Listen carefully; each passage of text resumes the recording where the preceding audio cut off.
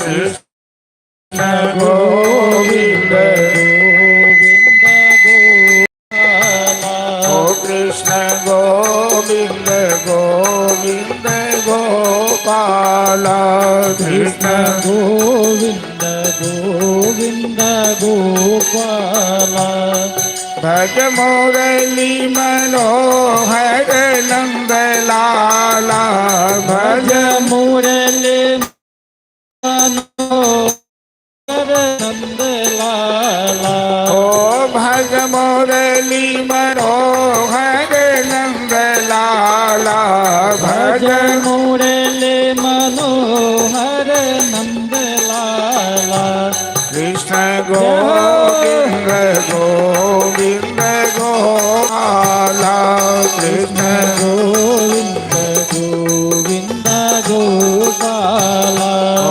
कृष्ण गोविंद गोविंद गोपाला कृष्ण गोविंद गोविंद गोपाला सीताराम राम राम राधे श्याम श्याम श्याम सीताराम राम राम राधे श्याम श्याम श्याम सीताराम राम राम राधे श्याम श्याम श्याम सीताराम राम राम राधे श्याम श्याम श्याम हरे कृष्ण हरे राम सीताराम राम राम हरे कृष्ण हरे राम सीताराम राम राम हरे कृष्ण हरे राम राधे श्याम श्याम श्याम हरे कृष्ण हरे राम राधे श्याम श्याम श्याम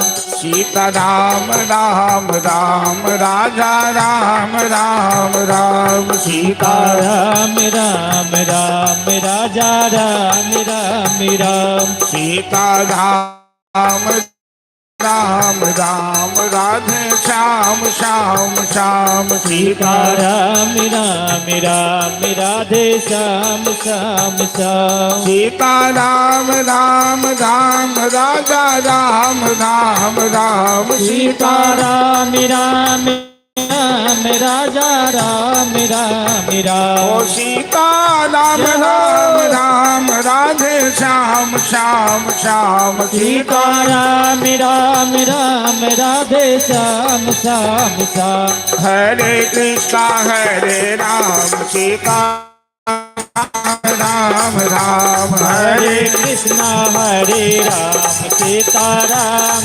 राम राम हरे कृष्णा हरे राम राधे श्याम श्याम श्याम हरे कृष्णा हरे राम राधे श्याम श्याम श्याम सीताराम राम राम सीताराम राम राम राजा राम राम राम राजा राम राम राम राधे श्याम श्याम श्याम राधे श्याम श्याम श्याम बोल भक्तवत्सल भगवान की जय वृंदावन बिहारी लाल की जय राधा रानी की जय दुर्गा महारानी की जय श्यावर रामचंद्र की जय उमापति महादेव की जय श्री बजरंगबली की जय श्री सुखदेव भगवान की जय श्रीमद्भागवत महापुराण की जय श्रोता समाज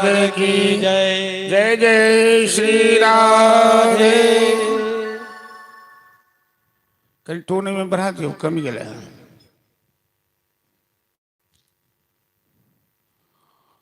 भगवत पादारविंद मकरंद्र चरण चंचरीक सुधी सदालुगन धर्मशिला मातृशक्ति भागवत स्वरूपा माता बहन भगवान की असीम कृपा से हम लोग श्री निलयम आवास पर समस्त अग्रवाल परिवार के सौजन्य से आयोजित श्रीमद् भागवत सप्ताह कथा के आज सप्तम दिवस में विश्राम दिवस में प्रवेश करने जा रहे हैं। सत्संग का सुंदर संयोग है। वैसे जीवन में कथा का विश्राम कभी नहीं होना चाहिए, क्योंकि शुरू में ही सुखदेव जी कहते हैं कि पिबत भागवतम रसमालय, पिबत भागवतम रसमालय, भागवत रसामृत का पान करो। कब तक पान करो? कहते हैं आलयम। आलयम मतलब जीवन पर्यंत, मृत्यु पर्यंत। लेकिन हम लोग एक यज्ञ का संकल्प लेते हैं 7 दिन 9 दिन, उस हिसाब से विश्राम दिवस मानते हैं। भागवत की बात को स्मरण रखना ही जीवन पर्यंत इसे पान करने जैसा कहा जाता है। कल की कथा में हम लोग महारास प्रसंग में आकर कथा को विश्राम दिए थे। रास शब्द का अर्थ क्या होता है मैंने कल चर्चा की थी। रसो वैसः रस एव एषः, रस ही ब्रह्म है। रसस्वरूप ब्रह्म का जहां प्राकट्य हो वो रास कहलाता है। जहां गोपी कृष्ण का मिलन होता है, जहां जीवात्मा परमात्मा का मिलन होता है, जहां भक्त और भगवान का मिलन होता है, जहां महादेव जैसे योगीराज कामदेव को भस्म करने वाले भी गोपी भेष बनाकर उस रास मंडल में नाचते हैं।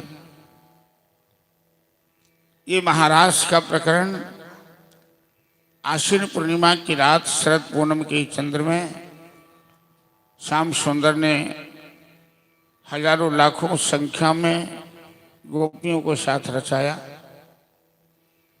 और भागवत कथा के माध्यम से यदि रास में प्रवेश हो गया तो रास भागवत कथा की आत्मा है, अहोभाग्य की बात मानी जाती है। कई लोग, नास्तिक लोग, पाखंडी लोग तर्क करते हैं कि रास भगवान ने क्यों रचाया। इसके कई जवाब हैं, कई कारण हैं। रामावतार में चंद्र महाराज निराश हुए सूर्य के व्यवहार से। मास दिवस का दिवस भा मरम न जाने को। राम जी के दर्शन के लिए 1 महीना सूर्यास्त नहीं हुआ तो चंद्रदेव बड़े नाराज हो गए और राम जी से शिकायत की। तो राम जी ने कहा चलो अगले अवतार में 6 महीना सूर्योदय नहीं होगा। तो 6 महीना की रात हुई, 6 महीना रास रचाया गया। दूसरा है कि कामदेव भगवान को चुनौती दिया। पहले महादेव को चुनौती देने गया तो महादेव ने उसे जला दिया। राम जी को चुनौती देने गया तो राम जी ने कहा तुम कब हमसे लड़ाई करोगे? तो कहा जब आप ससुराल में रहेंगे तब। क्योंकि ससुराल में लोग श्रृंगार करता है, दुल्हा रूप में रहता है, महिलाओं के बीच रहता है, उसके मन में विकृति आ सकती है। तो राम जी ने कहा तथास्तु, और कामदेव को घोड़ा बना दिया राम जी ने। गोस्वामी जी लिखते हैं कि यही बड़बादी राम सवारा तही शारदो न वर्णो पारा। जिस घोड़े पे राम जी सवार थे उसका सरस्वती भी वर्णन नहीं कर सकती, क्योंकि कामदेव को घोड़ा बनाकर राम जी ने लगाम कसा। द्वापर में आके भगवान कृष्ण के द्वार पर, नंद जी के द्वार पर टाल ठोकने लगा कामदेव। नंद जी कहते कि नहीं, ये कौन आदमी है जो टाल ठोक रहा है? तुमसे लड़ने आया है। कन्हैया ने पूछा तुम बड़ा बेशर्म लगते हो, तुम महादेव से लड़ने गया तो महादेव ने तुम्हें जला दिया। कहा महादेव दी तू तपस्या में थी इसीलिए हमें जला दी। कहा रामावतार में तुझे घोड़ा बनाया। कहा उस समय आप मर्यादा पुरुषोत्तम थे इसीलिए मैं हार गया। इस अवतार में आप लीला पुरुषोत्तम हैं, आपके जीवन में कोई मर्यादा नहीं है, तो मैं आपको इस अवतार में अवश्य पराजित करूंगा। कन्हैया ने कहा ठीक है, तुम शरद पूनम की रात में आप ब्रजमंडल की सारी ब्रजांगनाओं को बुलाइए, उनके साथ रास रचाइए, उस समय मैं आपके ऊपर प्रहार करूंगा। तो रास हुआ, कामदेव आया। रास लीला मतलब काम विजय की लीला भगवान की कहलाती है। और रास पंचाध्याय अर्थात 5 अध्यायों में रास का वर्णन है, जिसमें 31वां अध्याय है 10वें स्कंद के 29 अध्याय से लेकर 33 अध्याय तक। 31वां अध्याय में गोपी गीत वर्णन आता है। गोपी गीत का जो नियमित पाठ करता है उसके जीवन में काम विकार कभी नहीं आता है। जब भगवान रास रचाने लगे तो कामदेव ने प्रहार शुरू किया। कामदेव ने प्रहार शुरू किया तो गोपियों के मन में विकार पैदा कर दिया। जो गोपी कृष्ण को निश्चल प्रेम की दृष्टि से देखती थी, उनके मन में विकार पैदा हुआ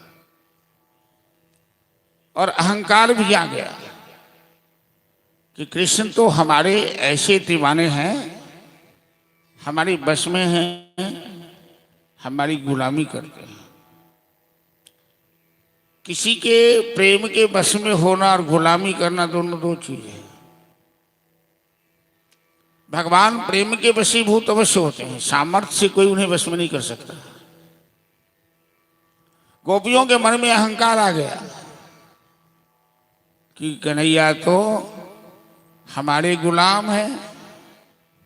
तो रास मंडल में जब रास चल रहा था तो राधा जी को अपने कंधे पे बैठा के श्याम सुंदर अंतर ध्यान हो गए। उस समय अंतर ध्यान हुए जिस समय गोपियों के मन में उन्माद आया हुआ था। राधा जी को लगा कि श्याम सुंदर तो सभी गोपियों से ज्यादा हमें ही चाहते हैं। कुछ दूर जाकर राधा जी को भी छोड़ दिया बीच में ही। श्याम सुंदर अंतर ध्यान हो गए। कुछ देर के लिए, कुछ क्षण के लिए, कुछ क्षण के वियोग में ही सारी गोपियां चेतनाहीन हो गई, विलाप करने लगी, रोने लगी, भटकने लगी, झाड़ियों में, कुंजों में, यमुना पुलिन पे, जहां तहां। आगे देखा राधा जी को मूर्छित पड़ा हुआ। राधा जी बेहोश अवस्था में पड़ी हुई है। सभी गोपियों ने राधा जी को पानी का छाटा किया। पूछने लगी, राधे श्याम सुंदर तेरे साथ भी चल गया?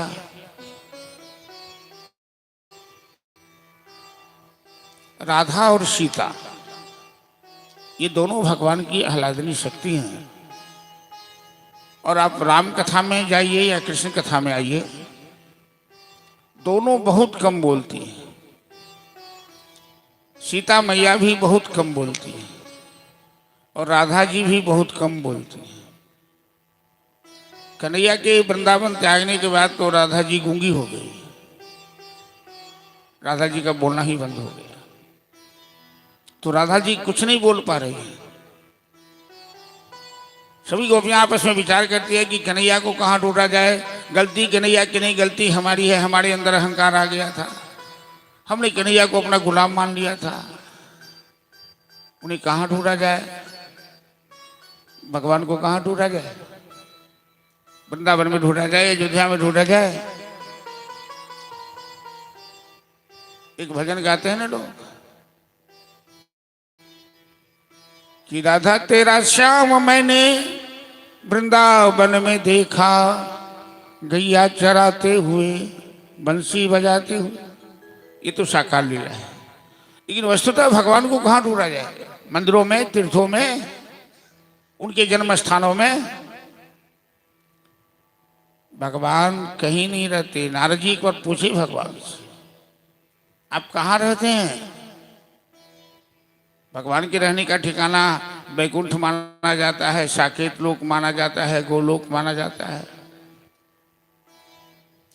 नारद जी ने पूछा, आप कहाँ रहते हैं? वैकुंठ में, गोलोक में, साकेत में कहाँ रहते हैं? तो भगवान ने कहा, ना हम बसामी वैकुंठे योगनम हृदय न च। न मैं वैकुंठ में रहता हूँ, न मैं गोलोक में रहता हूँ। मद भक्ता यत्र गायन्ते, जहाँ मेरे भक्त गान करते हैं, तत्र तिष्ठामि नारद, मैं वही रहता हूँ। जहाँ भागवत की कथा होती है, जहाँ सत्संग होता है, जहाँ भक्त भक्ति भाव में आकर भजन करते हैं, लीला श्रवण करते हैं, नाचते हैं, कन्हैया भी वही नाचता है, वही रहता है।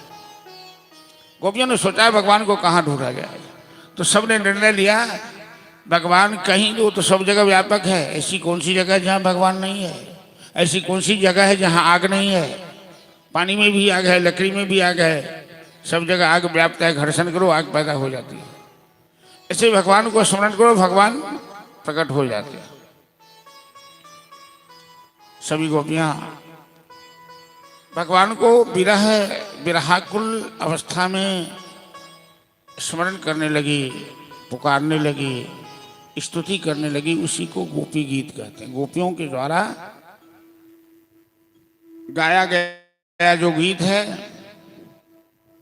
वो गोपी गीत कहलाता है। जयति तेधिकं जन्मना ब्रज शयति इंदिरा शश्वदयत्रहि जयति तेधिकं जन्मना ब्रज शयति इंदिरा शश्वदयत्रहि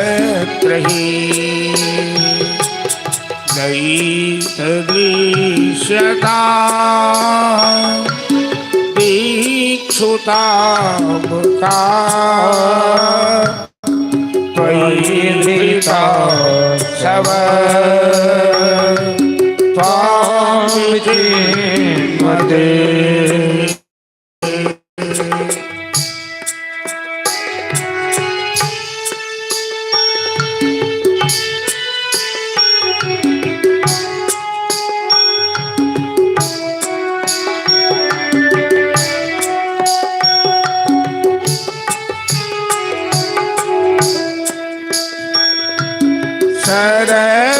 शरदुदासये साधुजात सरसिजो दर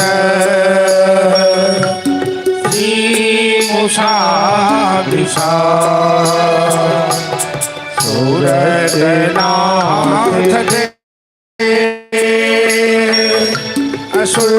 शुल्कदासिका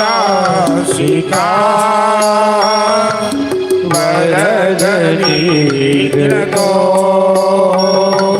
नेह किंवध।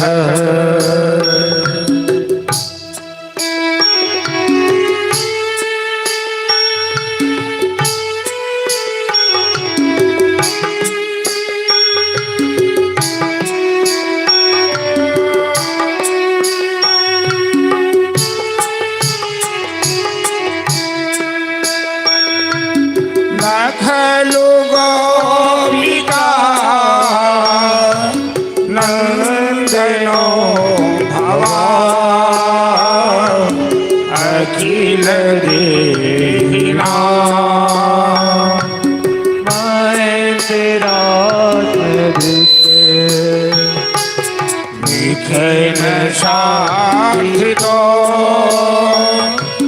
विश्व कहे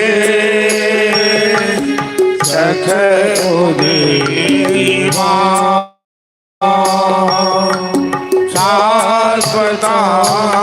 बोले सख उदय शाश्वता बोले।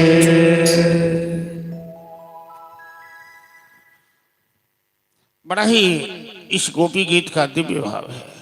सभी गोपियां रो रो कर आंसू बहाकर कहती है, प्रभु आपकी जय हो। आपके जन्म लेने से वृंदावन का महत्व बढ़ गया।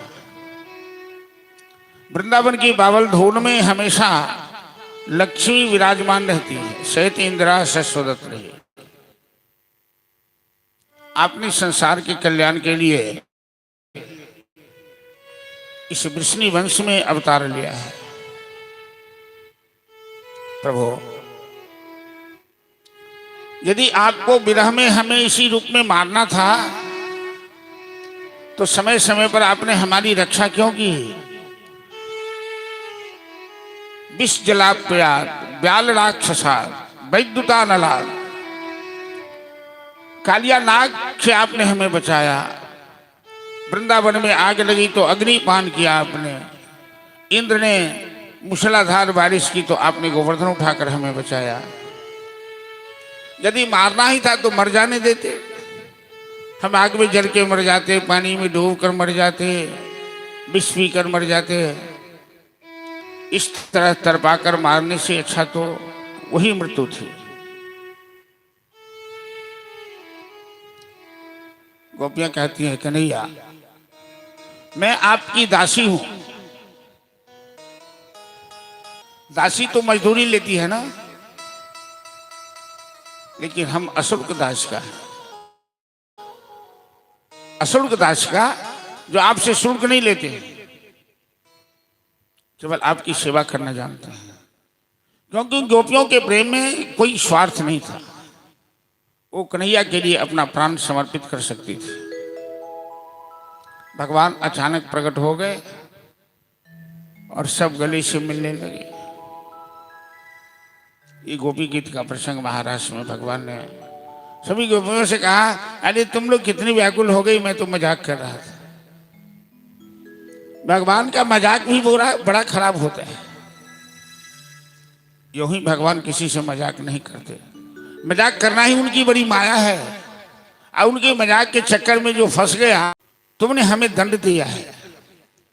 क्योंकि हमारे अंदर जो विकार आया था, अहंकार आया था, तुमने साबित कर दिया कि तेरे मन में कहीं कोई राग नहीं, कहीं कोई ममता नहीं, कहीं कोई आकर्षण नहीं, कोई आसक्ति नहीं।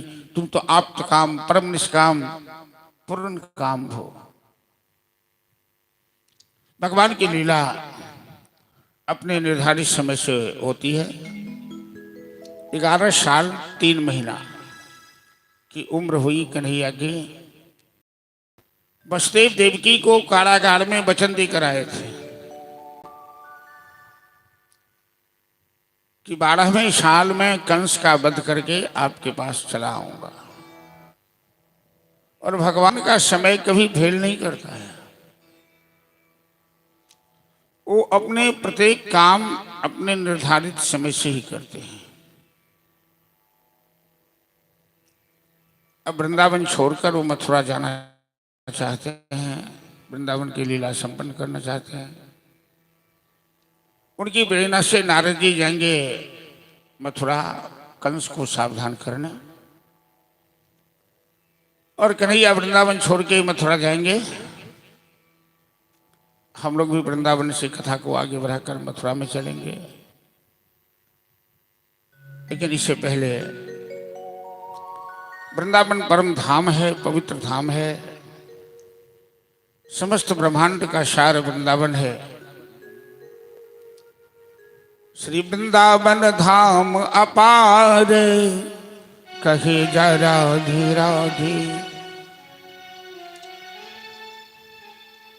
राधे सब वेदन को सार, कहे जा राधे राधे।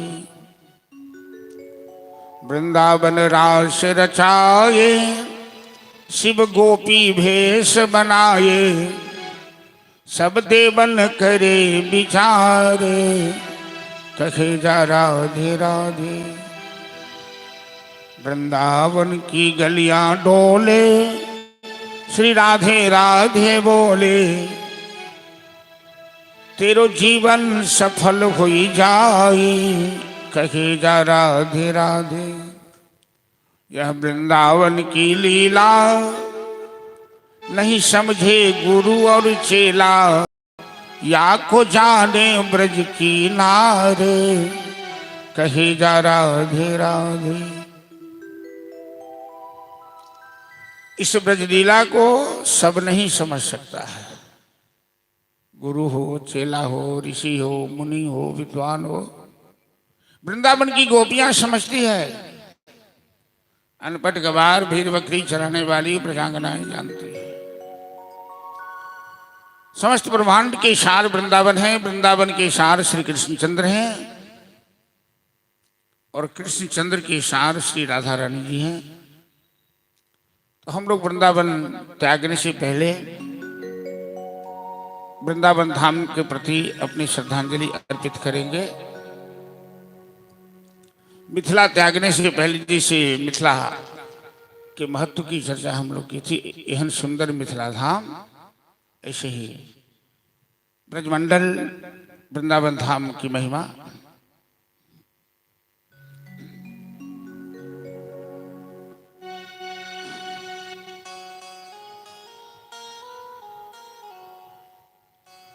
मीठे रस से भरोरी राधा रानी लागे, महारानी लागे मारो, खारो खारो यमुना जी न पानी लागे। मीठे रस से भरोरी राधा रानी लागे, महारानी लागे मारो, कारो कारो यमुना जीरो पानी लागे। ओ मीठे रस से भरोरी राधा रानी लागे, महारानी लागे मारो, कारो कारो यमुना जी न पानी लागे।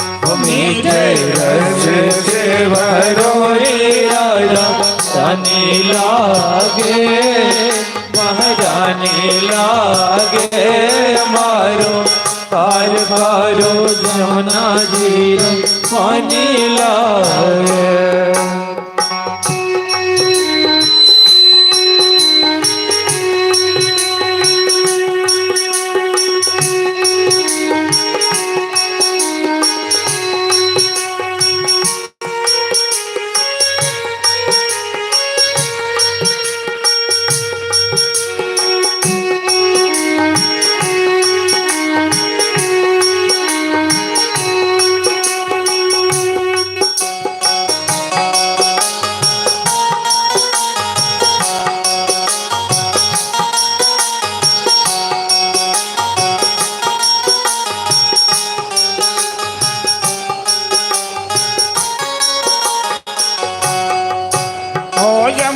पानी कारी कारी राधा गोरी गोरी। ओ यमुना पानी कारी कारी राधा गोरी गोरी।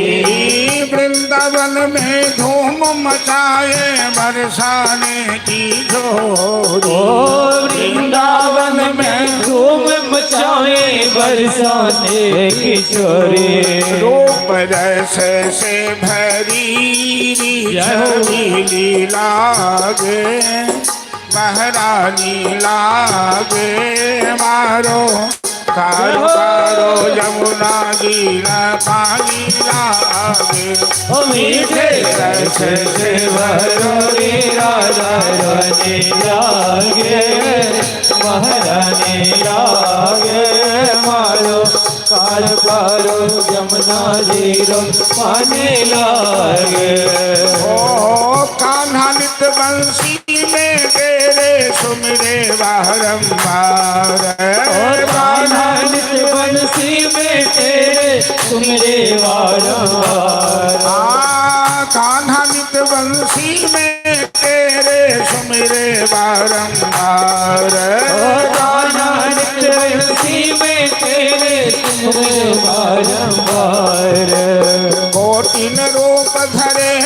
मधुसूदन तऊ न पावे पार। कोटिन रूप धरो मधुसूदन को न पावे पार। ब्रज धाम राजा दी को राजधानी लागे, बहरानी लागे मारो मारो मारो यमुना जी न पानी लागे।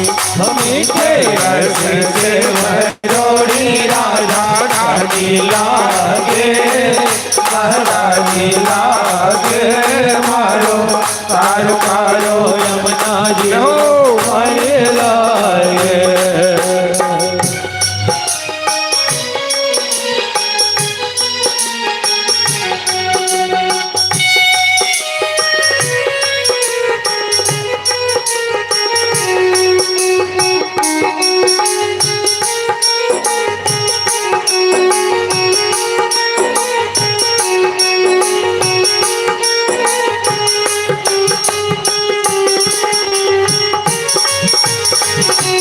हरि बोल।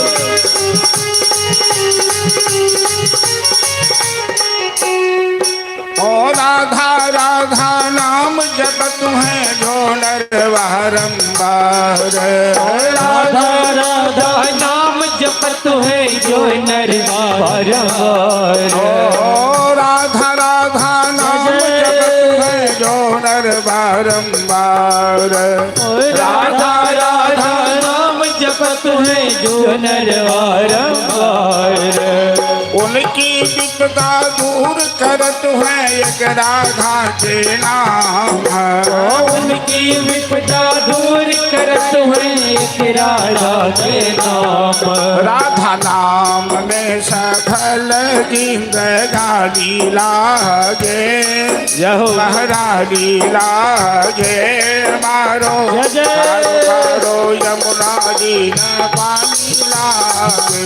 मीठे रस से भरोड़ी राजा रानी लागे, महारानी लागे मारो कार खारो यमुना जी पानी लागे। मीठे रस से भरोड़ी रानी लागे, महारानी लागे मारो कारो कारो यमुना जी में पानी लागे।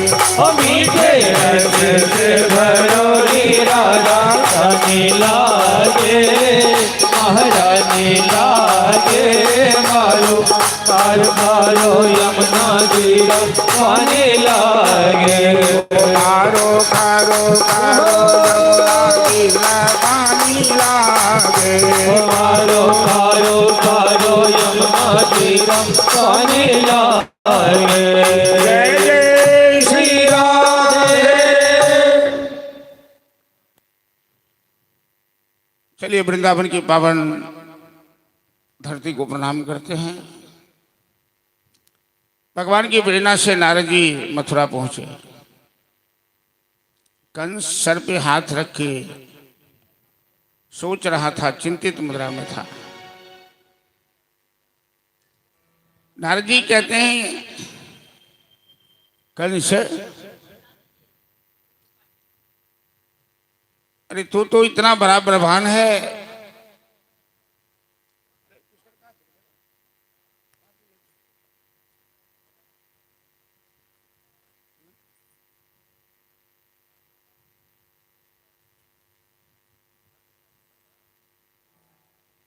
अच्छा तो कंस तुम बड़ा बलवान है श्याम जी। अब आज पूरा थी लेकिन जोर लगा वो पड़ी, हल्का करो ना। कंस को चिंतित देख, हाँ कंस को चिंतित देखकर नारद जी कहते हैं कि तुम तो बड़ी बहादुर हो, वीर हो, तुम क्यों उदास हो। कंस कहता है नारद जी मैं नंद के बेटा के विषय में सोच रहा था, कौन सा उसमें जादू है, कौन सा चमत्कार है। न अस्त्र पकड़ता न शस्त्र पकड़ता, और मैंने उसे मारने के लिए जिस जिसको भेजा, पूतना को भेजा, शक्टासुर को भेजा, अघासुर बकासुर सबको मार डाला। नारद जी कहते हैं नारायण नारायण, ये मूर्ख, वो कोई और नहीं, वही देवकी का 8वां पुत्र है। नारद जी की चाल देखिए, ऐसे रास्ता पकड़ा देते हैं नारद जी, ऐसे अत्याचारी का ऐसे ही नाश कर देते हैं। और नंद का बेटा है, वो देवकी का पुत्र है 8वां। तुम्हारे साथ वसुदेव जी ने छल किया। आकाशवाणी की बात कभी गलत नहीं होती। 8वां बालक वही है।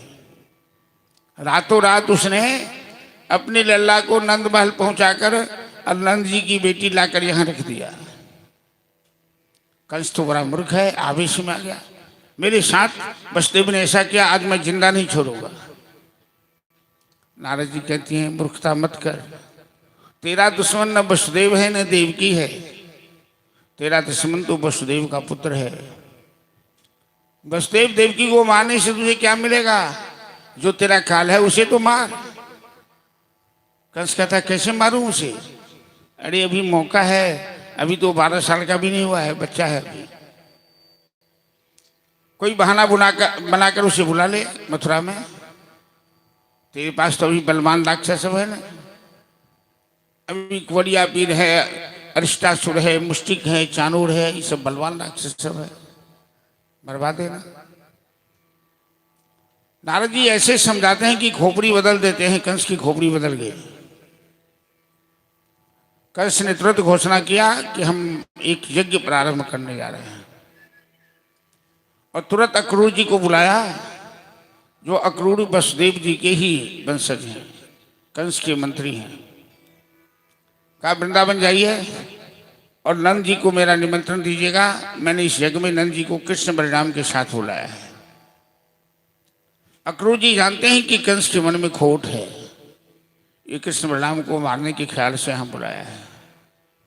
लेकिन अक्रूर जी कंस का आदेश नहीं मानेंगे तो कंस इन्हें मार डालेगा। वो तो बड़ा बलवान है, मायावी है, बड़ा क्रूर स्वभाव का है।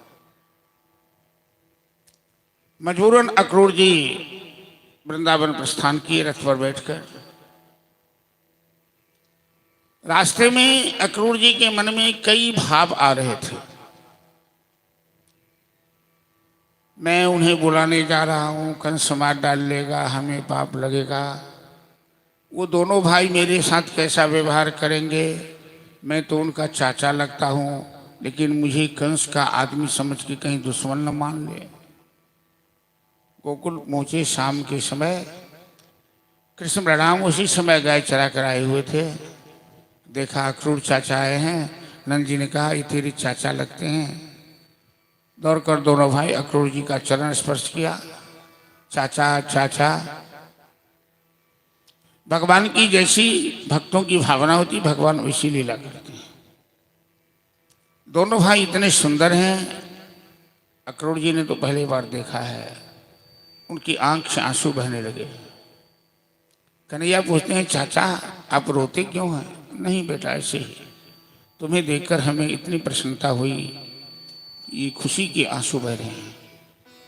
कन्हैया अंतर्जामी है, वो जानते हैं अक्रूर जी के मन में संदेह है।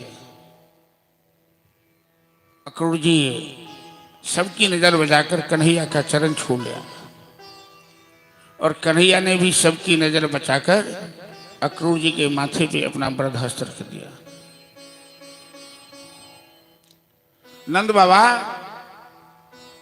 निमंत्रण पत्र पाते ही खुशी से उछलने लगे। चले गए महल के अंदर और यशोदा से कहते हैं कि कल प्रातः काल हम कृष्ण बलराम के साथ मथुरा जाएंगे। कंस के यहाँ बहुत बड़ा उत्सव होने जा रहा है और कंस ने हमें बुलाया है दोनों पुत्रों के साथ। नंद जी को लगा कि ये समाचार सुनकर यशोदा को खुशी होगी। नंद जी नहीं जानती थी कि यशोदा के ऊपर क्या बीतेगा। आज तक यशोदा कभी नंद जी से ऊंची आवाज में बात नहीं की थी। भोली भाली थी यशोदा, यशोदा के अंदर क्रोध था ही नहीं। लेकिन आज यशोदा अपने जीवन में पहली बार क्रोध कर रही है। कहने लगी आपको जाना है तो जाइए, मैं अपने लल्ला को किसी हाल में मथुरा नहीं जाने दूंगी। आपने सोच भी कैसे लिया कि कृष्ण बलराम मथुरा जाएगा? आप जानते हैं ये कंस मेरे लल्ला को देखना नहीं चाहता है। मेरे लल्ला को मारने के लिए उसने कोई कसर नहीं छोड़ा है। मथुरा के अंदर नारी अच्छे नहीं है, कहीं मेरे लल्ला को किसी की नजर लग गई तो हम किसी हाल में नहीं जाने देंगे। नंद बाबा चुपचाप बाहर चले आए। एक बार यशोदा की बात का कोई जवाब नहीं दिया। रात्रि भोजन विश्राम में सब गए, अक्रूर जी भी विश्राम में गए। कृष्ण बलराम ने उनकी चरण सेवा की। बलराम जी नंद बाबा के साथ सोते हैं दरवाजे पर, कन्हैया मैया यशोदा के साथ सोते हैं। 12 बजे रात में कन्हैया की नींद खुली। बिस्तर टटोल के देखा तो मैया बिस्तर पे नहीं है। कन्हैया ढूंढने के लिए निकला, देखता है कि आंगन के किसी कोने में बैठकर यशोदा आंसू बहा रही है। सुनसान रात में कन्हैया माँ की गोद में जाकर बैठ गया। आंचल लेकर माँ का आंसू पोंछा, माँ के गले से लिपट गया। कहने लगा, मैया क्या हो गया तुम्हें? इस सुनसान रात में तुम अकेले बैठकर क्यों आंसू बहा रही हो? गले से लगाकर कन्हैया को यशोदा रोने लगी। लल्ला, जब से अक्रूर वृंदावन आया है न जाने मेरे ऊपर क्या बीत रहा है, मैं बता नहीं सकती हूँ। जब से तेरे बाबा ने कहा कि तू मथुरा चला जाएगा, लल्ला इस बुढ़ापे में मैं तेरा मुखमंडल देखकर ही जी रही हूँ। हमें जीने की कोई चाव नहीं है और हमें डर लगता है कि तू मथुरा जाएगा तो वापस आएगा कि नहीं आएगा। कन्हैया कहते, मैया तुम ऐसी बातें क्यों बोल रही हो? अरे मैं तो 2 दिन 4 दिन के लिए जा रहा हूं, कोई सब दिन के लिए थोड़ी जा रहा हूं। मैं बड़ा हो गया हूं, हमें दुनिया भी देखना है। यशोदा कहती, लल्ला आज तक तुमसे मैंने एक सत्य छिपाया है, भेद नहीं बताया है। कौन सा सत्य मां? तू मेरा अपना बेटा नहीं है, तू देवकी का पुत्र है। मैंने तुम्हें जन्म नहीं दिया है, मैंने तो केवल तुम्हारा लालन पालन किया है, तुम्हारी सेवा की है। इसलिए मुझे इस बात का भय है कि तू देवकी के पास जाएगा तो वहां से वापस नहीं आएगा। कन्हैया कहते हैं, माँ ऐसी बात दोबारे अपनी जवान पे मत लाना कि मैं तेरा अपना बेटा नहीं हूं। क्या तू मुझे अपना नहीं मानती है? यशोदा कहती, बेटा तू तो मेरा प्राण है, मैं तुझे अपना क्यों नहीं समझूंगी? लेकिन मैंने तुम्हें जन्म नहीं दिया, जो व्यवहार में होता है मैं वही तुमसे बता रही हूं। भैया दुनिया के लोग चाहे कुछ भी कहें, लेकिन जब हमें कोई यशोदा नंदन कहेगा तो हमें अति प्रसन्नता होगी। केवल जन्म देने से ही मां नहीं होती है। तुमने जो हमें प्रेम दिया है, हमारे लालन पालन में अपना वात्सल्य लुटाया है, इस धरती पर किसी भी संतान को सौभाग्य नहीं हुआ होगा। भैया एक बात तो सुन ले, मैं झूठ नहीं बोलता हूं। मैं तुम्हें वचन देता हूं कि मैं वापस आऊंगा, लेकिन कुछ ऐसे आवश्यक काम हैं जो हमें जाना पड़ेगा। यशोदा जानती है कि कन्हैया झूठ नहीं बोलता है। दोनों माँ बेटे विश्राम में चले आए। भोर से भोर जगकर यशोदा कन्हैया को स्नान कराती है, श्रृंगार कराती है, रास्ते में खाने के लिए कुछ भोजन तैयार करती है। अक्रूर जी के मन में भय लगा हुआ था। इन ब्रजवासियों का, इन गोपियों का प्रेम कन्हैया के प्रति, तो अक्रूर जी इस प्रयास में लगे हैं कि जितना जल्द हो भोर से भोर हम निकल जाएं यहाँ से। इसलिए अक्रूर जी बिना नहाए धोए रथ लेकर द्वार पर खड़े हुए। अक्रूर जी जानते हैं कि जितना विलंब होगा समस्याएं उतनी बढ़ती चली जाएगी। इन गोपियों को पता लगेगा तो ये गोपियां किसी हाल में कन्हैया को जाने नहीं देंगी। भोर से भोर अक्रूर जी रथ लेके खड़े हो गए, नंद बाबा बैलगाड़ी लेकर आ गए। कन्हैया के जो अंतरंग सखा थे तोकभद्र श्रीदामा मधुमंगल इत्यादि सब तैयार हो गया कि हम भी चलेंगे मथुरा, हम भी चलेंगे। तब तक में तो झुंड की झुंड गोपियां आकर अक्रूर जी के रथ को चारों तरफ से घेर लिया। सभी अक्रूर जी से लड़ने लगी, झगड़ने लगी। तुम क्यों आए वृंदावन? अरे तेरा नाम किसने अक्रूर रखा? अक्रूर मतलब होता है जो कोमल स्वभाव का हो, जो क्रूर ना हो। तू तो कसाई है, तू तो कंस का दूत है ना। जैसे कंस के दिल में दया नहीं, ऐसे तेरे दिल में दया नहीं। तू जानता है कि कन्हैया चला जाएगा तो हम सब मर जाएंगे। कन्हैया के बिना हम नहीं जी सकते। और तुमने सोच कैसे लिया कि तुम कन्हैया को यहां से ले जाओगे? नंद यशोदा के कहने से कन्हैया कृष्ण बलराम नहीं जा सकता, क्योंकि कन्हैया पर केवल नंद यशोदा का अधिकार नहीं है, हमारा भी बराबर अधिकार है। हम सब ब्रजवासियों ने कात्यायनी भगवती की उपासना की, एकादशी व्रत किया, इसी पुण्य प्रभाव से तो कन्हैया का जन्म हुआ है। हम किसी हाल में नहीं जाने देंगे। ब्रजमंडल का ही सितारा नहीं, जगती तल का उजियारा है वो। मनमोहकता इतनी उसमें, सबके मन का अति प्यारा है वो। किस भांति विसारू बता मोहन, मनमोहन प्राण हमारा है तू। मत छोड़ चलो वृंदावन को,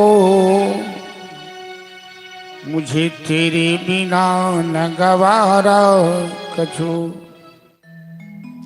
ऐसा कहकर सभी गोपियां रोने लगी।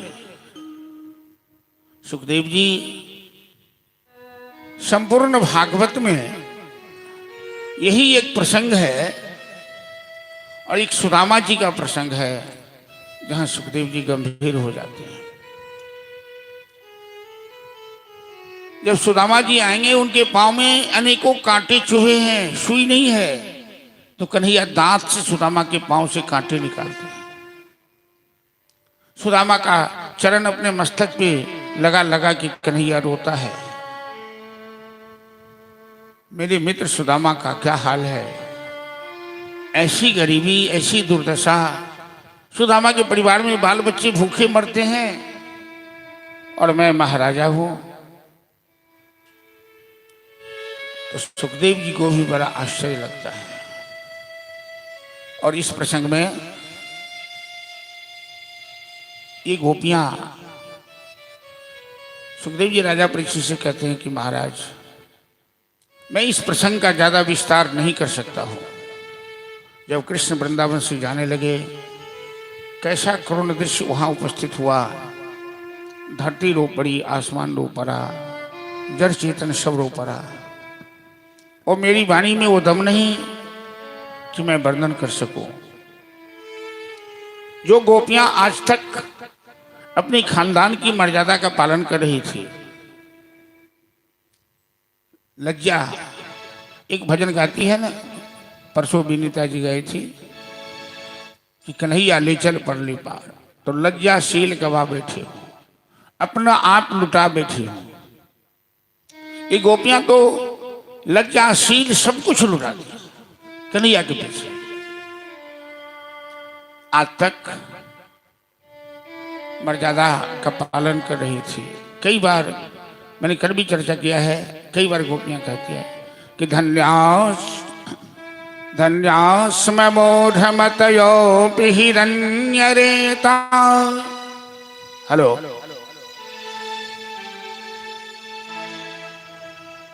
धन्यास्म मूढ़मतयो हिरण्यरेता, जानंद नंदनमुपात विचित्र वेशम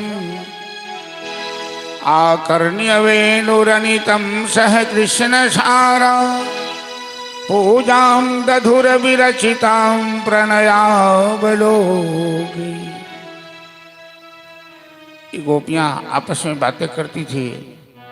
अरे सखी, अरे बहन, क्या बताऊं, हमसे तो भाग्यशाली ये मयूर है, ये बंदर है, ये भालू है। जब श्याम सुंदर कदम की डाली पर बैठकर बंसी की तान अलापता है, ये मयूर एक टक पांख फैलाकर नाचने लगता है।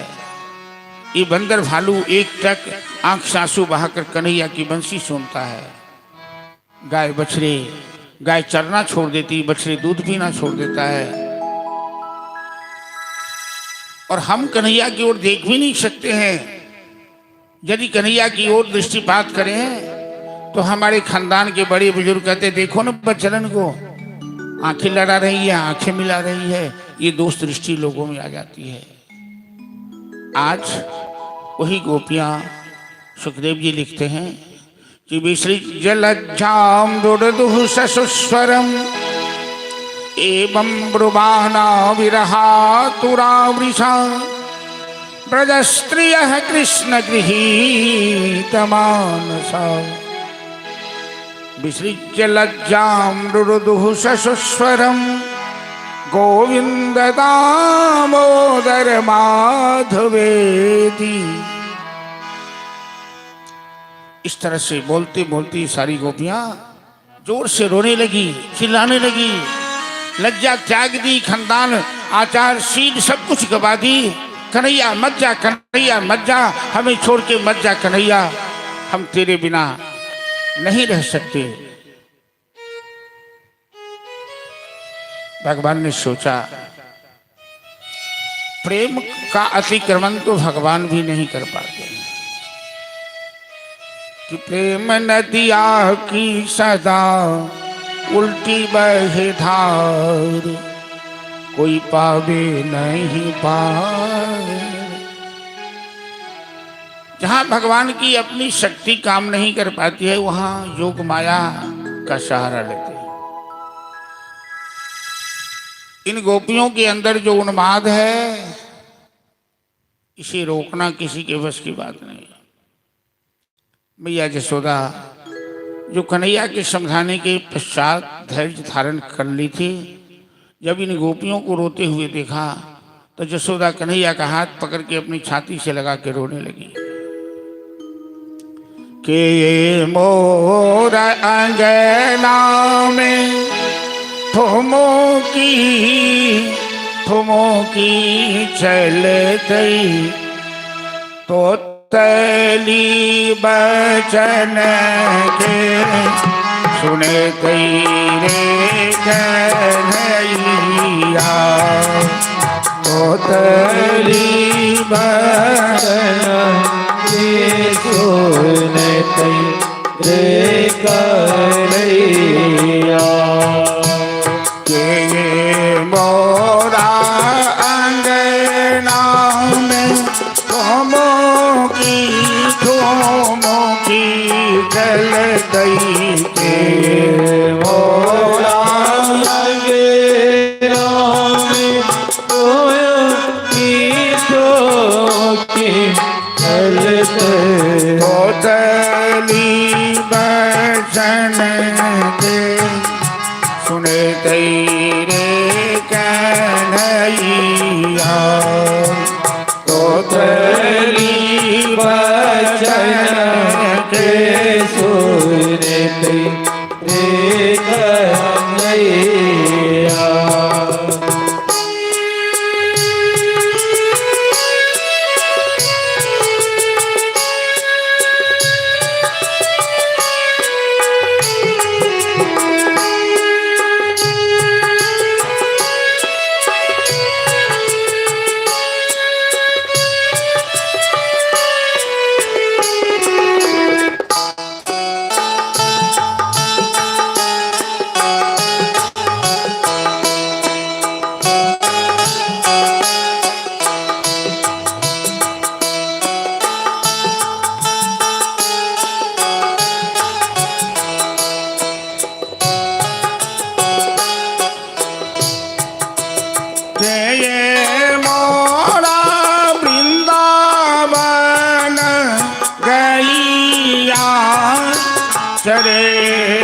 सही मधुबन में रास रचे तेरे कन्हैया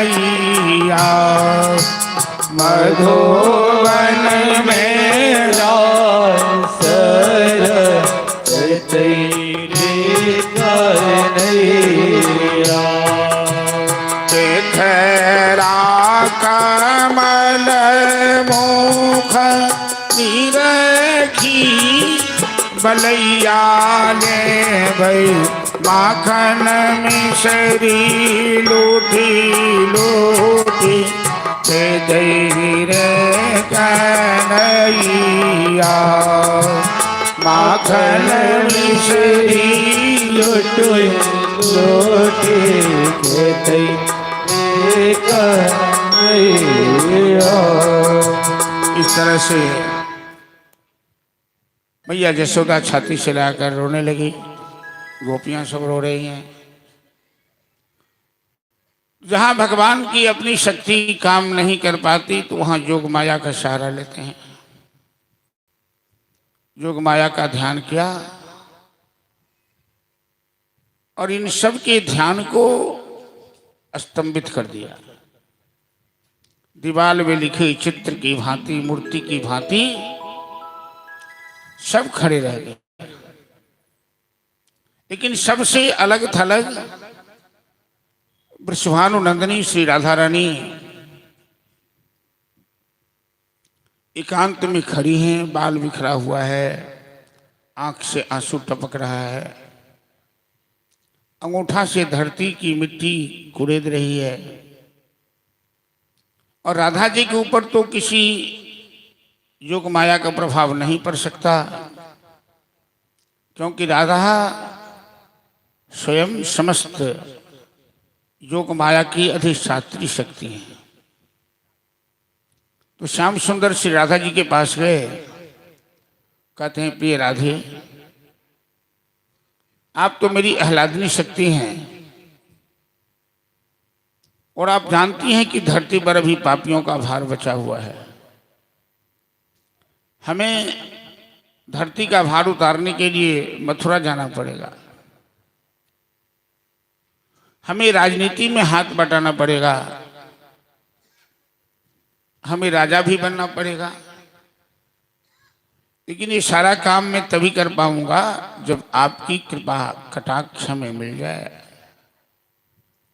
आपकी कृपा मिल जाए तब।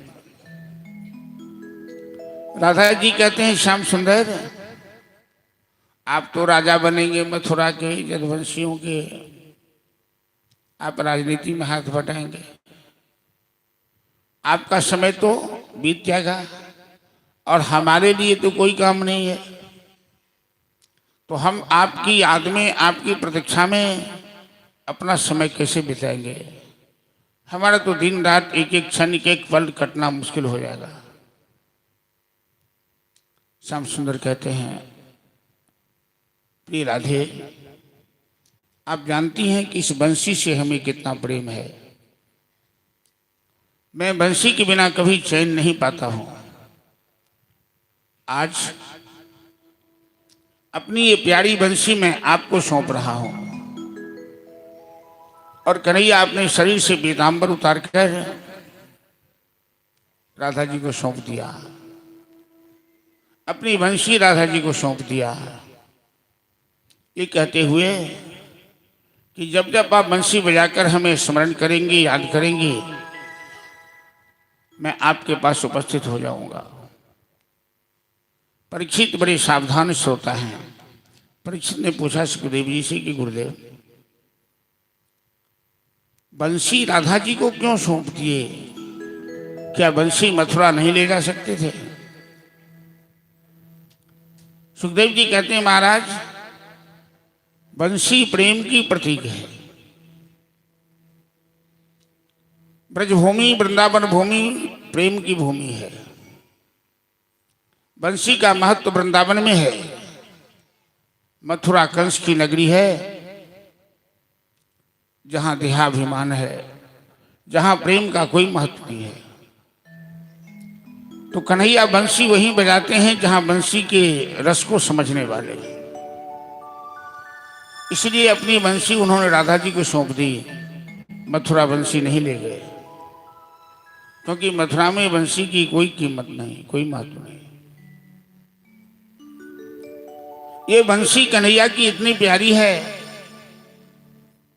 एक बार ब्रज में लीला करते हुए सारी गोपियों ने एक प्लान बनाया, एक योजना बनाई। ललिता, विशाखा, चंद्रावती, प्रथमावती सबने राधा जी से कहा कि राधे, अरे हमें तो बड़ा डर लगता है, ये काम हम नहीं कर सकते, लेकिन तुम डर कर सकती हो क्योंकि कन्हैया तुम्हें सबसे ज्यादा प्यार करता है। थोड़ी देर के लिए कन्हैया की बंसी चुरा कर देखो तो वो कन्हैया के ऊपर क्या होता है। गोपियों की बात मानकर राधा जी ने कन्हैया की बंसी छिपा दी और थोड़ी देर के लिए बंसी छिपा दी तो कन्हैया बंसी के बिना इतना बेचैन हो गया। मैया यशोदा के पास जाकर कन्हैया कहने लगे, मैया राधा ने मेरी बंसी चुरा ली है, मेरी बंसी छिपा दिया है, मैं बंसी के बिना नहीं रह सकता, मेरी बंसी दिलवा दे। गांव घर में लोग कीर्तन गाते हैं कि मैया हे राधे की बंसी चोरौलन मुरलिया दिलवा दे माई। मैया हे राधे की बंसी चोरौलन मुरलिया दिलवा दे माई। मैया हे राधे की बंसी चोरौलन मुरलिया दिलवा दे माई। मैया हे राधे की बंसी चोरौलन मुरलिया दिलवा दे माई। मैया हे राधे की बंसी चोरौलन मुरलिया दिलवा दे माई। दिलवा दे माई मुरलिया दिलवा दे माई। दिलवा दे माई मुरलिया दिलवा दे माई। मैया हे राधे की बंसी चोरौलन मुरलिया दिलवा दे माई। मैया हे राधे की बंसी चोरौलन मुरलिया दिलवा दे माई।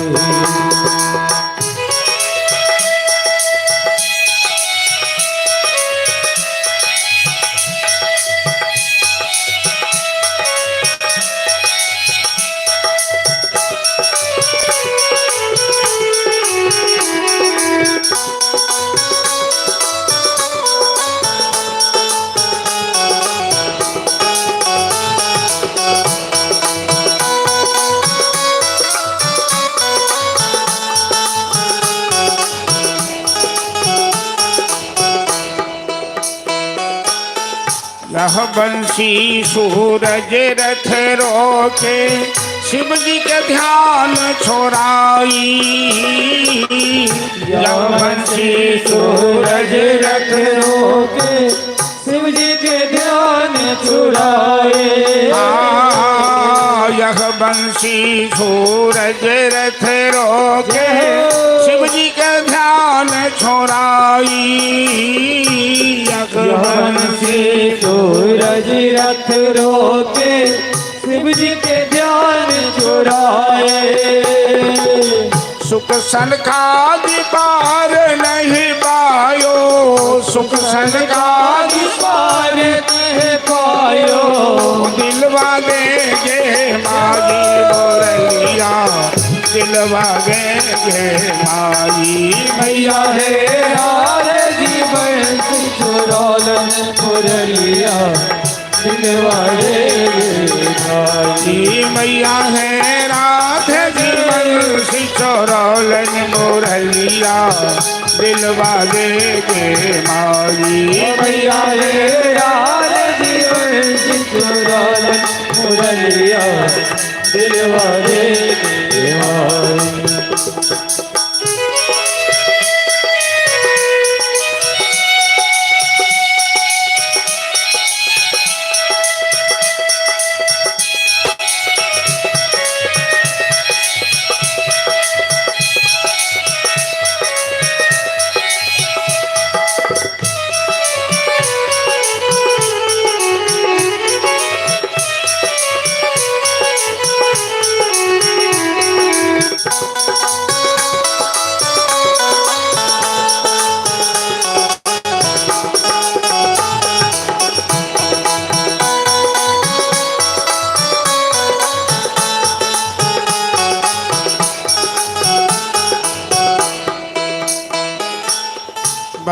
बंसी बल गोवर्धन धारो कलिया के मान घटाई। बंसी बल गोवर्धन धार्यो कलिया के मान घटाए। बंसी बल गोवर्धन धारो कलिया के मान घटाई। बंसी बल गोवर्धन धार्यो कलिया के मान घटाए। यमुना तट पर रास रचायो, यमुना तट पर रास रचायो। ओ दिलवा दे गे माई मोरलिया, दिलवा दे गे माई मैया हे राज जीवन सिचुरोलन मुरलिया, दिलवा दे गे माई मैया हे राज जीवन सिचुरोलन मुरलिया, दिलवा दे गे माई मैया हे राज जीवन सिचुरोलन मुरलिया, दिलवा दे गे मुरलिया, दिलवा दे गे माई मुरलिया, दिलवा दे गे माई। बोल रास बिहारी भगवान की जय। अक्रूर जी से श्याम सुंदर ने कहा, चाचा जब तक जोग माया का प्रभाव है रथ को निकाल लीजिए यहाँ से। जैसे ही किसी का ऑपरेशन होता है ना, इत्थर या नशा का इंजेक्शन देते हैं, उसे दर्द नहीं लगता है। जब नशा उतरता तो फिर कराहना शुरू कर देता है। उसी तरह जब तक योग माया का प्रभाव है ये गोपियां स्तंभित है, और योग माया का प्रभाव हटा ये गोपियां प्राण की बाजी लगा देगी, हमें नहीं जाने देगी यहाँ से। वृंदावन की पावन धरती को प्रणाम करें। और नंद बाबा ग्वाल वालों के साथ गाड़ी पर बैठे, कृष्ण बलराम रथ पे बैठा, अक्रूर जी का रथ वृंदावन से आगे बढ़ा। मथुरा की ओर अक्रूर जी का रथ आगे बढ़ा।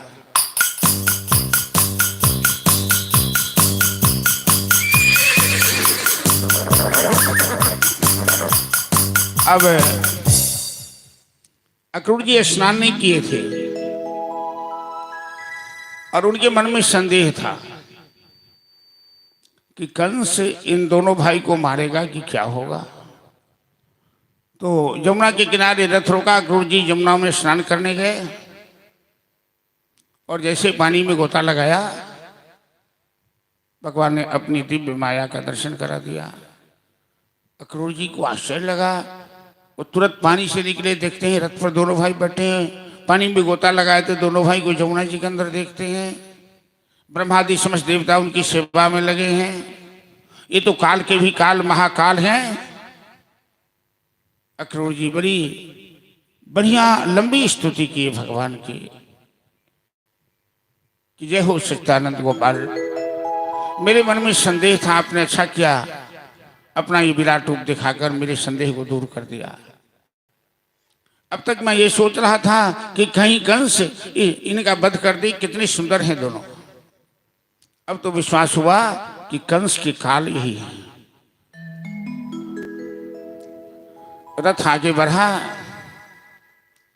ग्वाल बाल कहने लगे, कन्हैया अरे हम तो चरवाहे हैं, पहले बार जा रहे हैं शहर में। शहर के लोग तो स्टाइल वाले होते हैं, अच्छे कपड़े पहनते हैं, देहाती के पास अच्छे कपड़े नहीं होते हैं, तो कुछ वस्त्र का इंतजाम तो करो। कन्हैया कहता है, अरे मित्रों कंस के भय से तो कर्फ्यू लगा है, सारे हाट बाजार दुकान सब बंद है।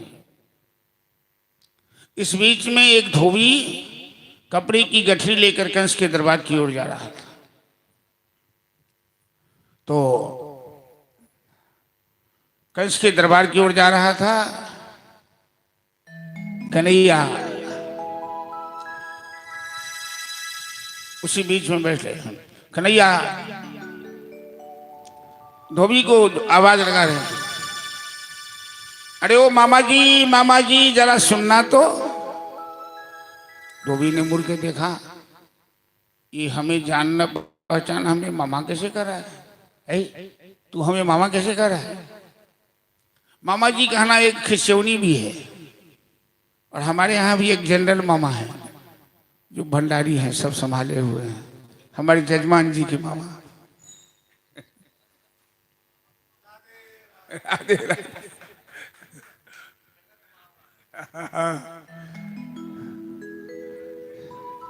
जगत मामा हो या ना हो, लेकिन इस जग के मामा जरूर हैं। हाँ, बड़े कुशल संचालक हैं, हंसते हुए सब कुछ संभाल लेते हैं। इनको कभी घबराते नहीं देखा, कभी विचलित नहीं देखा, और जहां होंगे वहां भी अपने कारोबार को ऐसे संभालते होंगे। धोबी कहता है तू हमें मामा क्यों कहता है? कन्हैया कहते अरे मामा जी, मथुरा के राजा कंस मेरे मामा हैं, मैं उनका भांजा हूं। तू मथुरा की प्रजा हो, तुम भी तो हमारे मामा लगोगे। धोबी कहता है अरे बच्चू, तू ही कंस का भांजा है? अच्छा, तो तुम ये समझ लो कि कंस तुम्हें माला पहनाने के लिए नहीं बुलाया है। आज कंस शाम में तुम्हें मार डालेगा। धोबी को मालूम है कि कंस ने क्यों बुलाया है। कन्हैया को भी मालूम है, लेकिन कन्हैया बताते नहीं है। आज तुझे मार डालेगा, जितना फरफराना है फरफरा ले। कन्हैया कहते मामा जी, वो तो समय बताएगा कि किसको कौन मारता है। पहले मेरी बात सुन, इसमें से कुछ वस्त्र हमारे सखाओं को दे दे, इनके पास अच्छे कपड़े नहीं हैं। धोबी कहता है तुम्हें शर्म नहीं आती है कपड़ा मांगने में? ये राज दरबार का कपड़ा है, तू चरवाहा होगी कपड़ा बनेगा। बलराम जी कहते कन्हैया, ये धोबी तो स्वभाव से बड़ा टेढ़ा लग रहा है। कन्हैया कहते भैया, ये आज का टेढ़ा नहीं, ये जन्म जन्मांतर का टेढ़ा है। त्रेता में इसी धोबी ने सीता को कलंकनी कहा था, और इसकी बात त्याग कर मैंने सीता का त्याग किया था। तो बलराम जी कहते तो इसका पुराना हिसाब किताब क्यों रखे हो, बराबर कर दो। बस कन्हैया ने धोबी को ऐसा झापड़ लगाया, बस गोविंदा नमो नमः। सारे कपड़े ग्वाल वालों ने धारण किया।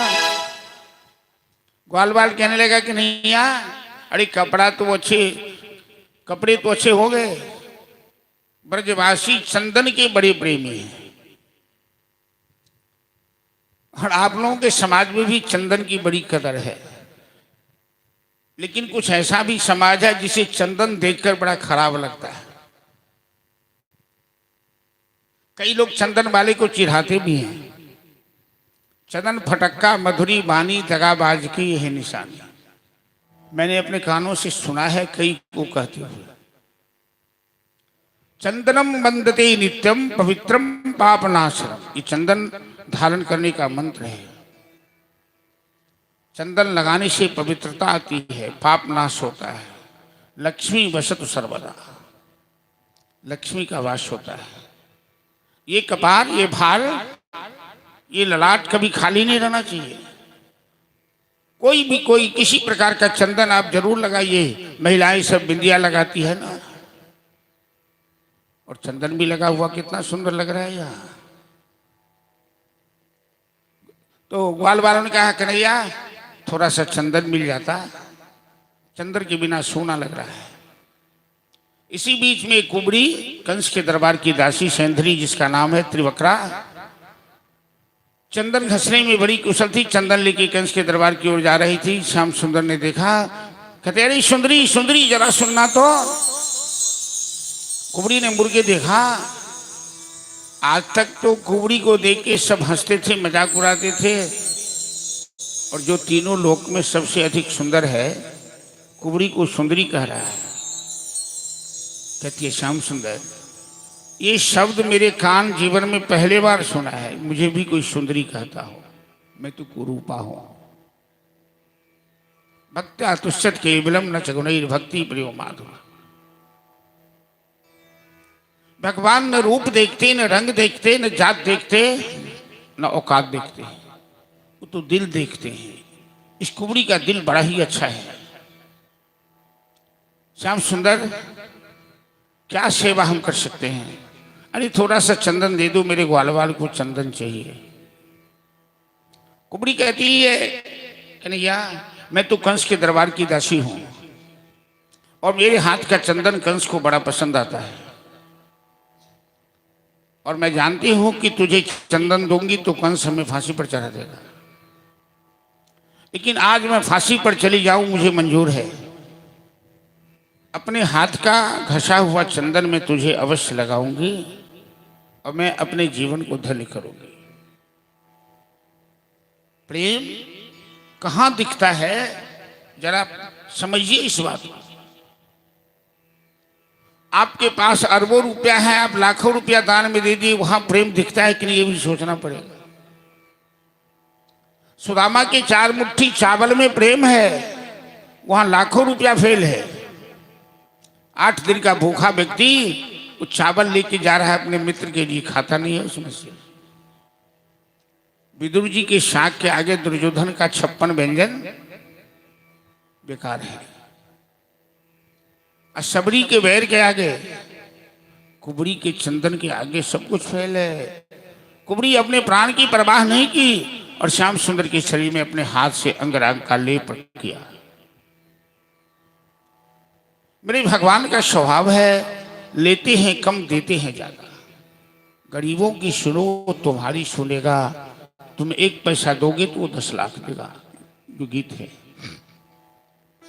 भगवान ने सोचा कि कुबड़ी अपने प्राण की परवाह किए बिना मुझे चंदन दी है और दुनिया के लोग इसे देखकर मजाक उड़ाते हैं, और भगवान जिस पर कृपा करते हैं। जब से मैंने तुझे अपनाया, तूने मुझको दिल से लगाया, तो क्या हुआ कि तेरे जैसा मान बढ़ाया नहीं कोई रे, तेरे जैसा मान बढ़ाया नहीं कोई रे, तेरे बिनु श्याम हमारा नहीं कोई रे। कुबड़ी का हाथ पकड़ा, ये ठुड्डी बकरी एक बार झटका दिया, उसकी कुब्बड़ टूट गई, वो सीधी हो गई। अब वस्तुतः कुबड़ी सुंदरी बन गई, समाज की नजर में वो आदरणीय बन गई। इसलिए भक्तों, भगवान के साथ जुड़ने का प्रयास करो। यदि भगवान की शरण में जाओगे तो आदर मिलेगा, सम्मान मिलेगा दुनिया में। अब भगवान ठोकरा देंगे तो दर दर की ठोकर खानी पड़ेगी। बोल वृंदावन बिहारी लाल की जय।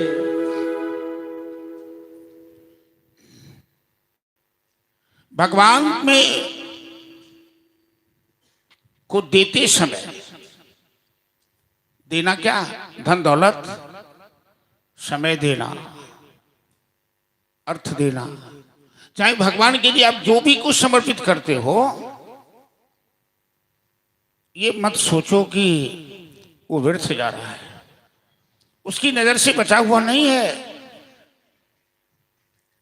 भागवत के अंतिम दिन में चढ़ाने का कार्यक्रम होता है, लोग भागवत जी को प्रणाम करते हैं, जिसको जो श्रद्धा होती है अर्पित करते हैं। तो एक जगह कथा हो रही थी, चढ़ाने का समय आया तो लोग लाइन में खड़े थे। एक सेठ बड़ा कंजूस था, वो भी चढ़ाने की लाइन में खड़ा तो हो गया। जब उसकी बारी आई, मंच के पास आया तो अपनी जेबी से 5 रुपया निकाला, एक पचतकिया, और उसे बार बार माथे से लगाने लगा। तो व्यास जी की नजर पड़ गई। व्यास जी ने कहा, सेठ जी ये रुपया आप अपने पास रख लो और भगवान को श्रद्धा से प्रणाम करो, भगवान वही स्वीकार करेंगे, आपको वही फल देंगे। जो आप 5 रुपया अर्पित करोगे वही फल मिलेगा। सेठ तो ही चाहता है था, रुपया जेबी में रखा, प्रणाम किया, चला गया। लेकिन व्यास जी ने सोचा इसके पार अपार धन है और ये न किसी गरीब को देता है, न भगवान में, न ठाकुर में, न संत में, किसी चीज में खर्चा नहीं करता है, आखिर इसका कल्याण कैसे होगा। तो सवेरे सवेरे व्यास जी चले गए सेठ जी से मिलने। कहने लगे, सेठ जी आज आपको हम एक ज्ञान देने आए। क्या? एक मानसिक पूजा होती है। मानसिक पूजा में संकल्प से सब कुछ चढ़ाया जाता है, व्यवहार में कुछ नहीं रहता है। सोने का आसन है, छामर है, सुंदर मिष्ठान है, व्यंजन है, सब भावना से। तो तुम मानसिक पूजा करो, भगवान तुम पर कृपा करेंगे। सेठ जी को बड़ा अच्छा रास्ता मिल गया, एक पैसा खर्चा नहीं करना पड़ेगा, बैठे बैठे सब पूजा हो जाएगी। पूजा करना शुरू किया। एक दिन सेठ ने भगवान को दूध भोग लगाया। मतलब वस्तु तो दूध नहीं है, मानसिक दूध है। दूध भोग लगाने लगा, उसको लगा कि दूध में शक्कर ज्यादा पड़ गया है, शक्कर महंगा है। तो दूध में मिला हुआ शक्कर निकालने लगा वो चम्मच लेकर के। अब वो आधा घंटा तक हाथ को ऐसे ऐसे कर रहे, भगवान को बड़ा गुस्सा आया। भगवान ने सेठ को एक छापर लगाया उसके गाल पर, बेवकूफ कहीं का, नहीं हाँ दूध है ना शक्कर है, तू हाथ ऐसे ऐसे क्या कर रहा है। लेकिन भगवान का चमिटा, भगवान का झापर जिसे लग जाए उसकी अकल ठिकाने लग जाती है। फिर तो सेठ जी परम भक्त हो गया भगवान का। तो भगवान लेते हैं कम, देते हैं ज्यादा, उनका स्वभाव है। वृंदावन में आप लोग जो गए होंगे देखे होंगे कि वृंदावन में तो अनेकों मंदिर स्थान है, लेकिन बांके बिहारी की प्रतिष्ठा सबसे ज्यादा है। तो जानते हैं कि वहां पर्दा ज्यादा देर नहीं रहता है, गिरता है, हटता है, गिरता है। क्योंकि एक बार जयपुर नरेश के साथ बांके बिहारी लेकर के मंदिर से निकल गए बाहर। इतने सुंदर है बांके बिहारी कि जयपुर नरेश दर्शन के लिए आए तो उनकी नजर कर गई, और भगवान के प्रति जिनकी नजर लग जाए तो भगवान पीछे पीछे चल दिए। उस दिन से नियम बन गया कि पर्दा हटता है, गिरता है, आप बहुत देर तक देख नहीं सकते हैं। तो बांके बिहारी की गली में जो गली जाती है वहां मिठाई की दुकान है, फूल माला की दुकान है। एक हलवाई था जो 2 बजे रात तक दुकान खोल के रखता था, जबकि 9-10 बजे 11 बजे लेटेस्ट दुकानें बंद हो जाती। लोग पूछता था कि तुम इतनी रात तक दुकान क्यों खोल के रखते हो, बाजार तो बंद हो जाता है, न कोई आदमी न कोई ग्राहक। तो हलवाई ने कहा मैं इसीलिए दुकान खोल के रखता हूँ कि जब रात में सारी दुकानें बंद रहेगी, बाजार बंद रहेगा, अब बांके बिहारी को कहीं भूख लग गई तो बाजार में कुछ खरीदने के लिए निकलेगा, तो सबकी दुकान बंद होगी, मेरी दुकान खुली रहेगी, तो मेरी दुकान में कुछ ले लेगा, मेरा जीवन धन्य हो जाएगा।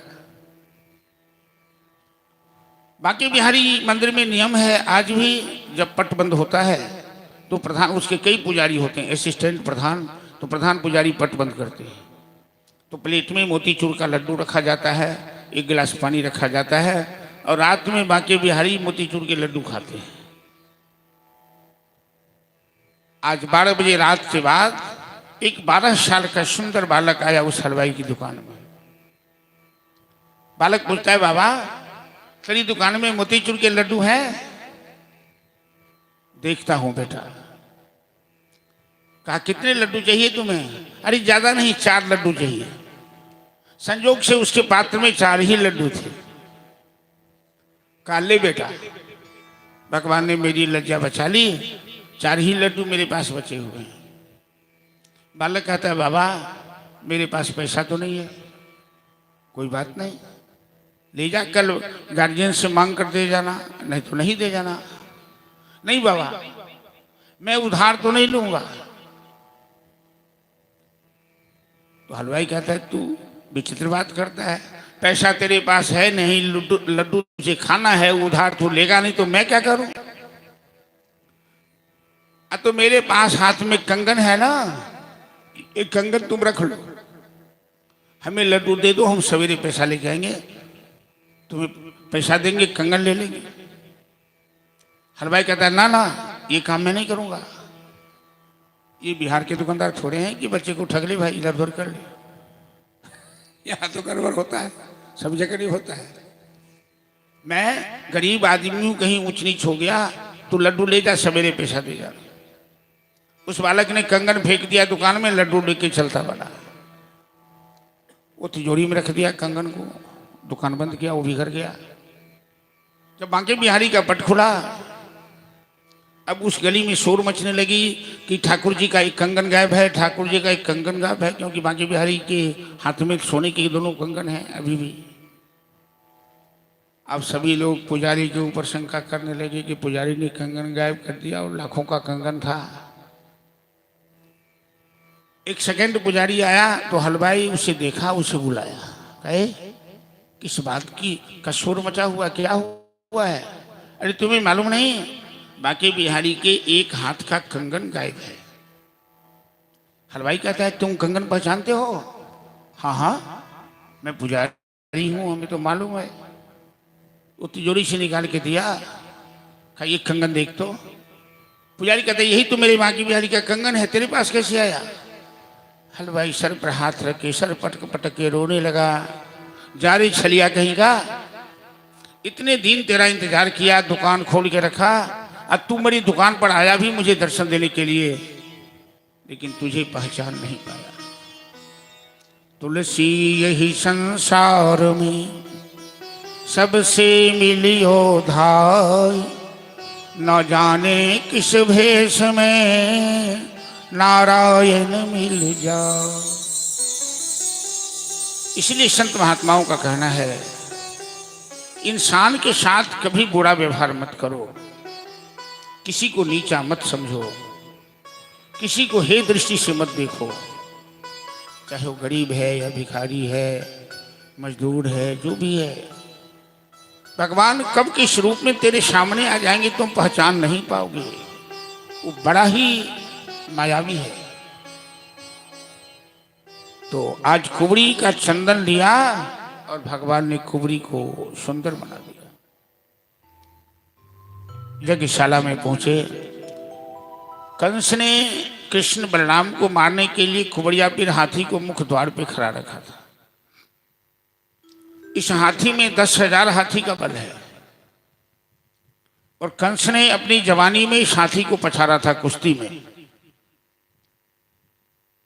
ये जरासंध का हाथी था। अब खुश होकर जरासंध ने अपनी बेटी से कंस का विवाह किया और ये हाथी उसे दहेज में दिया था। जैसे ही कृष्ण यज्ञशाला में प्रवेश करने लगे, हाथी सूर से पकड़ लिया कृष्ण को। अब ग्वाल बाल सब हाहाकार करने लगे। कन्हैया कहते हैं कोई बीच में मत आकर, दो मर्दों की लड़ाई है। अब कभी हाथी सूर से खींच ले पीछे, कभी ये हाथी को खींच ले पीछे। भगवान जैसे गरुड़ सांप को खिला खिला के मारता है, अंत में हाथी को सूर पकड़ के झटका दिया, हाथी धराशायी हुआ। एक ही मुष्टिक प्रहार से हाथी ने दम तोड़ दिया। दोनों भाई ने हाथी के दोनों दांत उखाड़ लिए। कंस के पास एक धनुष था, जो धनुष तोड़ेगा वही कंस का वध करेगा। इसलिए कंस हमेशा बड़े बड़े पहलवानों को उस धनुष की हिफाजत में लगा रखा था। कृष्ण बलराम हाथी के दांत से सारे पहलवानों को मार के भगाया और कन्हैया ने धनुष 2 खंड करके दोनों तरफ डाल दिया। मथुरा में शोर मचने लगा। इस बात का शोर हो गया, इस बालक ने धनुष तोड़ दिया, क्या यही बालक कंस को मारेगा? ये बालक तो भी नन्हा सा है। ये तो बड़ी आश्चर्य की बात है। दर्शक दीघा में जहां नंद बाबा बैठे थे, कृष्ण बलराम ग्वाल बालों के साथ वहां जाकर बैठ गए। कंस सिंहासन पर बैठा था और कुश्ती का बड़ा शौकीन था कंस। मुष्टिक और चानूर अखाड़े में लंगोटे बांधकर पैतरेबाजी कर रहा था। जैसे कृष्ण बलराम नंद बाबा के बगल में जाकर बैठे, मुष्टिक ने बलराम का हाथ पकड़ा, चानूर ने कन्हैया का हाथ पकड़ा, अखाड़े में खींच लिया। कहने लगा हमसे 1-2 हाथ कुश्ती लड़ लो। कन्हैया कहते तुम्हें शर्म नहीं आती है? तू हाथी जैसा मोटा तगड़ा है, अब छोटे बालक से तुम कुश्ती लड़ोगे? तुम अपनी बराबरी का कोई योद्धा ढूंढ लो। मुष्टिक जानूर कहता अरे तुम देखने में भले ही छोटे हो, हमने सुना है कि तुमने बड़े बड़े को पछाड़ा है। तो कन्हैया कहते हैं जब तुमने सुना है कि मैंने बड़े बड़े को पछाड़ा है तो तुम्हें छोड़ दूंगा क्या, कि तुम्हें भी पछाड़ूंगा? यही भगवान की माया है। मुश्तिक चाणूर को लगता है इसने सबको पछाड़ा, लेकिन हमें नहीं पछाड़ सकता, हम इसे पछाड़ेंगे। दुनिया में हम सब देखते हैं कि चार आदमी कंधे पे वो जनाजा लेके जा रहे हैं, राम नाम सत्य है, राम नाम सत्य है, सबकी यही गत है। तो बाकी तो लोग जा रहे हैं स्मशान घाट, लेकिन जो संसार में उन्हें लगता है कि हम कभी नहीं मरेंगे। यही आश्चर्य है। अनहनि भूतानि गच्छन्ति यम मंदिरम शेषाः स्त्रीरुमिच्छन्ते किम आश्चर्य मतः परम। यक्ष के प्रश्न का जवाब देते हुए युधिष्ठिर महाराज कहते हैं कि सबसे बड़ा आश्चर्य संसार में यही है कि लोग रात दिन देखता है कि कोई मरता है, कोई जन्म लेता है, लेकिन जो संसार में है उसे लगता है हम कभी नहीं मरेंगे, इसीलिए तो पाप करता है। नंद बाबा घबरा गए, ये दोनों पहलवान बड़ा बलवान है, मेरे लला को मार डालेगा। ये कंस कितना क्रूर है, हमें इसीलिए बुलाया क्या? कंस के दिल में छल था, कंस के डर से कोई बोलता नहीं, पूरा सन्नाटा छाया हुआ है। कृष्ण बलराम कहते हैं तुम्हें लड़ने का इतना शौक है तो चलो हम तुम्हारी इच्छा भी पूरी कर देते हैं। तो मुष्टि के साथ बलराम की, चाणूर के साथ कृष्ण की कुश्ती शुरू हुई और नंद बाबा आंखें मूंद कर भोलेनाथ का ध्यान करने लगे। हे भोलेनाथ, मेरे लल्ला की रक्षा करना, ये दोनों पहलवान कहीं मेरे लल्ला को मार न डाले। थोड़ी देर के बाद लगा नंद बाबा को कि भोलेनाथ तो भांग खा के बौराए होंगे। तो कुश्ती के देवता कौन है? हमारे सनातन धर्म में कुश्ती के देवता किनको कहा गया है? बजरंगबली को। राम जी या लक्ष्मण को महावीर नहीं कहा गया। महावीर मतलब हनुमान जी। सब वीर ही हैं, लेकिन महावीर हनुमान जी। लंका में डंका बजा दियो रे अंजनी के ललनमा। तो नंद बाबा हनुमान जी की प्रार्थना करने लगे। अब पूरी भागवत कथा में हनुमान जी का एक भी भजन नहीं हुआ था। आज अंतिम दिन है, हम सब आदमी मिलकर हनुमान जी का ध्यान करेंगे। कि प्रतिपाला रखवाला ओहे लाल लंगोटी वाला। प्रतिपाला रखवाला ओहे लाल लंगोटी वाला। ओ प्रतिपाला रखवाला ओहे लाल लगोटी वाला। प्रतिपाला रखवाला ओहे लाल लंगोटी वाला। सकल जगत के स्वामी हो तुम, सकल जगत के स्वामी हो तुम। घर घर करते उजाला उजाला। प्रतिपाला रखवाला ओहे लाल लगोटी वाला। प्रतिपाला रखवाला ओहे लाल लगोटी वाला।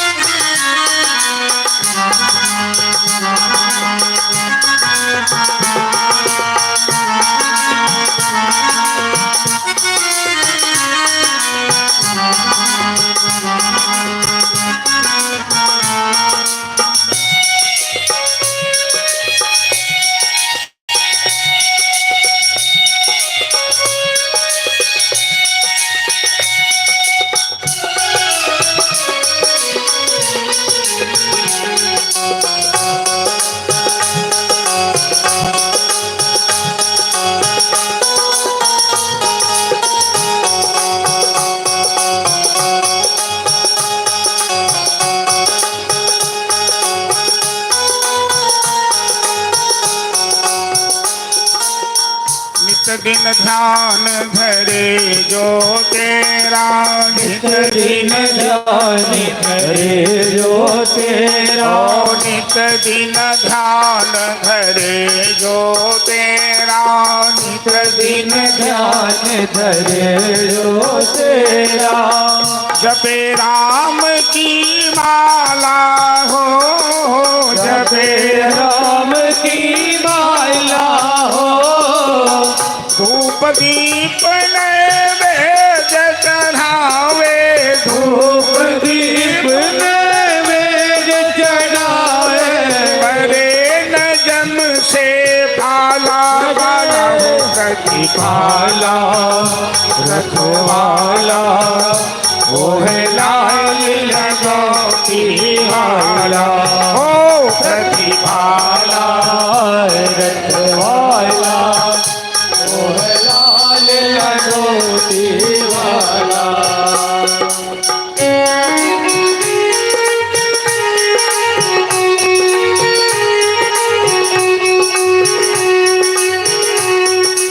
हवा में उड़ता जाए मेरे लाल ध्वजा बजरंगी का हो, मेरे लाल ध्वजा बजरंगी का हो जी, हो जी। हवा में उड़ता जाए मेरे लाल ध्वजा बजरंगी का, मेरे लाल ध्वजा बजरंगी का, होरी होरी। लाल दहिया लाल लंगोटा लाल गदा बड़ भारी हो, लाल गदा बड़ भारी, लाल दहिया लाल लगोटा लाल गदा बड़ भारी हो, लाल गदा बड़ भारी। हवा में उड़ता जाए मेरे लाल ध्वजा बजरंगी का हो, मेरे लाल ध्वजा बजरंगी का हो जी, हो जी। हवा में उड़ता जाए मेरे लाल ध्वजा बजरंगी का, मेरे लाल ध्वजा बजरंगी का, होरी होरी। एक सजीवन बूटी के कारण लाय पहाड़ उठाई हो, लाय पहाड़ उठाई, एक सजीवन बूटी के कारण लाय पहाड़ उठाई हो, लाय पहाड़ उठाई। हवा में उड़ता जाए मेरे लाल ध्वजा बजरंगी का हो, मेरे लाल ध्वजा बजरंगी का हो जी, हो जी।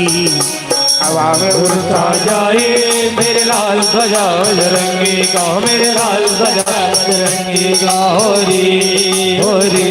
प्रतिपाला जय हो रखवाला, हरि बोल। ओ है लाल लगोटी वाला, ओ प्रतिपाला रखवाला वो है लाल लगोटी वाला। जब जब भीड़ पड़े भक्तन पे, जब जब भीड़ करे वतन ओ को, जब जब भीड़ पड़े भक्तन पे, जब जब भीड़ करे वतन पे, तूने दिया सहारा हनुमान जी, तूने दिया सहारा हनुमान जी। हे दुख भंजन अंजलि नंदन, हे दुख भंजन अंजनी नंदन, तूने गजब करे ढाला डाला हो प्रतिपाला, जय हो रखवाला वो है लाल लगोटी वाला, हो प्रतिपाला, रखवाला वो है लाल लगोटी वाला। ओ प्रतिपाला रखवाला, ओ है लाल लगोटी वाला, प्रतिपाला रखवाला वो है लाल लगोटी वाला। बोल बाल श्री कन्हैया लाल की जय। अब दोनों भाई दोनों पहलवान से ऐसी कुश्ती लड़े, दोनों की शक्ति शिथिल पड़ गई, जोर से ऊंचे जोर से उठा के उसे पठारा और छाती पर बैठ गए। पहलवान जी चेतना विहीन हो गए। चलिए कहते हो पहलवान जी, तुम तो कह रहे थे कि अभी तक जिंदगी में हम किसी से हारे नहीं, तो बच्चे से पछाड़ खा गए। ऐसा घूसा जमाया कि दोनों पहलवान ने दम तोड़ दिया।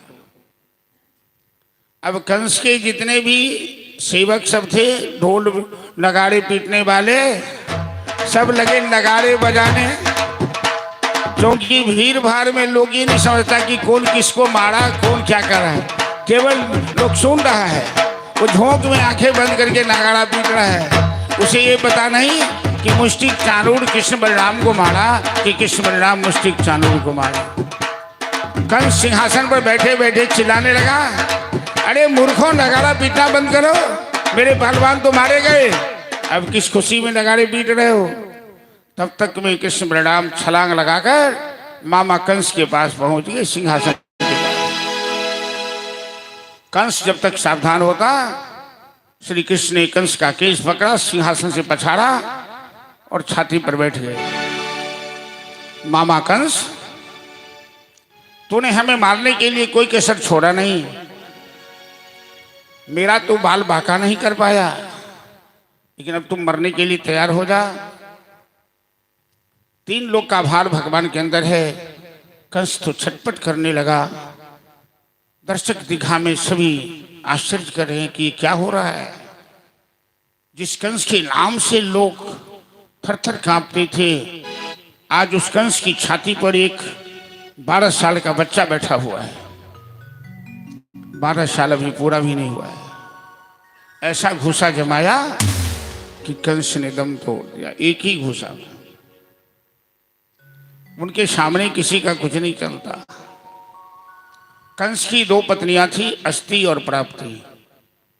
ये जरासंध की पुत्री थी। अपने पति के मरने के बाद दोनों रोने लगी। भगवान की माया बड़ी विचित्र है।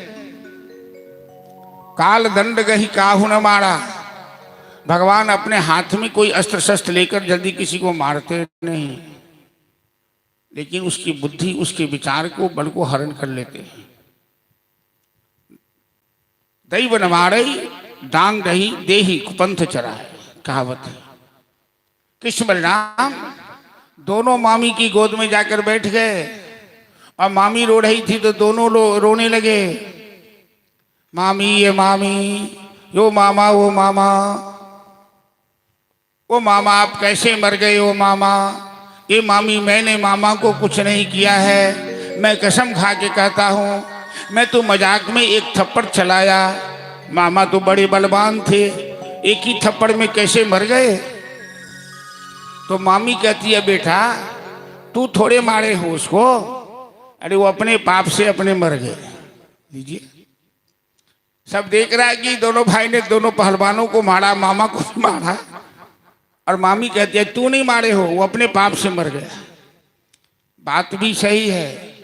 मानव के जीवन में दुख और सुख अपने किए हुए कर्मों का फल ही मिलता है। कोई किसी को दुख देता है, नहीं सुख देता है। चलिए, हमारे जजमान जी के बड़े सहयोगी नंद जी, आप लोग देख ही नहीं कितना संभाल रहे हैं। उन्होंने कहा था, व्यास जी एक भजन सुनवाइएगा, करते हो तुम कन्हैया मेरा काम हो रहा है। मैंने कहा प्रसंग में सब भजन सुनिएगा। और आज तो हमारे यहाँ बड़ा मुश्किल है कि कल विचार कर हम घोषणा भी किए थे कि हवन का कार्यक्रम कल होगा, लेकिन ऐसी कुछ परिस्थिति आई जो आज हवन करना पड़ा। तो हम लोग 3:30 बजे में हवन से उठे। 3 बजे 3:30 बजे कथा का समय है। कलाकार सब 3 बजे से आके बैठे थे। और समझिए कि ठाकुर की कृपा है जो कथा हम लोग कर ले रहे हैं। तो थकावट इतनी है, लेकिन ये व्यास मंच की एक मर्यादा है। यहाँ आने के बाद न तबीयत खराब होती है, न थकावट होती है, परमात्मा शक्ति देते रहते हैं। तो आज हमारे यहाँ भजन गाने वाले भी कुछ लोग हैं, मेहमान लोग हैं। जजमान जी की बहन है ज्योति जी, वो भी कही थी कि हम भजन, वो 3-4 भजन का नाम बोली। मैंने कहा 2 भजन आप गाएंगे, समय मौका देंगे। विनीता जी भी अच्छा गाती हैं, पड़ोसी भी हैं, तो एक उनका भी भजन सुनेंगे। और एक हमारे बीच बैठे हैं अमरनाथ चौधरी जी, जजमान जी के परिचित ही हैं और आप बहुत के परिचित होंगे, बैंक मैनेजर से रिटायर्ड। तो मैंने बताया था एक दिन कि वो सेवानिवृत्ति के बाद सुंदर कविता बनाते हैं, कभी राधा कृष्ण पर, कभी गंगा जी पर भी बड़ी बढ़िया स्तुति है। आज हम मोबाइल में देखे हैं, तो उनका रचा हुआ एक पद राधा कृष्ण की स्तुति है, हम आपको सुनवाएंगे। आरती अग्रवाल जी कौन है? आशुतोष जी की धर्मपत्नी। वो तो पहले बेकार गा दी, पति तो सुन ही नहीं पाए, होता है बाद में बड़ा अच्छा गाई। हाँ हाँ, नहीं एक गाई ना, तो उस समय आशुतोष जी नहीं आए हुए थे, अब आए हुए। हम तो देख रहे हैं भाई, मेरी नजर से कोई बचा हुआ नहीं है। वो गाए हैं इसलिए आए हैं, नहीं ऐसा नहीं है। वो कथा के बहुत प्रेमी हैं। चलिए तो चलिए, करते हो तुम कन्हैया मेरा नाम हो रहा है। थोड़ी देर चलने देंगे भजन का कार्य, लेकिन हमारे साथ मजबूरी क्या है कि आज कथा संपन्न भी करनी है। और मेरी एक कमजोरी है कि मैं कथा नहीं छोड़ना चाहता हूँ। कथा के साथ मैं कोई समझौता, कोई कॉम्प्रोमाइज नहीं करता हूँ। चलिए देखते हैं कैसे क्या होता है, थोड़ा संक्षेप करना पड़ेगा। करते हो तुम कन्हैया मेरा नाम हो रहा है, प्रभु आपकी कृपा से सब काम हो रहा है। चलिए राहुल जी जल्दी प्रस्तुत कीजिए। बोले वहां के बिहारी लाल की जय। करते हो तुम कन्हैया मेरा नाम हो रहा है,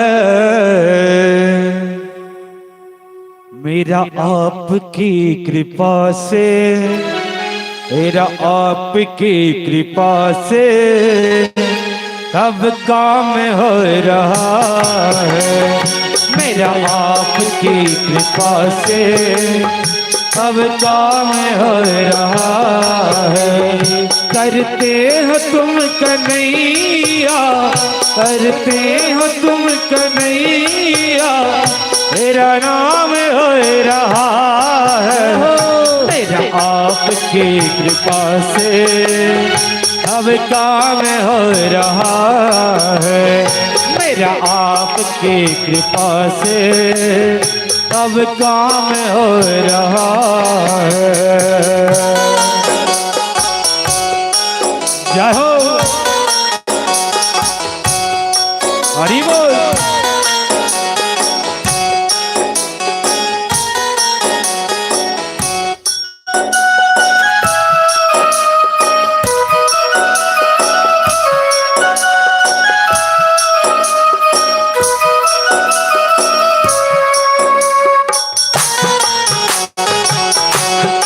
श्री राधे।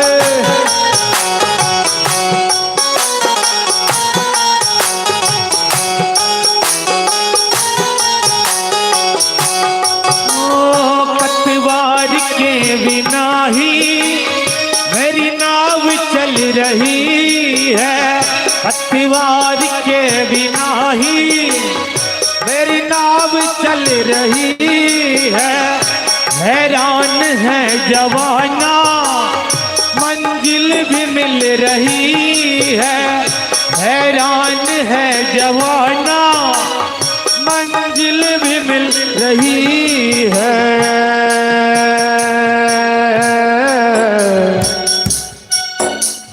करता नहीं मैं कुछ भी,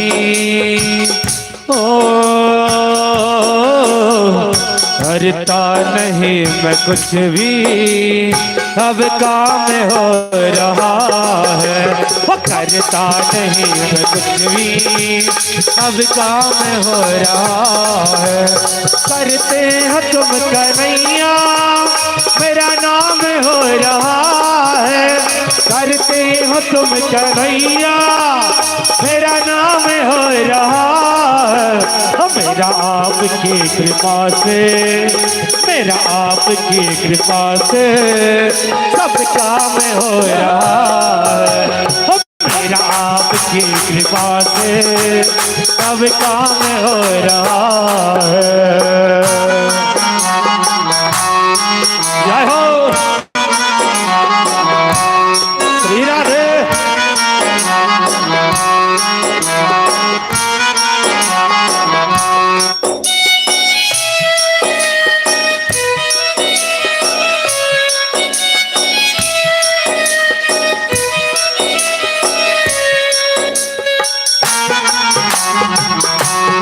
हरि बोल।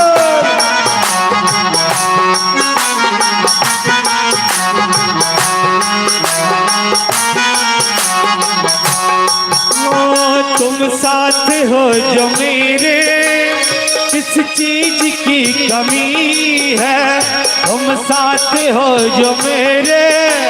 किस चीज की कमी है, किसी और चीज की अब दरकार भी नहीं है। किसी और चीज की अब दरकार भी नहीं है।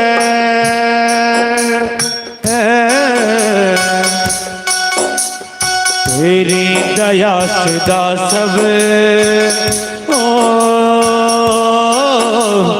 तेरी दया सदा सब मालामाल हो रहा है।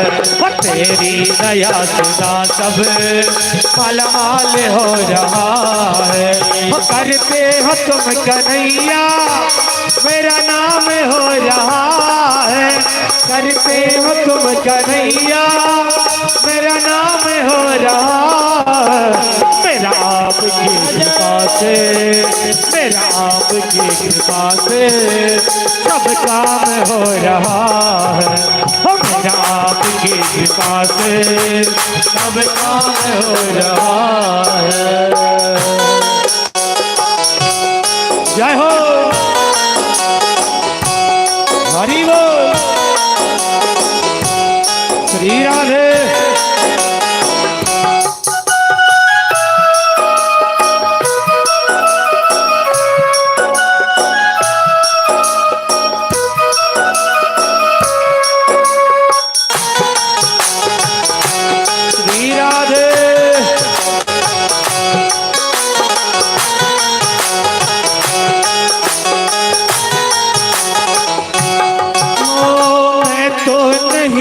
काबिल तेरा नाम कैसे गाऊं, मैं तो नहीं हूँ काबिल तेरा नाम कैसे गाऊं। टूटी हुई वाणी से गुणगान कैसे गाऊं।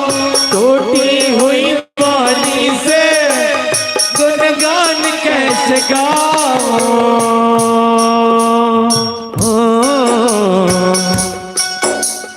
तेरी ही प्रेरणा से,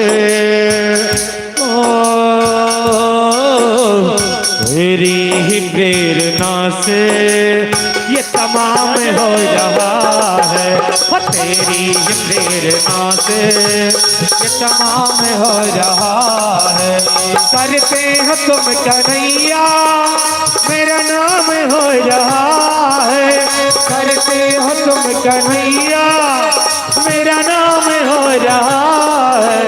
तेरा आपकी कृपा से, तेरा आपकी कृपा से सब काम हो रहा है। मेरा आपकी कृपा से सब काम हो रहा है।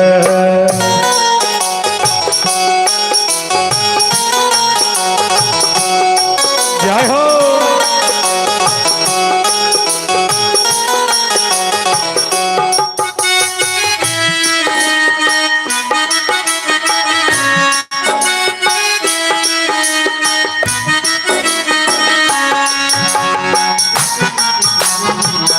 श्री राधे।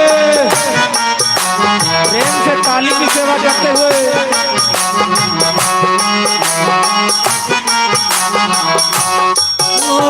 दुनिया में होंगे लाखों तेरे जैसा कौन होगा। दुनिया में होंगे लाखों तेरे जैसा कौन होगा। तुझ जैसा बंदा परिवर भला ऐसा कौन होगा। तुझ जैसा बंदा परिवर भला ऐसा कौन होगा।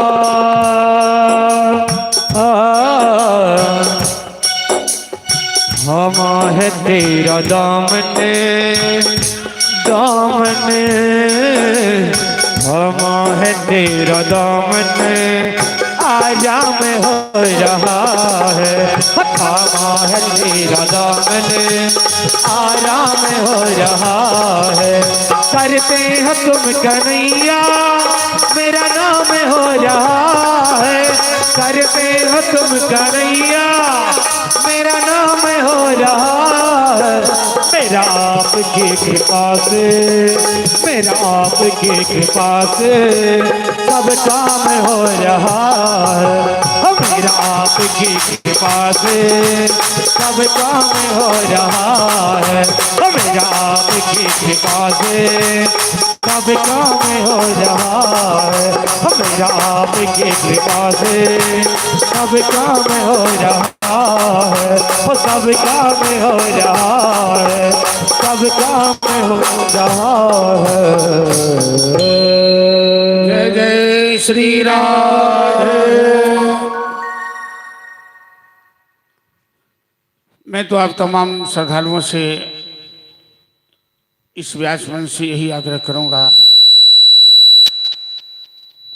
आपके जीवन में जैसा भी बड़प्पन मिले, विद्या मिले, धन मिले, वैभव मिले, यश मिले, लेकिन जो कुछ आपको मिलता है वो परमात्मा की कृपा से मिलता है। ऐसा हमेशा मानिए। आपका अपना कुछ नहीं है। भगवान स्पष्ट गीता में कहते हैं कि मत्तः परतरम नान्यद किंचित अस्ति धनंजय। अर्जुन, मेरे अलावा एक पत्ता भी नहीं हिल सकता, कोई एक सांस नहीं ले सकता।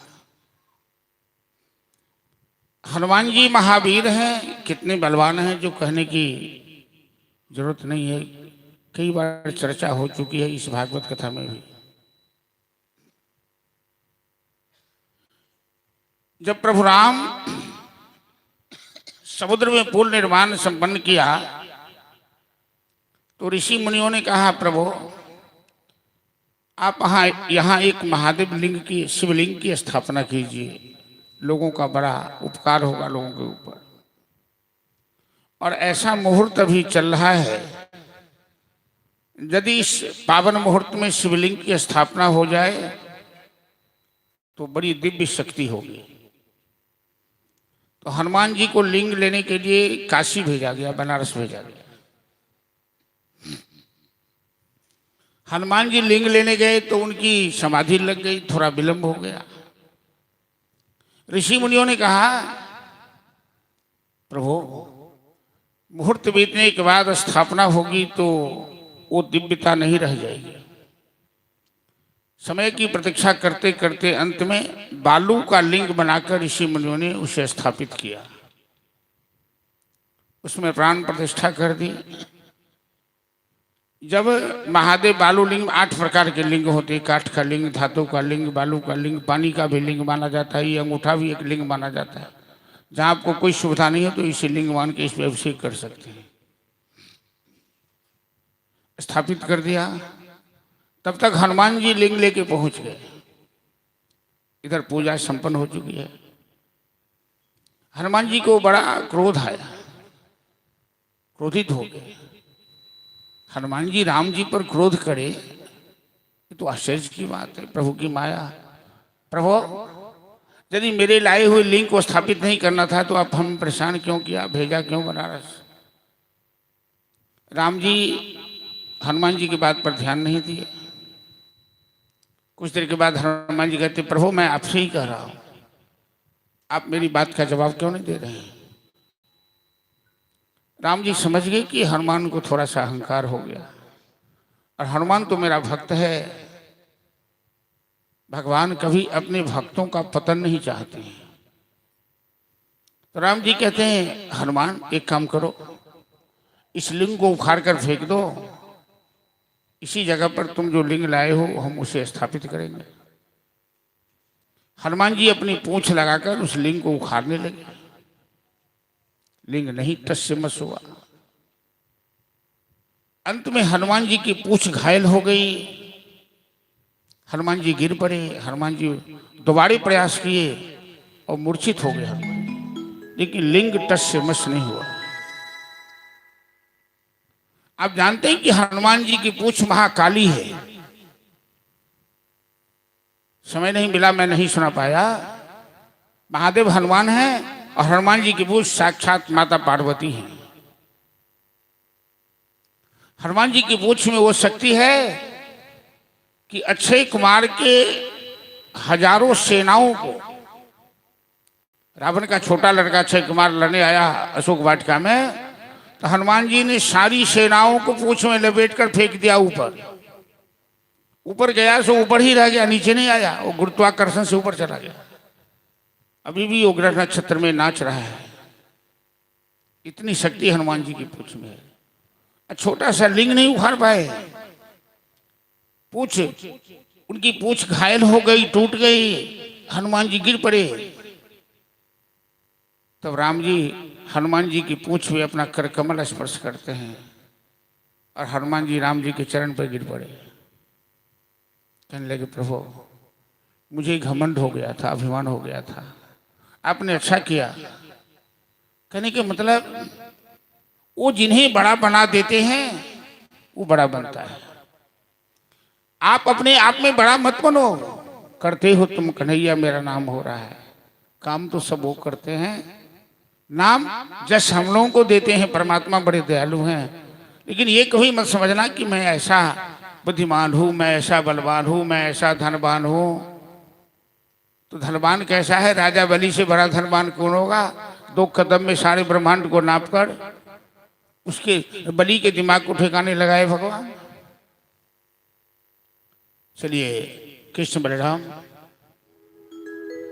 सबसे पहले कंस के पिता उग्रसेन को कारागार से मुक्त किया। कंस के मरने के बाद कंस अपने पिता उग्रसेन को कारागार में बंदी बना लिया था, काल कोठरी में कैद कर लिया था। उग्रसेन ने भगवान की स्तुति की, कहा कन्हैया अपना बेटा ऐसा नालायक था कि हमें जेल में बंद कर दिया, अब मैं ये राज नहीं संभाल सकता, बुढ़ापे में आ गया हूं, तुम संभालो। कन्हैया कहते हैं चाचा हम तो अभी ग्वाला वंश से आए हैं, हम पढ़े लिखे नहीं हैं, और राजा बनने के लिए विद्या शिक्षित होना आवश्यक है। यदि मूर्ख राजा बन जाए तो प्रजा को बड़ा कष्ट होता है। हम पहले शिक्षा प्राप्त करेंगे फिर इस पर विचार करेंगे।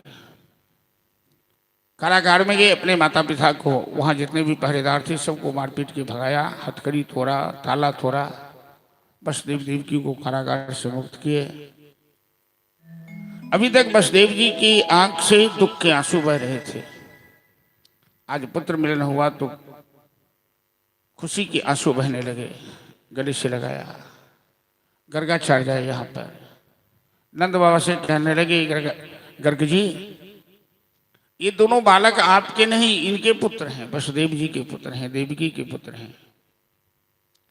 आप इन्हें कुछ दिन यहाँ रहने दीजिए, इन्हें बहुत सारा काम करना है। नंद बाबा ये नहीं जानती कि बेटा मेरा है या किसका है। नंद बाबा को एक ही बात की चिंता है कि कन्हैया सवेरे आया मथुरा, अभी तक इसे कोई भोजन के लिए नहीं पूछा है, एक गिलास पानी के लिए नहीं पूछा है। यशोदा के हाथ का बना हुआ जो प्रसाद था, दोनों बालक को अपनी गोद पर बैठाकर नंद बाबा ने अपने हाथ से भोजन कराया। ग्वाल बाल कहने लगी कन्हैया हम तो मूर्ख हैं, हम चरवाहे हैं, अब तुम राजा बनने वाले हो, साथ साथ में गाय चराए, अब तुम राजा बनोगे, हम तो चरवाहे के चरवाहे रह गए। लेकिन कन्हैया एक बात याद रखना, जो निस्वार्थ प्रेम हम लोग तुमसे करते हैं वो तुम्हें कोई नहीं करेगा, इसलिए कभी हमें भूलना मत। कृष्ण बलराम नंद बाबा को बार बार समझाते हैं, बाबा आप तो ज्ञानी हैं, हमें कुछ आवश्यक काम है जो करने के लिए यहाँ रुकना पड़ेगा। आप मैया यशोदा का ख्याल रखेंगे, ग्वाल बालों का ख्याल रखेंगे। एक गांगी नाम की गाय थी, जब से कन्हैया आया गाय चारा खाना छोड़ दिया। उस गांगी गाय का दूध कन्हैया पीते थे, उसको पद्मगंधा गाय भी कहते हैं। कन्हैया ने कहा मेरी गांगी गाय का थोड़ा ध्यान रखिएगा बाबा। आंसू बहाते हुए नंद बाबा दोनों बालक के माथे सूंघे, बार बार घूर के देख रहे हैं। ग्वाल बालों के साथ नंद जी वापस चले आए। ये जीवन और जगत दोनों परिवर्तनशील है। अभी तक ब्रज में लीला रचा रहे थे, कितना आनंद आ रहा था, अब ऐसा लगता कि सब कुछ बिखर गया, सब कुछ बिछड़ गया, एक जैसा इसीलिए भगवान हमेशा अपने भक्तों से कहते हैं कि मुझे अपने दिल में रखो, जो तुम्हें कभी वियोग लगेगा ही नहीं। आज भी बहुत से संत वृंदावन में ऐसे हैं जो भोर से भोर उठकर कन्हैया को अपने हृदय में जन्म महोत्सव मनाते हैं। उन्हें लगता है कि कन्हैया मेरे हृदय रूपी गोकुल में जन्म लेते हैं। कन्हैया का अभी तक कोई संस्कार नहीं हुआ। मुंडन संस्कार, चूड़ाकरण संस्कार, यज्ञोपवीत संस्कार, क्षत्रिय कुल में जन्म लिए हैं। कन्हैया का 2 वंश है, नंद बाबा का वंश ग्वाला का वंश है, वसुदेव जी का वंश क्षत्रिय का वंश है। जीवन में इनका यज्ञोपवीत आदि संस्कार तो संपन्न हुआ, लेकिन जीवन में सबसे बड़ा संस्कार शिक्षा संस्कार होता है। शिक्षा के बिना मानव का जीवन अधूरा माना गया है। शिक्षा ही जीवन को महान बनाती है। शिक्षा से ही जीवन में कुशलता आती है। वसुदेव जी ने दोनों बालक को शिक्षा प्राप्ति के लिए गुरुकुल भेजा। गोदावरी नदी के किनारे संदीपन मुनि का आश्रम था, जहां शिक्षा प्राप्त करने आए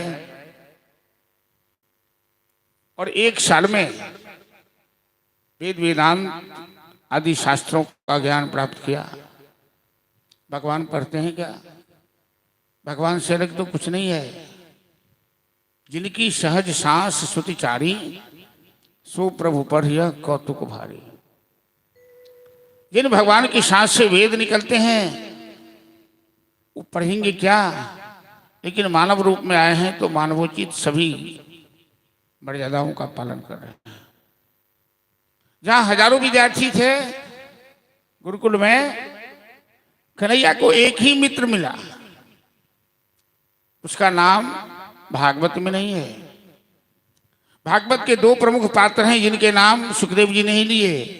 न राधा जी का नाम लिया संपूर्ण भागवत में, न सुदामा का नाम लिया।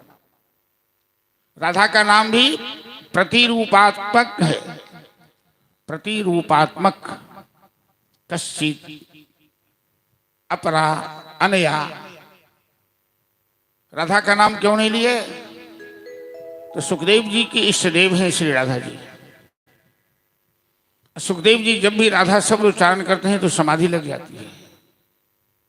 7 दिन में परीक्षित को कथा भी सुनानी है, इसलिए उन्होंने राधा का नाम लेना ही छोड़ दिया, रूपात्मक रूप में प्रयोग किया।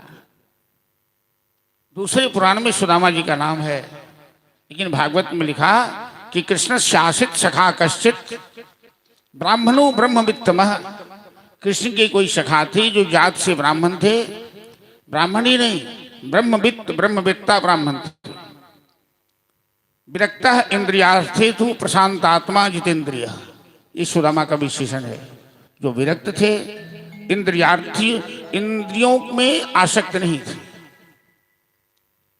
शांत स्वभाव के थे। ऐसे गुण, जो गुण सुखदेव जी ने बताया है, जो सुदामा में पाया जाता है, ऐसे गुण जिनमें हो, कन्हैया उसी का मित्र होता है। इसीलिए एक सुदामा ही मित्र मिला। कन्हैया को जो गुण पसंद है उस सुदामा में सारे गुण पाए जाते हैं। विरक्त हैं, जितेंद्रिय हैं, ब्रह्मचारी हैं, प्रशांत हैं। शिक्षा प्राप्ति के बाद चले हम लोग कथा को आगे बढ़ाते जाएंगे। बीच में एक भजन भी हो जाना चाहिए, मजबूरी को देखते हुए। 2 भजन इस बीच में हम लोग श्रवण कर लेते हैं। एक जयप्रकाश जी तैयार है तो कृष्ण स्तुति अमरनाथ बाबू के द्वारा रचा हुआ श्रवण कीजिए, और इसके बाद एक भजन ज्योति अग्रवाल जी प्रस्तुत करेंगे। आप भी मन में सोच के रखिए। एक भजन का मौका फिर मिलेगा। इसके बाद आशुतोष जी की धर्मपत्नी, क्या नाम बताए? आरती अग्रवाल। चलिए, आरती तो लास्ट में होती है, लेकिन ये भजन पहले होगा, कोई बात। चलिए। श्री राधे, श्री राधे। कीर्ति अग्रवाल। श्री राधे।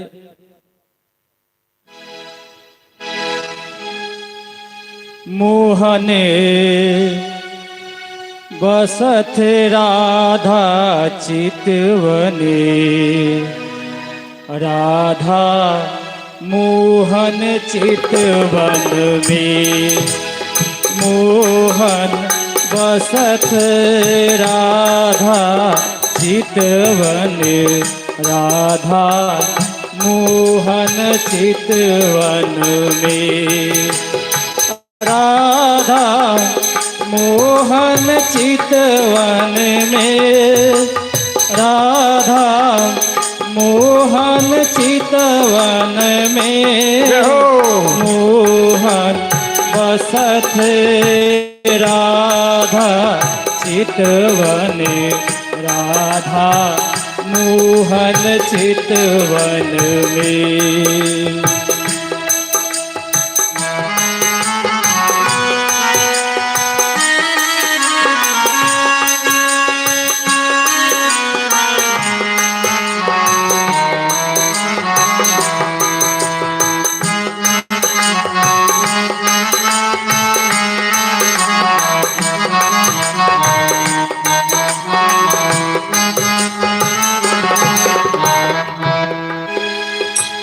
युगल परस पर रास रचावत, युगल परस पर रास रचावत, वृंदावन निधिवन में,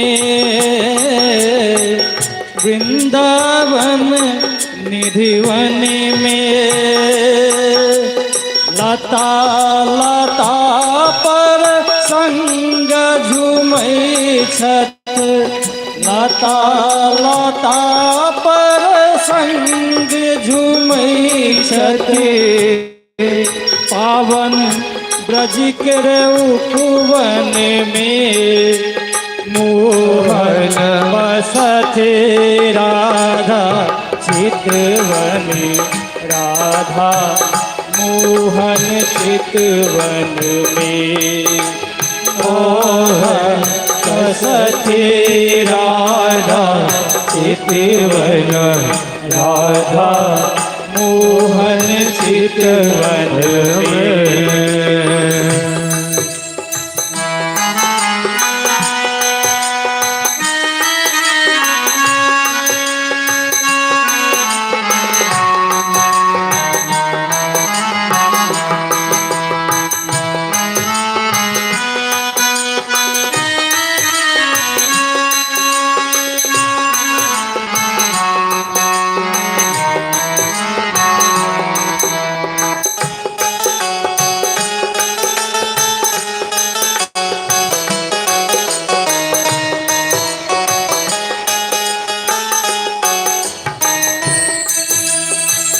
बसिया रोटिला मैया केरा, बसिया रोटिला मैया केरा, गाय चरावती कानन में, गाय चरावती कानन में, राधा मोहन संग ही राजत, राधा मोहन संग ही राजत, रास रसिक करे कानन में, राधा मोहन चितवन में, राधा मोहन चितवन में, मोहन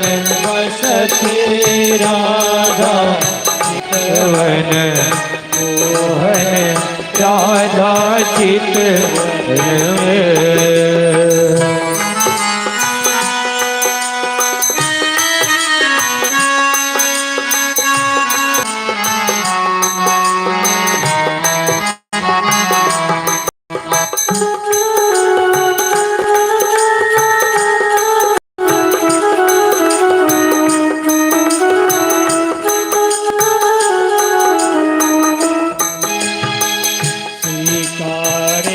प्रभु चिरोड़े स्वीकारे प्रभु दास चिरोड़े अमर शरण दे चरणन में अमर शरण दे चरणन में राधे राधे रटते रटते राधे राधे रटते रटते सांस तजी पद से वन में मोहन बसते राधा चितवन राधा मोहन चितवन में मोहन बसते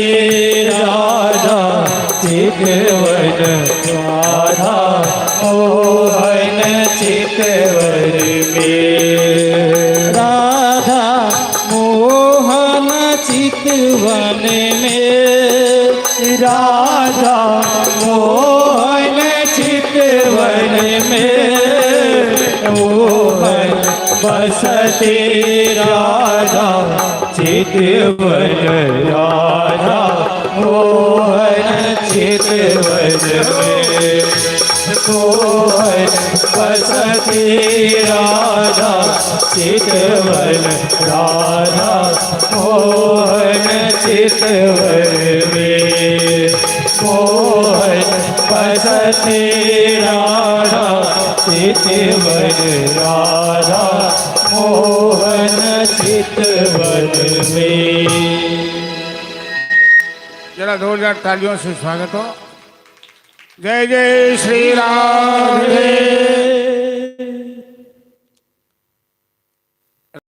कृष्ण की जोड़ी अभिन्न है। एक के चितवन में दूसरे का वास और दूसरे के चितवन में दूसरे का वास। राधा और श्याम दोनों अभिन्न हैं। गिरा अर्थ जल बीज सम कही अति भिन्न भिन्न। और बड़ा सुंदर। चलिए हम लोग अमरनाथ बाबू की रचना हम सब श्रवण के नाम और फिर इनके बहुत सारे पद हैं, अच्छे पद सब हैं। समय मिलने पर हम लोग फिर श्रवण करेंगे। चलिए एक अब चलेंगे हम लोग। इसके बाद उद्धव गोपी संवाद में फिर कथा का दूसरा रूप होगा।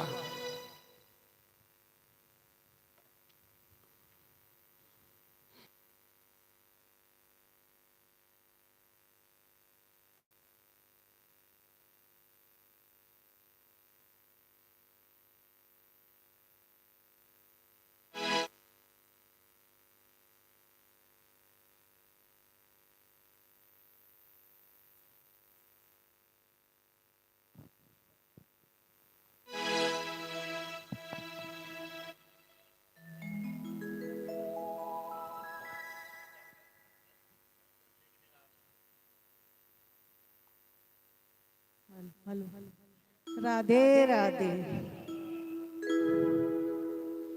बाके बिहारी तेरे नैना कजरा रे, बाके बिहारी तेरे नैना कजरा रे। नजर ना लग जाए ओए ओए ओए, नजर ना लग जाए ओए ओए ओए, नजर ना लग जाए ओए ओए ओए। बाके बिहारी तेरे नैना कजरा रे, बाके बिहारी तेरे नैना रे। नजर ना लग जाए ओए ओए, नजर ना लग जाए ओए ओए, नजर ना लग जाए ओए ओए।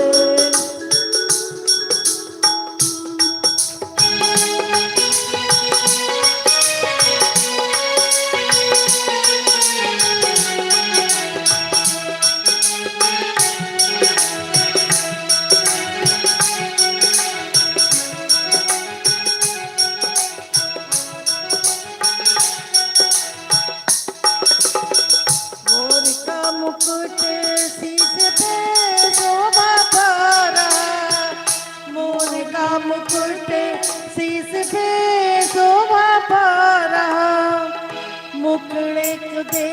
के चांद भी लजा रहा, मुखड़े को देख के चांद भी लजा रहा, मोर का मुकुट शीश पे शोभा पा रहा, मोर का मुकुट शीश पे शोभा पा रहा, मुखड़े को देख के चांद भी लगा रहा, मुखड़े को देख के चांद भी लगा रहा, अधरों से छलके रस की फुहारे, अधरों से छलके रस की फुहारे, नजर ना लग जाए ओए ओए, नजर ना लग जाए ओए ओए, नजर ना लग जाए ओए ओए,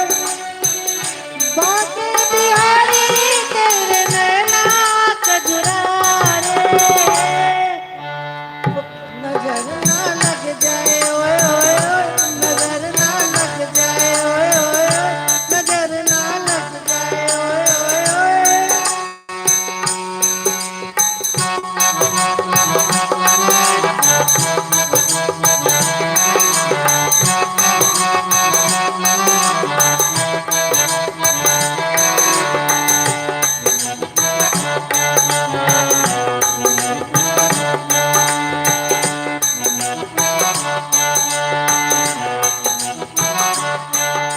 तीखी कतारें दोनों नैनों में गजरा, तीखी कतारें दोनों नैनों में गजरा, बाल है तिहारे जैसे सावन में बदरा, बाल है तिहारी जैसे सावन में बदरा, तीखी कतारें दोनों नैनों में गजरा, तीखी कतारें दोनों नैनों में गजरा, बाल है तिहारे जैसे सावन के बदरा, बाल है तिहारी जैसे सावन में बदरा, गालों पे छाए कर कारे घुंघराले, गालों पे छाए कर कारे घुंघराले, नजर ना लग जाए ओए ओए, नजर ना लग जाए ओए ओए, नजर ना लग जाए ओए ओए, नजर ना लग जाए, बाके बिहारी तेरे नैना कजरारे, नजर ना लग जाए ओए ओए, नजर ना लग जाए ओए ओए, नजर ना लग जाए ओए ओए।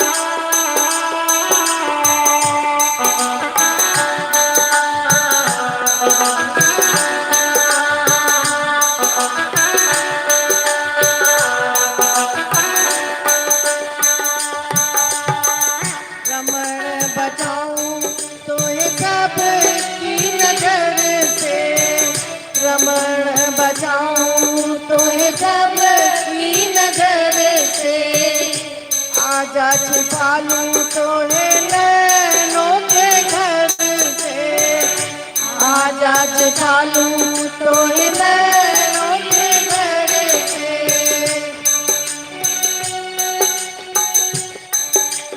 रमन बचाऊं तोहे प्रभ की नजर से, आजा छिपा लूं तोहे नैनों के घर से। करती पायलिया तेरी मीठी झंकारे, नजर ना लग जाए ओए ओए, नजर ना लग जाए ओए ओए, नजर ना लग जाए। बाटे बिहारी तेरे नैना कजरा रे, नजर ना लग जाए ओए ओए, नजर ना लग जाए ओए ओए, नजर ना लग जाए ओए ओए, नजर ना लग जाए। जय जय श्री राधे। चलिए, बहुत सुंदर। बाकी बिहारी को किसी की नजर न लग जाए, सबको नजर से बचाता है, उसे भी नजर लग जाती है। शिक्षा प्राप्ति के बाद श्री कृष्ण ने गुरुदेव से निवेदन किया कि गुरु दक्षिणा में क्या मैं समर्पित करूं गुरुदेव। संदीपन मुनि ने कहा कि तुमने विद्या प्राप्त की और मैंने तुम्हें शिक्षा दान दिया। शिक्षा प्राप्ति से बढ़कर कोई गुरु दक्षिणा नहीं होती है। प्राचीन काल के गुरु और आज के गुरु में आज तो शिक्षा व्यवसायिक हो गई है।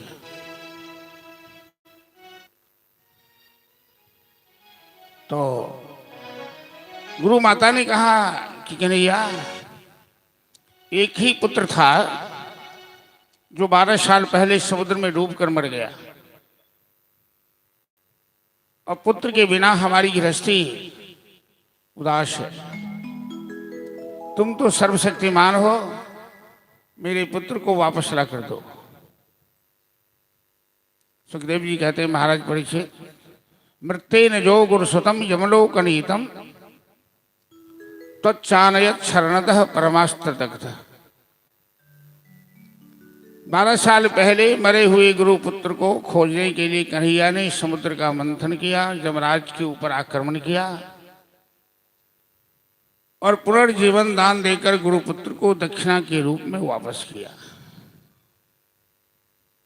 शिक्षा प्राप्त कर आए द्वारिका, मथुरा।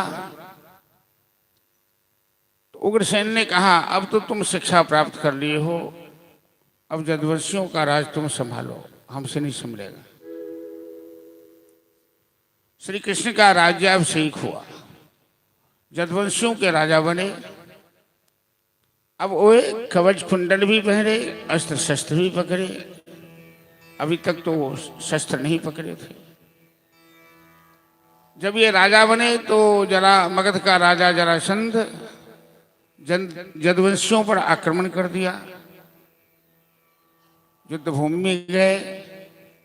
जरासंध ने कहा, तेरे साथ मैं नहीं लड़ूंगा, तू तो कायर है, तू तो छलिया है, तू अपने मामा का हत्यारा है।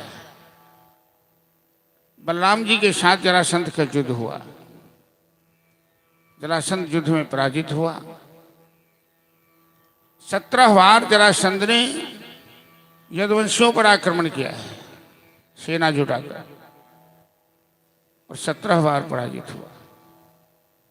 श्री कृष्ण प्रजाओं की सेवा करते हैं, स्वराज साम्राज्य संचालन करते हैं दिन भर, और रात में झरोखे पर जाकर छत पर बैठकर अकेले में आंसू बहाते हैं। उनके एक मंत्री और मित्र हैं उद्धव जी। उद्धव जी बृहस्पति के शिष्य हैं, परम विद्वान, बड़े ज्ञानी हैं और बड़े भक्त हैं। उद्धव जी ने देखा श्री कृष्ण अकेले में बैठकर आंसू बहा रहे हैं, उन्होंने कहा, प्रभु अब तो आप मथुरा के राजा बन गए हो, इन ब्रजवासियों को याद करके आप आंसू क्यों बहा रहे हैं?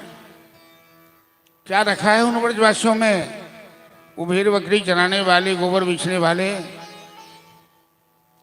ये अनपढ़ गवार ग्वाल वालों को याद करके आप आंसू बहाते हैं। आपका तो गजब हाल है। उद्धव जी कहते हैं कि एक दिन रात में आपकी मैं सेवा कर रहा था, आप सो रहे थे। आप सोए हुए में जोर जोर से चिल्ला रहे थे, प्रिय राधे प्रिय राधे राधे राधे प्रिया प्रिया प्रिय श्यामा प्रिय श्यामा श्यामा श्यामा प्रिया प्रिया। उद्धव जी कहते हैं, प्रभु ये राधा कौन है? ये विशाखा ललिता कौन है? आप राजा हैं, इन साधारण व्यक्तियों को याद करके आप आंसू बहाते हैं। आप अपनी मर्यादा का ख्याल तो रखिए, लोग सुनेंगे क्या कहेंगे। कन्हैया कहते हैं, उद्धव तुम पहले आदमी हो मथुरा में जो मेरा हालचाल पूछने आए हो। जब से मैं वृंदावन से आया हूं, उन ब्रजवासियों की जब याद आती है, माँ जसोदा की याद, नंद बाबा की याद, ग्वाल वालों की याद, गोपियों की याद, ओधो मोहि ब्रज विष रतनाहि हंस सुता की सुंदर कलरव अरु कुंजन की छाँव वे सुरभि वे वत्स दोहिनी शनिक दुहा बन जाही ग्वाल वाल शव करत कुलाहल उमगत गही गही बांग उधो मोहि ब्रज विष रतनाहि। महाकवि सूरदास जी का पद है, सूरसागर महाकाव्य का। यह मथुरा कंचन की नगरी मणि मुक्ता घल जाऊंगी जब ही सूरत आबत वा ब्रज की जब ही सूरती आबत वा ब्रज की ये उमगत जियनाहि उधो मोहि ब्रज विष रतनाहि।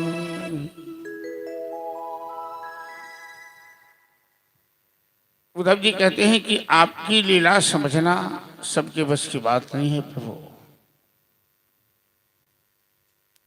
कन्हैया कहते हैं, उद्धव तू विद्वान तो है, शास्त्रों का ज्ञान है तुम्हें, लेकिन प्रेम का अनुभव नहीं है तुम्हें।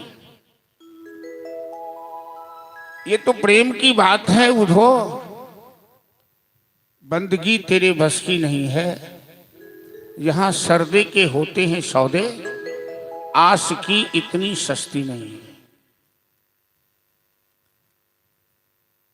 वो क्या जाने पीर पड़ाई, जाके पग नहीं फटे बीमारी। बुधो उन ब्रजवासियों में क्या प्रेम है वो तुम नहीं समझोगे, वो कोई प्रेमी ही समझ सकता है। चलिए, इस भजन की भी कल फरमाइश हुई थी और इस प्रसंग में हम भजन वैसे भी प्रस्तुत करते ही हैं। ये तो प्रेम की बात है बुधो, बंदगी तेरे बस की नहीं है। और भगवान इतने महान होकर भी अपने उन भक्तों को याद करते हैं जो भेड़ बकरी चराने वाले हैं, गाय चराने वाले हैं, गोबर बीचने वाले हैं। भगवान को बड़े लोग से बहुत प्रेम नहीं है, जिनका दिल बड़ा होता है उनसे प्रेम होता है। ये प्रेम की बात है उधो, तुम नहीं समझोगे। चलिए भजन के माध्यम से हम लोग श्रवण करें। बोले बांके बिहारी लाल की जय। श्री राधे।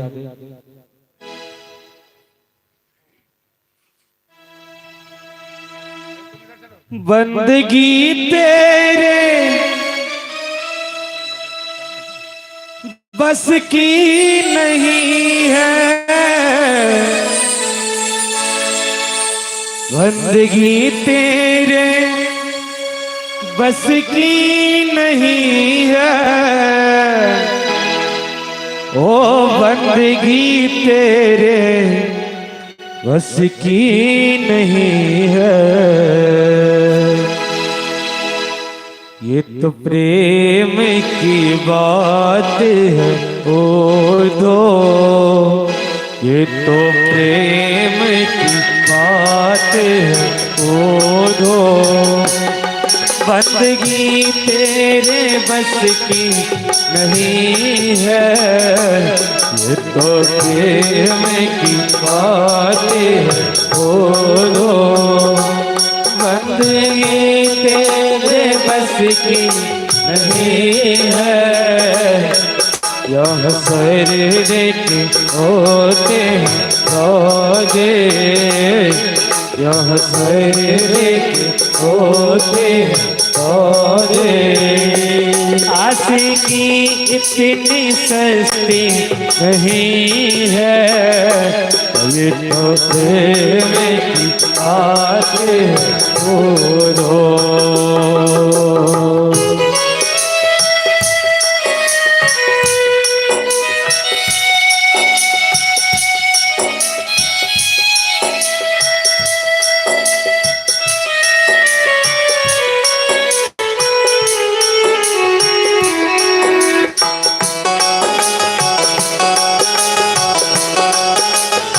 जय हो, ताली बजाते हुए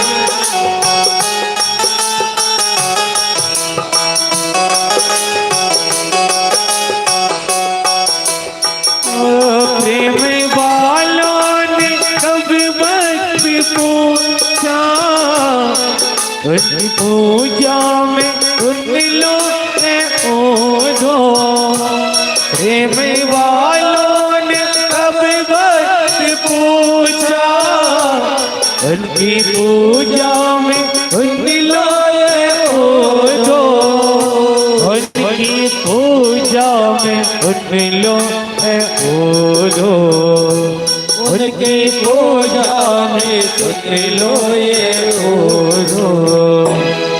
यह दम दम यह दम दम होती है पूजा, यह दम दम होती है पूजा, सर झुकाने की फुर्सत नहीं है, तो प्रेम की बातें बोलो, बंदगी तेरे बस की नहीं है, ये तो प्रेम की बात बोलो।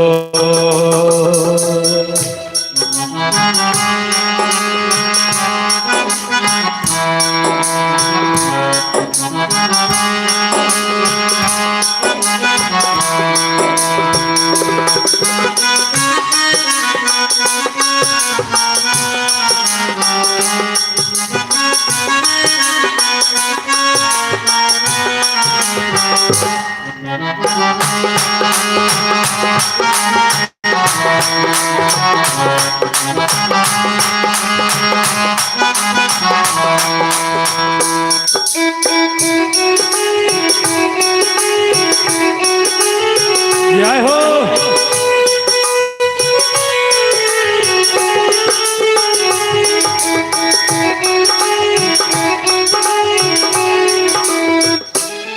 असल में है हस्ती में डूबे, उनको क्या परवाह जिंदगी के।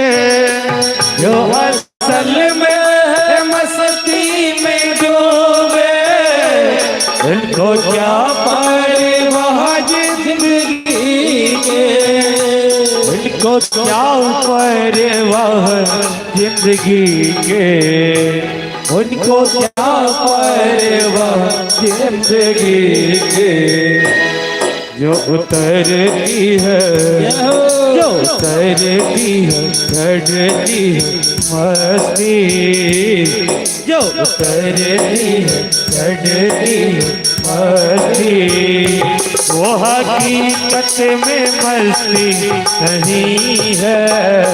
ये तो प्रेम की बात बोलो, बंदगी तेरे बस की नहीं है। ये तो प्रेम की बात बोलो।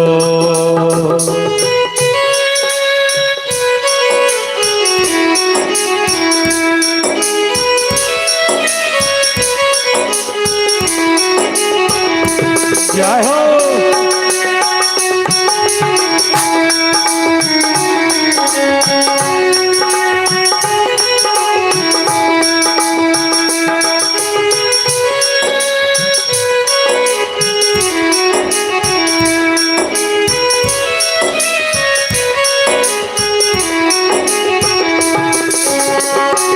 हरि बोल।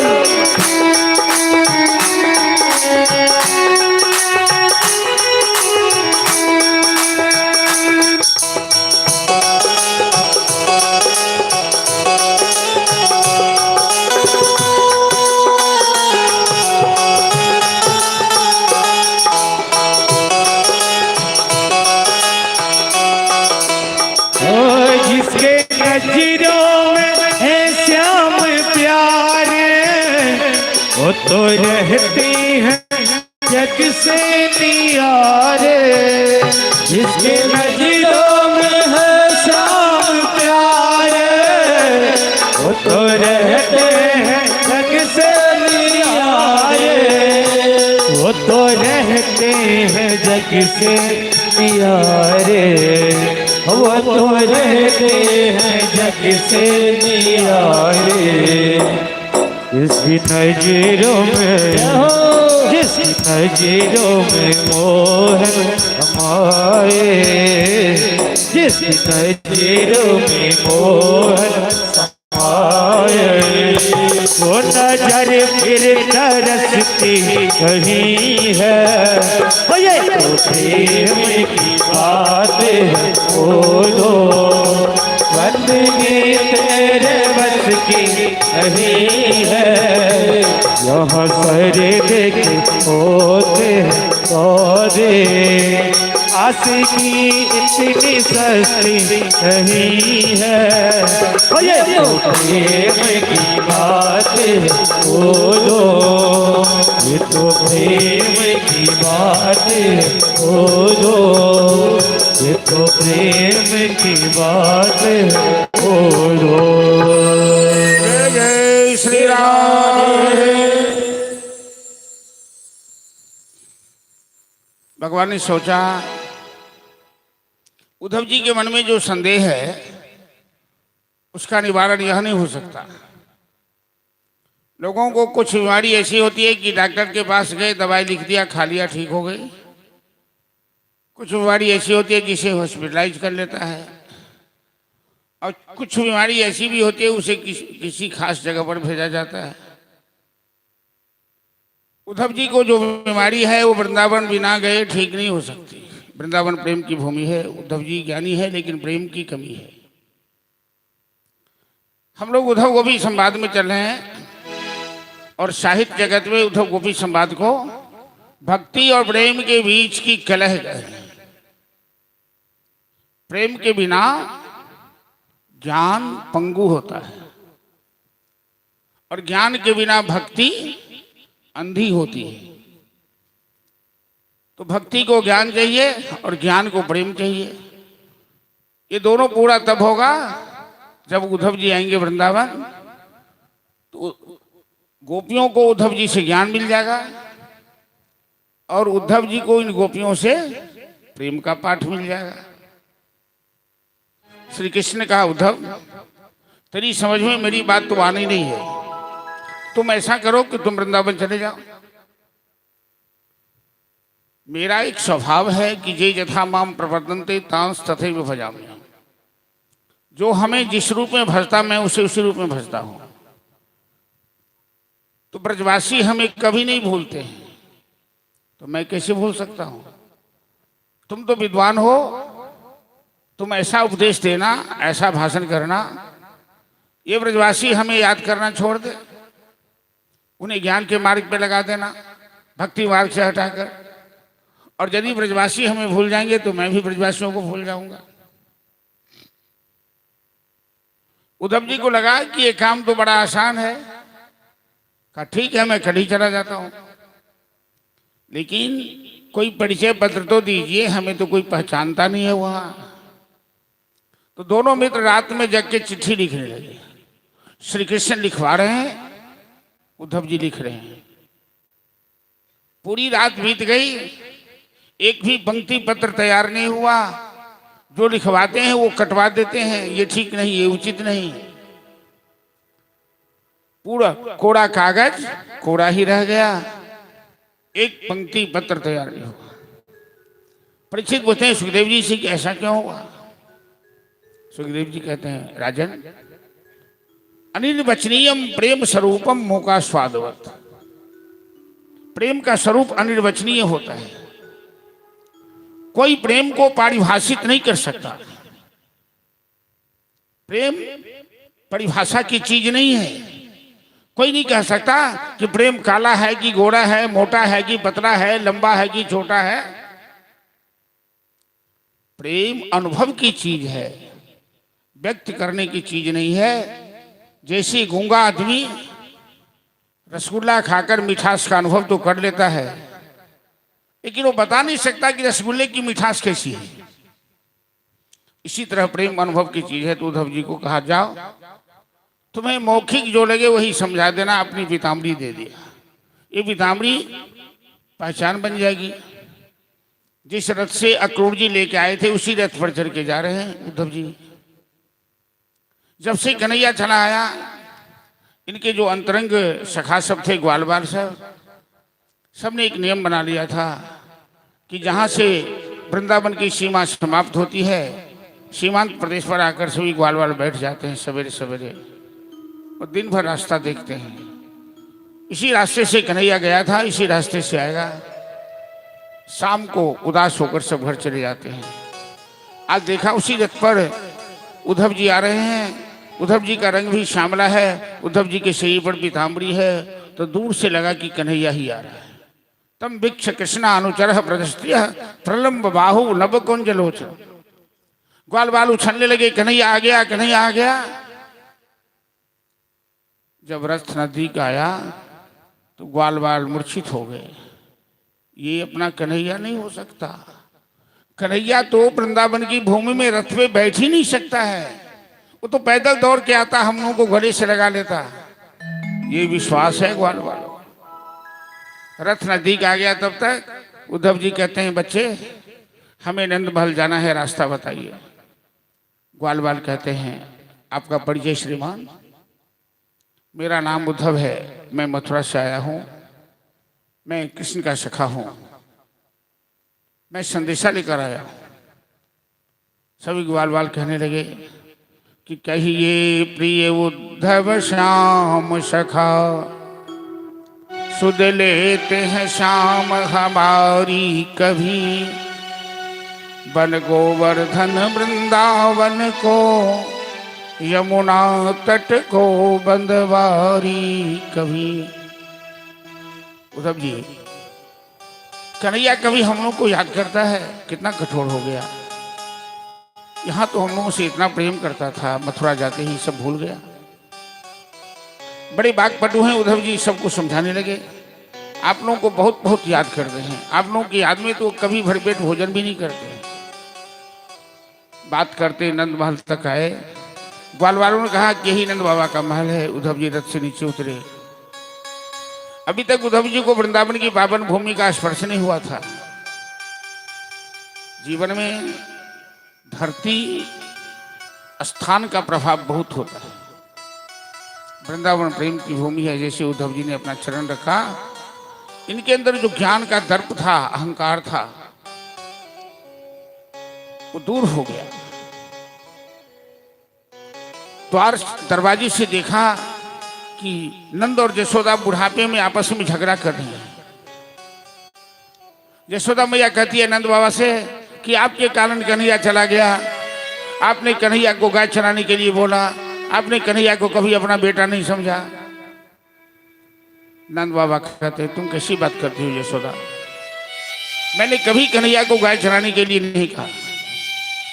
मैं तो बराबर मना करता था, और जब भी मैं मना करता था तो कन्हैया यही जवाब देता था कि बाबा मेरा नाम गोपाल है, मैं गाय का सेवक हूं, मैं गाय की सेवा करने ही तो आया हूं। तूने उखड़ से क्यों बांध दिया कन्हैया को? कर कथा सुनाए हैं यमलार्जुन की। तूने उखड़ से बांध दिया इसलिए कन्हैया को कष्ट हो गया। यशोदा भोली भाली है। यशोदा को लगा सही में मैंने गलती की, कन्हैया को उखड़ से बांधकर हमें नहीं बांधना चाहिए। सोचते सोचते यशोदा मूर्छित हो जाती है, गिर जाती है। नंद बाबा पानी का छाटा करते हैं। उद्धव जी आए अंदर, प्रणाम किया, अपना परिचय दिया। नंद बाबा की आंख से आंसू बहने लगे उस बुढ़ापे में। नंद बाबा पूछते हैं क्या पी स्मरति नः कृष्ण मातरम सुहृदः सखिन गोपान व्रजं चात्मानाथम गावो वृंदावनम गिरि। उद्धव जी कभी अपने बूढ़े माँ बाप को याद करता है कि नहीं यार? कितना कठोर हो गया नंद बाबा। उद्धव जी कहते हैं बाबा बहुत याद करते हैं आप लोगों को। वो तो आप लोगों को याद करते करते भोजन भी भूल जाते हैं। यशोदा कहती है क्या मेरा लल्ला भूखा रहता है? क्या देवकी उसे खाने के लिए नहीं पूछती है? कैसी माँ है देवकी? प्रेम जगत की बात बड़ी विचित्र है। कई बार द्वारिका में भगवान चर्चा करते हैं कि जो प्रेम मैया यशोदा के पास था माता देवकी के पास नहीं है। एक एक घंटे पर यशोदा कन्हैया को भोजन का आग्रह करती थी, श्रृंगार करती थी। यशोदा का प्रेम बड़ा ही अद्भुत प्रेम था। रात्रि विश्राम हुआ। वृंदावन में एक स्थान है वर्तमान में जिनका नाम ज्ञान गुदरी है। उद्धव और गोपी का संवाद वही हुआ है। जब गोपियों को पता लगा, हजारों संख्या में गोपियां सब वहां जुटने लगी। उद्धव जी को मंच पर बैठाया। सब उद्धव जी को टटोलने लगी कि कन्हैया ने चिट्ठी में क्या लिखा है, कौन सा पत्र लिखा है। वो सादा कागज सब फाड़ फाड़ के पुर्जे पुर्जे अपने माथे से लगा रही है। और ताज्जुब की बात नहीं है कि सादा कागज, कोरा कागज का टुकड़ा ये गोपियों को संदेश सुना रहा है। और ये संदेश सुना रहा है कि तुम लोग ही हमें याद नहीं कर रही हो, हम भी तुम्हें बहुत याद कर रहे हैं। कैसे? कोरा कागज संकेत दे रहा है, कोरा कागज बोल रहा है कि कन्हैया में इतना प्रेम अगाध है कि वो लिख नहीं पाया। कन्हैया की वाणी मूक हो गई। हमारे देश में एक ज्ञानदेव नाम के ज्ञानेश्वर संत हुए, जो 16-18 साल की उम्र में ही उनकी बड़ी प्रतिष्ठा हुई।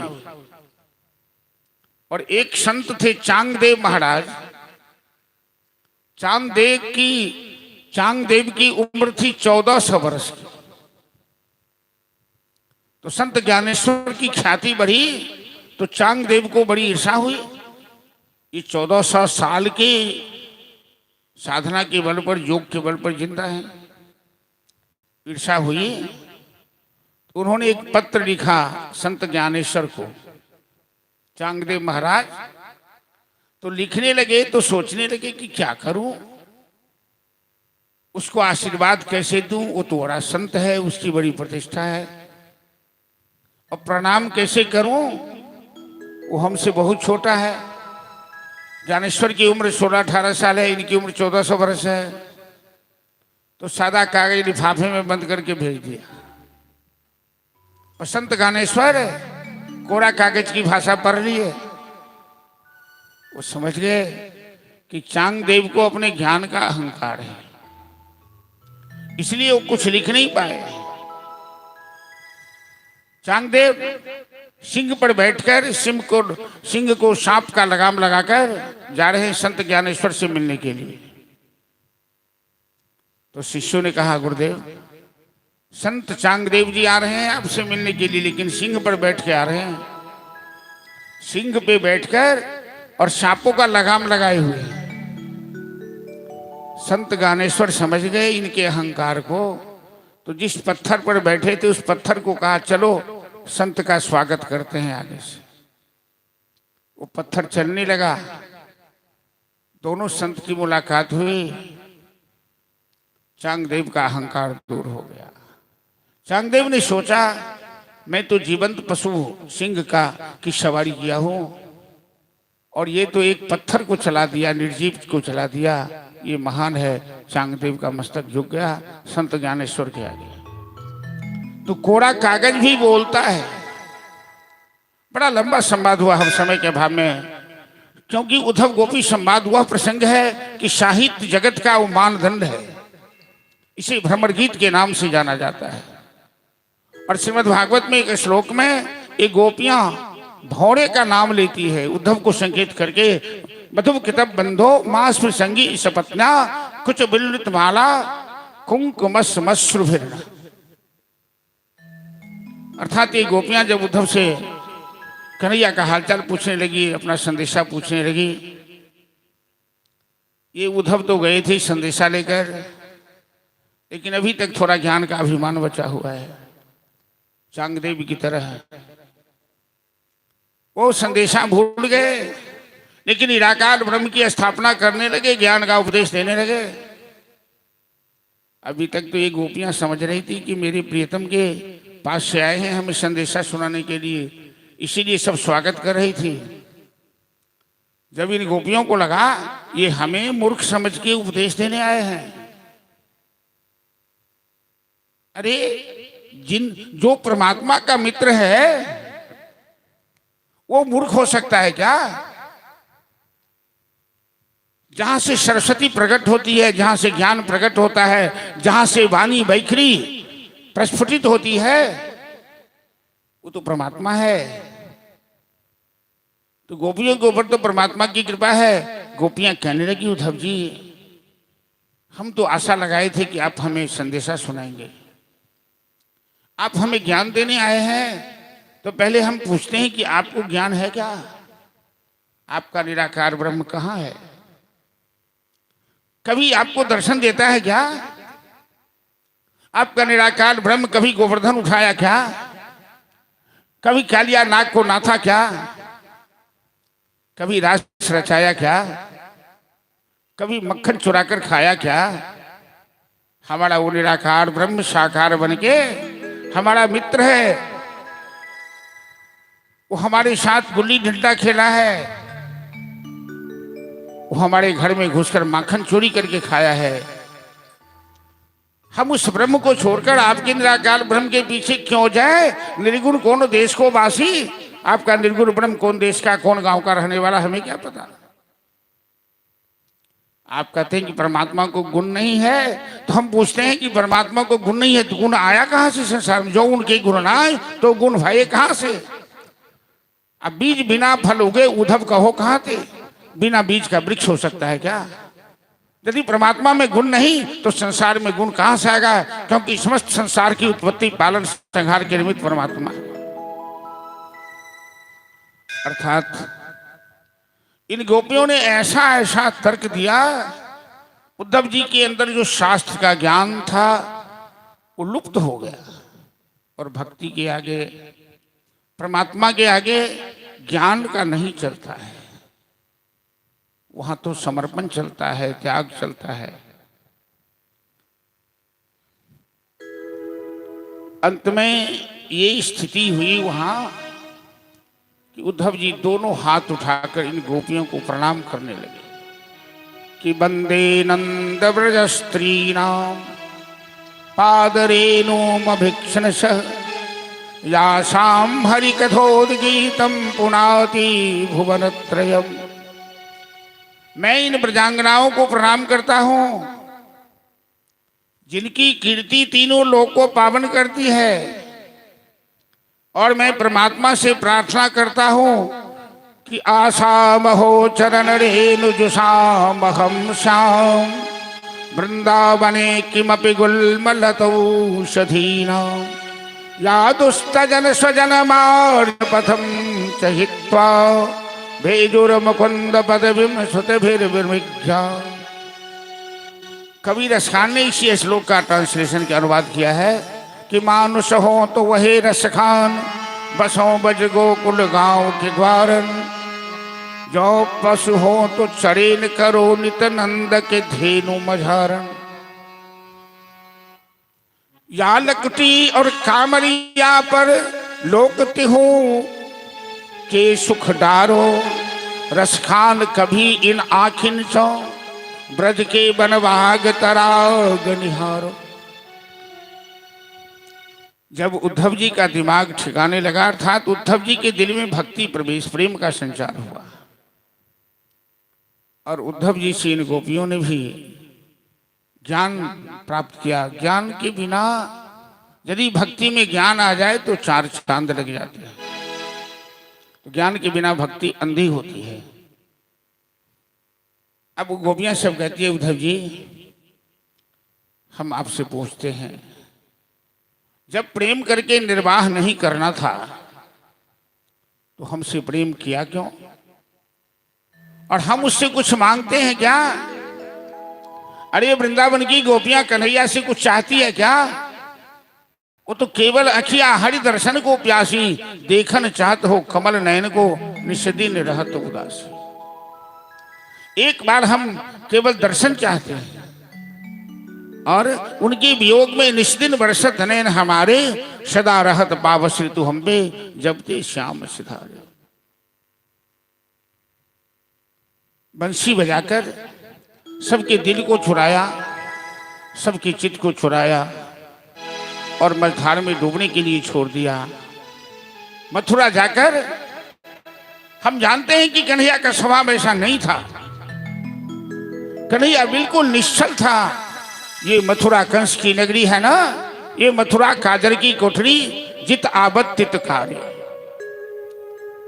काजर की कोठरी में कोई प्रवेश करे तो बेदाग नहीं निकल सकता। बंसी बजा की मोहना क्यों कर लिया किनारा। बंसी बजाकर मन को छुड़ाया और फिर मथुरा जाकर बैठ गया। उद्धव जी जाके श्याम सुंदर से कहिएगा, हम उससे उनसे और कुछ नहीं मांगते हैं। चलिए भजन का आनंद लीजिए। बंसी बजाकर मोहना। बोले बांके बिहारी लाल की जय। थोड़ा ट्यूनिंग कम दे के भजन को जल्दी कीजिए, समय को देखते। बंसी बजा के मोहना क्यों कर लिया किनारा। बंसी बजा के मोहना क्यों कर लिया किनारा। बंसी बजा के मोहना क्यों कर लिया किनारा। बंसी बजा के मोहना क्यों कर लिया किनारा। क्यों कर लिया किनारा। क्यों कर लिया किनारा। क्यों कर लिया किनारा। क्यों कर लिया किनारा।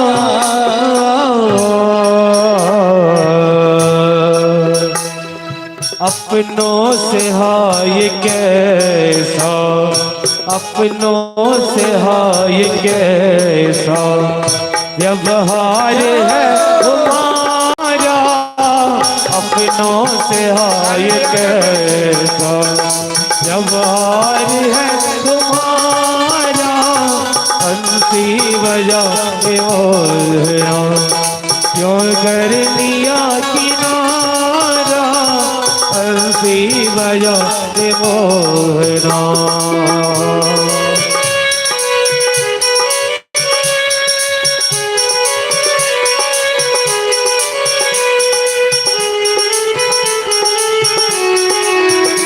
जहो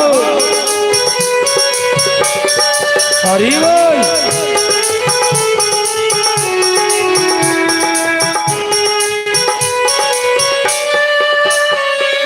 ढूंढा गली गली में, खोजा डगर डगर में, ढूंढा गली गली में, खोजा डगर डगर पे, ढूंढा गली गली में, खोजा डगर डगर में, ढूंढा गली गली में, खोजा डगर डगर में।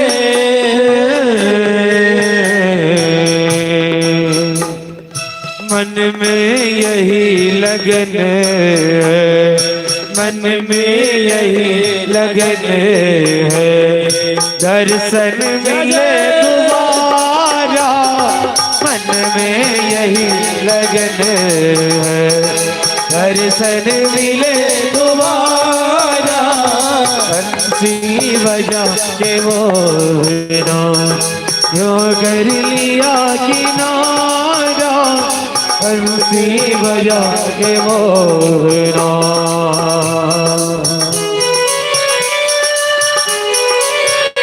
जय हो।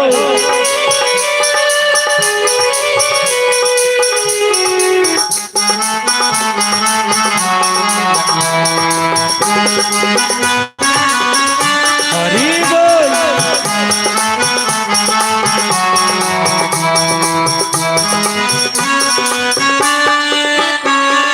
मधुबन तुम्हीं बताओ, मोहन कहाँ गया है, मधुबन तुम्हीं बताओ, मोहन कहाँ गया है। ओ मधुबन तुम्हीं बताओ बताओ, मोहन कहाँ गया है, मधुबन तुम्हीं बताओ, मोहन कहाँ गया है।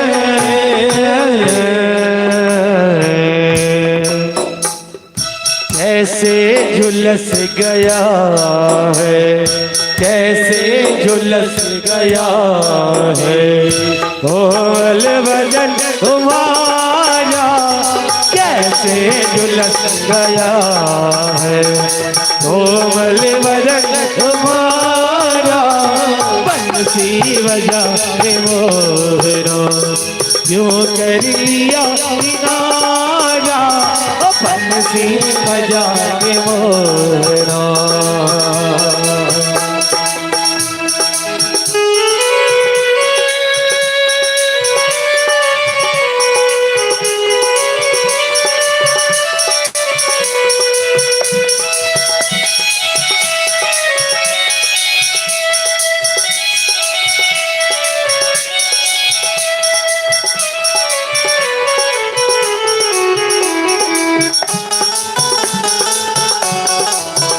जय हो हरि बोल। श्री राधे ताली बजाते हुए।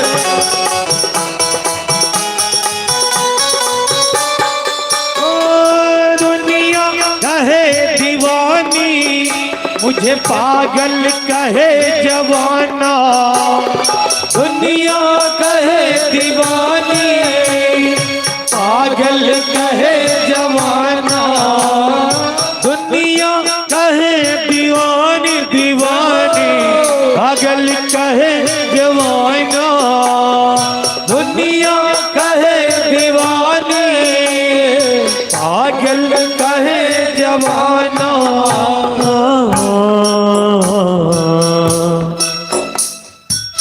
पर तुमको भूल पाना, पर तुमको भूल पाना हमको नहीं गवारा, पर तुमको भूल पाना हमको नहीं गवारा। बंसी बजा के मोरा क्यों कर लिया इनारा, बंसी बजा के मोरा क्यों कर लिया किनारा।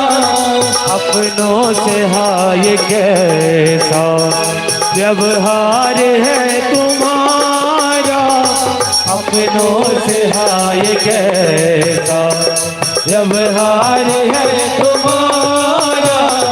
बंसी बजा के मोरा, ओ बंसी बजा के मोरा, ओ बंसी बजा के मोरा। जय जय श्री राधे। सभी गोपियां आंसू भरकर अपना अपना संदेशा उद्धव जी से कहती हैं और उद्धव जी वृंदावन से लौटना चाहते हैं। बहुत दिन लग गया वहाँ, 2-4 मास उद्धव जी को वहाँ लग गया। ऐसा प्रेम देखा गोपियों का। गोपियां सब कहती है उद्धव जी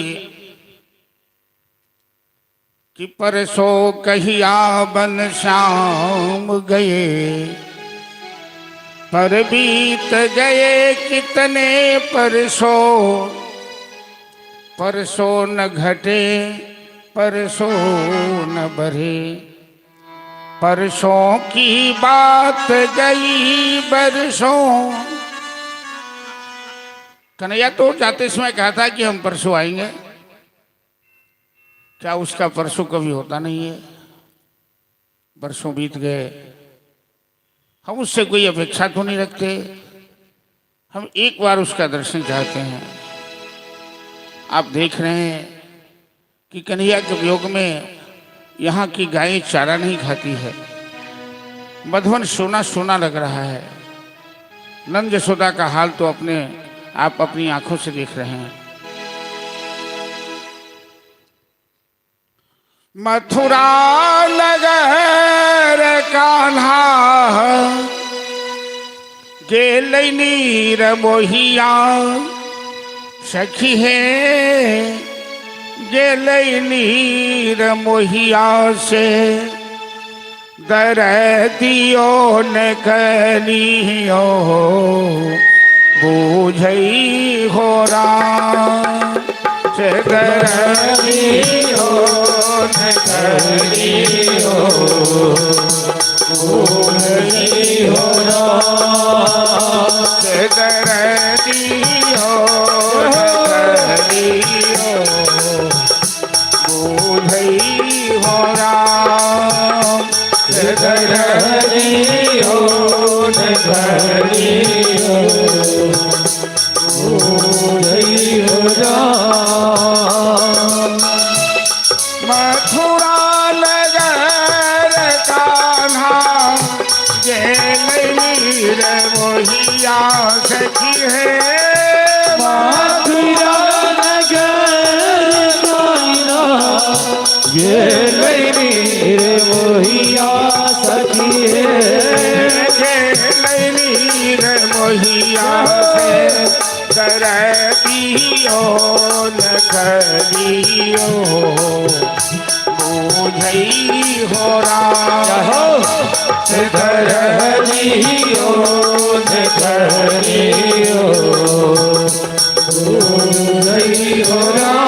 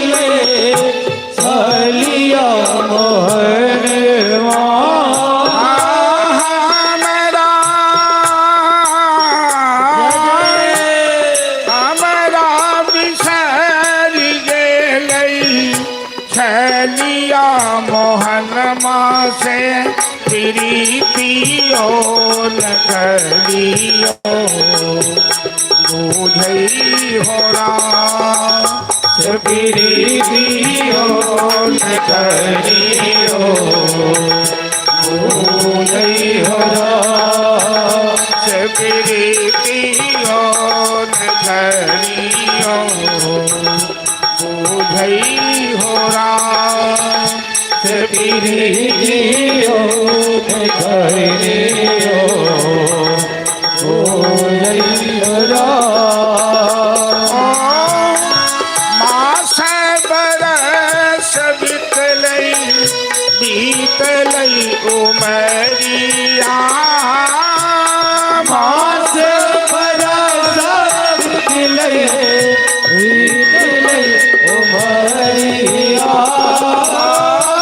मास बरस बीतलई बीतलई उमरिया से खबरियो न कहियो मिलत हो राम से खबरियो न करियो मिलत हो राम से पलटियो जाहो देखई हो राम से बरदियो न करियो देखई हो राम। इस तरह से सभी गोपियां आंसू बहाकर उद्धव जी के द्वारा अपना अपना संदेशा भेजा।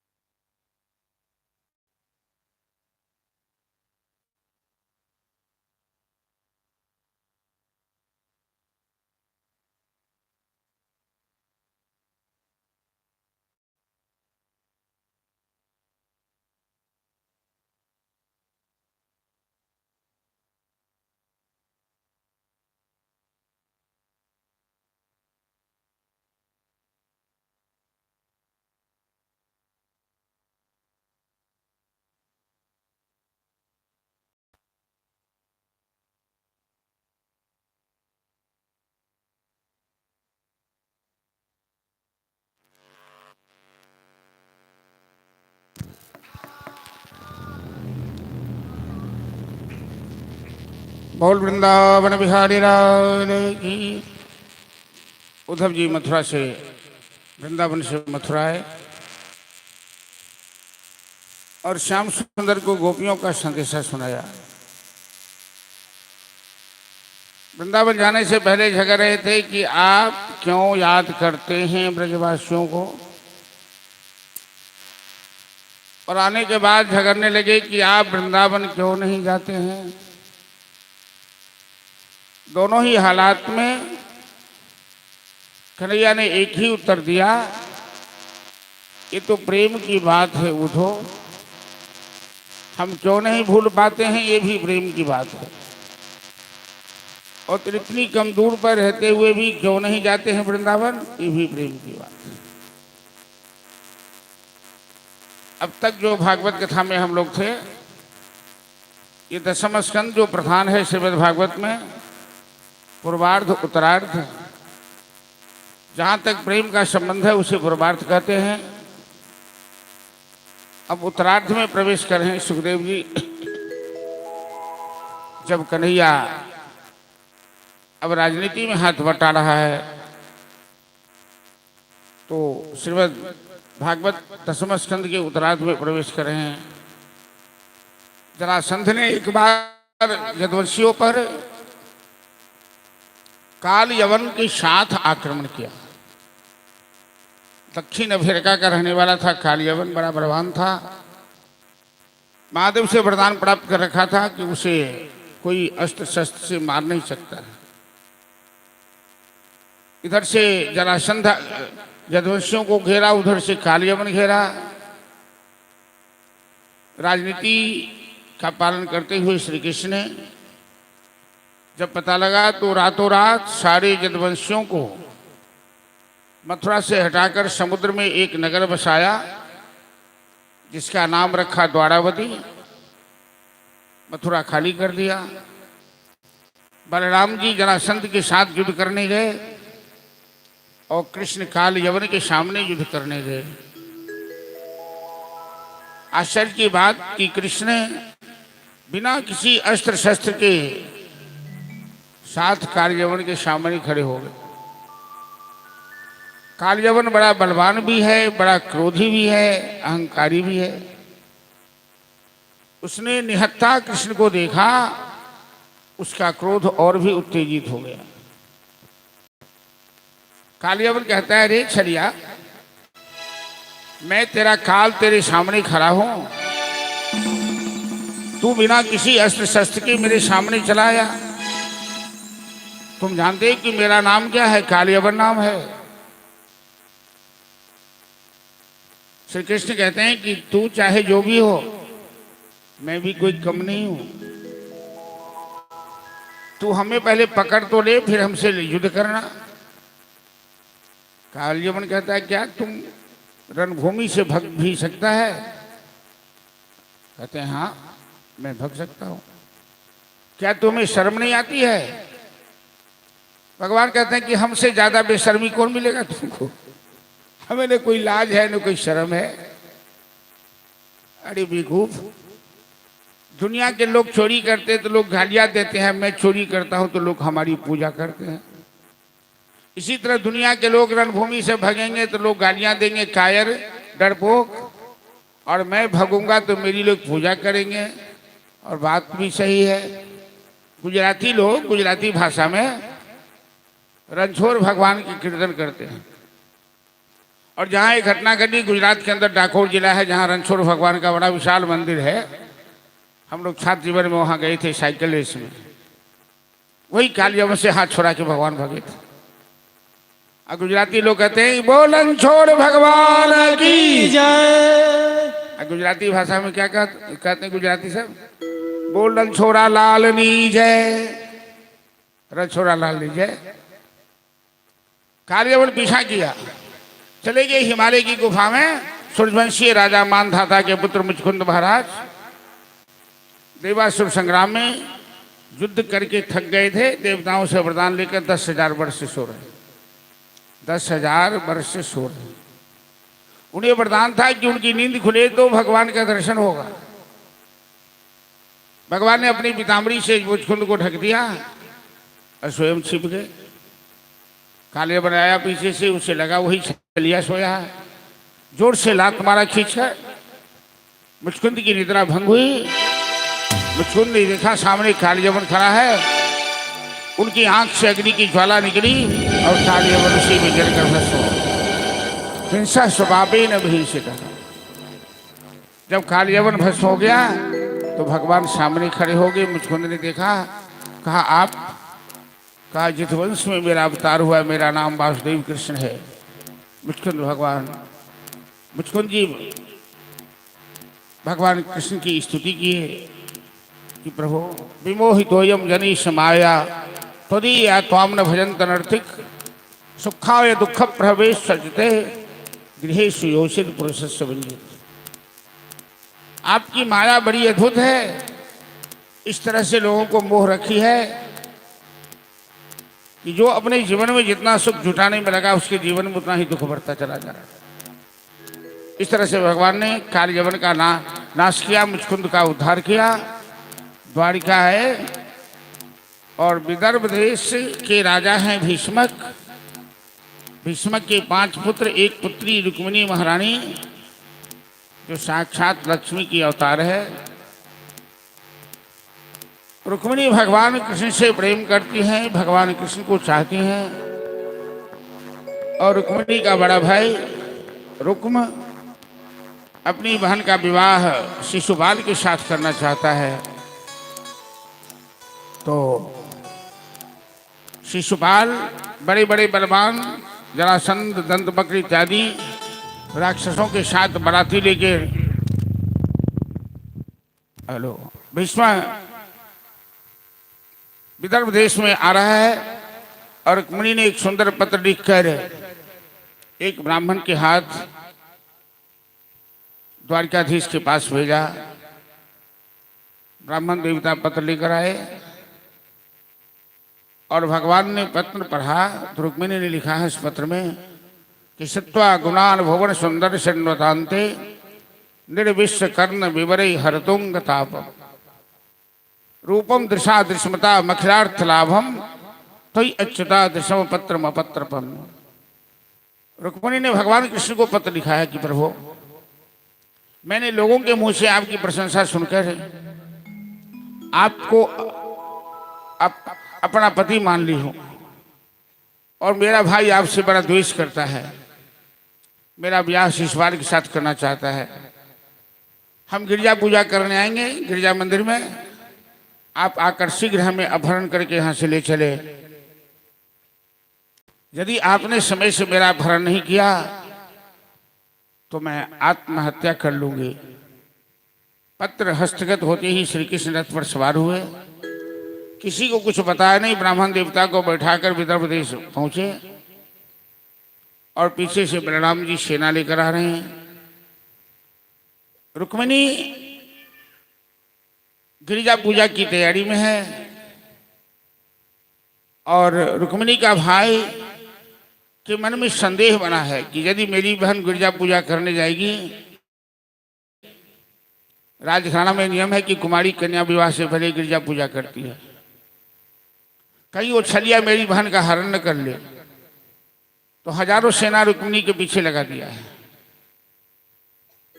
और भगवान एक बार इन सेनाओं को देखकर मुस्कुरा देते हैं। सभी सेनाएं हथियार डाल देती है, सभी सेना कृष्ण की प्रशंसा करने लगती है। वाह, क्या इसकी चाल है, क्या इसके बाल हैं, क्या इसकी कमर है। आप लोग भजन तो सुनिए रहे कि तेरी सूरतिया पे मन मोरा अटका, प्यारा लगे तेरा पीरा सब पटका, तेरे घूंघट तेरे उर्बे जंती माल, तेरी मुरलिया पे मन मोरा अटका, प्यारा लगे तेरा नीला सब पटका। और क्या, तो तेरी टेढ़ी मेढ़ी चाल, तेरे घूंघर घूंघर बाल। तो सब सेना कहती है वाह, इसकी चाल, इसकी कमर, इसकी अदा। सबने हथियार डाल दिया। रुक्मिणी महारानी गिरजा पूजा करने आई, आज अपनी सहेलियों से कह रही है मैं अपने श्याम सुंदर की दुल्हन बनने वाली हूं और आज हमें जितना सजाना हो, श्रृंगार करना हो, मीराबाई का प्यारा सा पद है। और जजमान जी की बहनी भजन बोली थी, गाएंगी कि आओ मेरी सख्या मुझे मेहंदी लगा दो। और इनके बाद उनका आरती जी का नाम क्या बताए, रितु जी, कीर्ति जी। तो चलिए रुक्मिणी, चलिए कीर्ति जी आप एक भजन सुनाइए, इसके बाद रुक्मिणी गिरजा पूजा करने आएगी। और क्या हुआ झांकी का,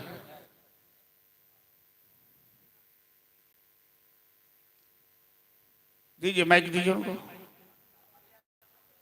आप गा लीजिए, इसके बाद हो गाएंगे।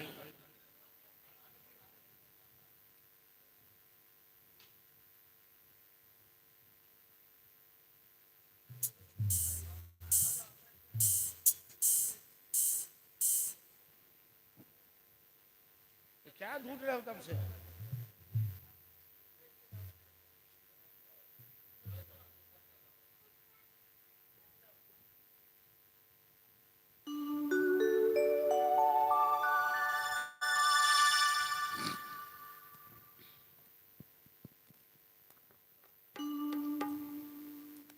राधा रमणा, राधा रमणा, मेरे जीवन धन राधा रमणा, राधा रमणा, राधा रमणा,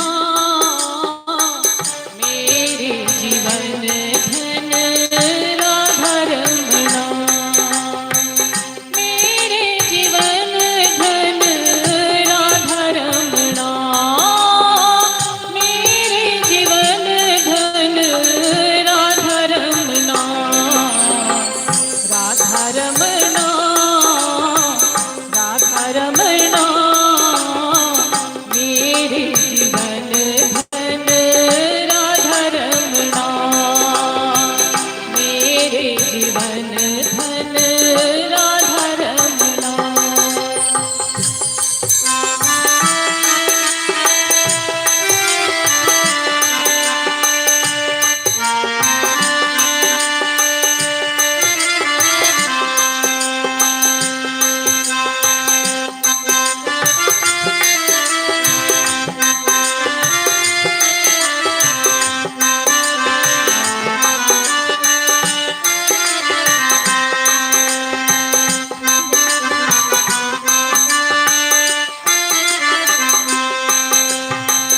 तुम संग मेरे लागे नैना, तुम संग मेरे लागे नैना, तुम बिन एक पल पाऊं न चैना, तुम बिन एक पल पाऊं न चैना, मेरे मोहना,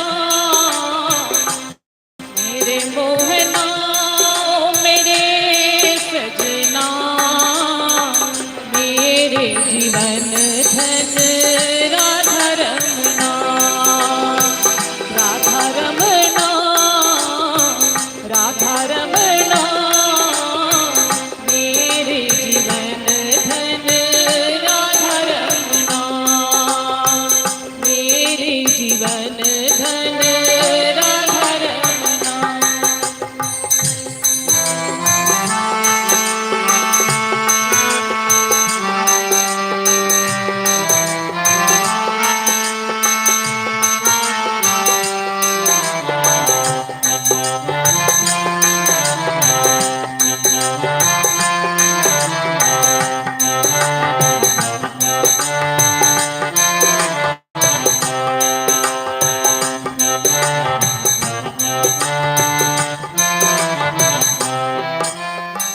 ना चाहो दुनिया के सहारे, ना चाहो दुनिया के सहारे, तुम एक बार मिलो जो प्यारे, तुम एक बार मिलो जो प्यारे, रूठे दुनिया, रूठे दुनिया, छूटे तेरा संगना, मेरे जीवन धन राधा रमणा, ताली बजाकर सभी आदमी बैठ जाइए, ताली बजाकर। धन राधा रमणा, राधा रमणा, राधा रमणा, मेरे जीवन राधा रमणा, मेरे जीवन धन राधा रमणा।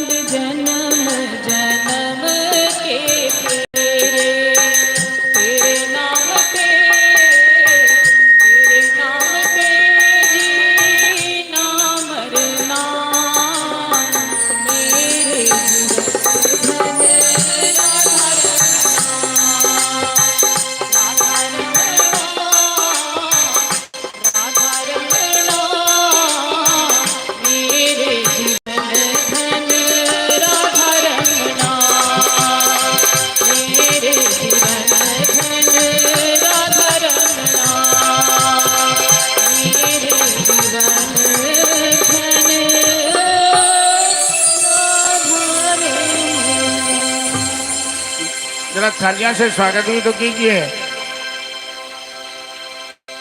और आशुतोष जी जरा सीखिए तो अपनी धर्मपत्नी से, कितना अच्छा गाती है, आवाज है।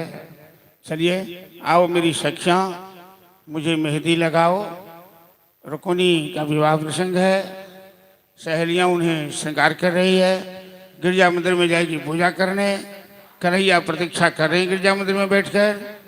और सेना को जो रुक्मिणी का भाई लगा रखा था, सबने हथियार डाल दिया है, क्योंकि कन्हैया जो करना चाहता है उसमें कोई हस्तक्षेप नहीं कर सकता है। चलिए भजन सुनाइए।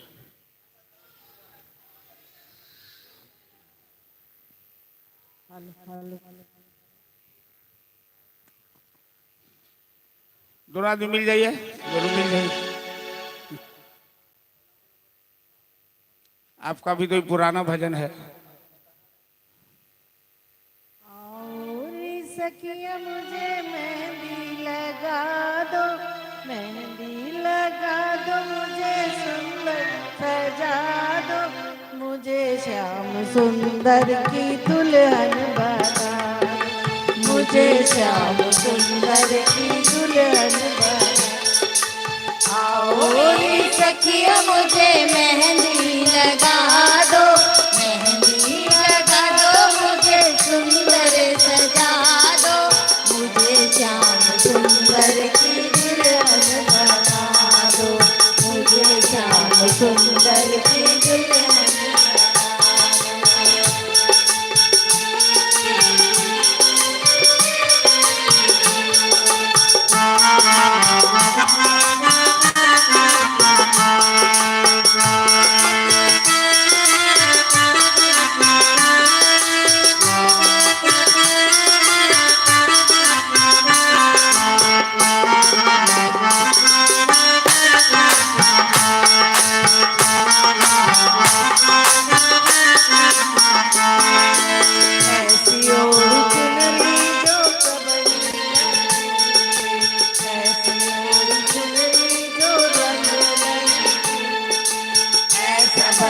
दुल्हा जो कबहू ना छूटे, ऐसे ओढ़ चुनरी जो रंग नाई छूटे, ऐसी ओढ़ चुनरी जो रंग नाई छूटे, ऐसा बरू दुल्हा जो कबहू ना छूटे।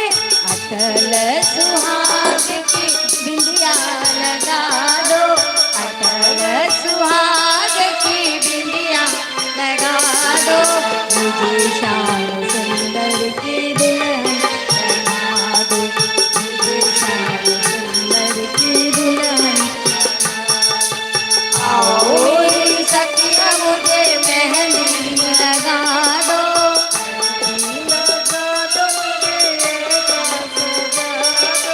मुझे श्याम सुंदर की दुल्हन बना दो, मुझे श्याम सुंदर की दुल्हन।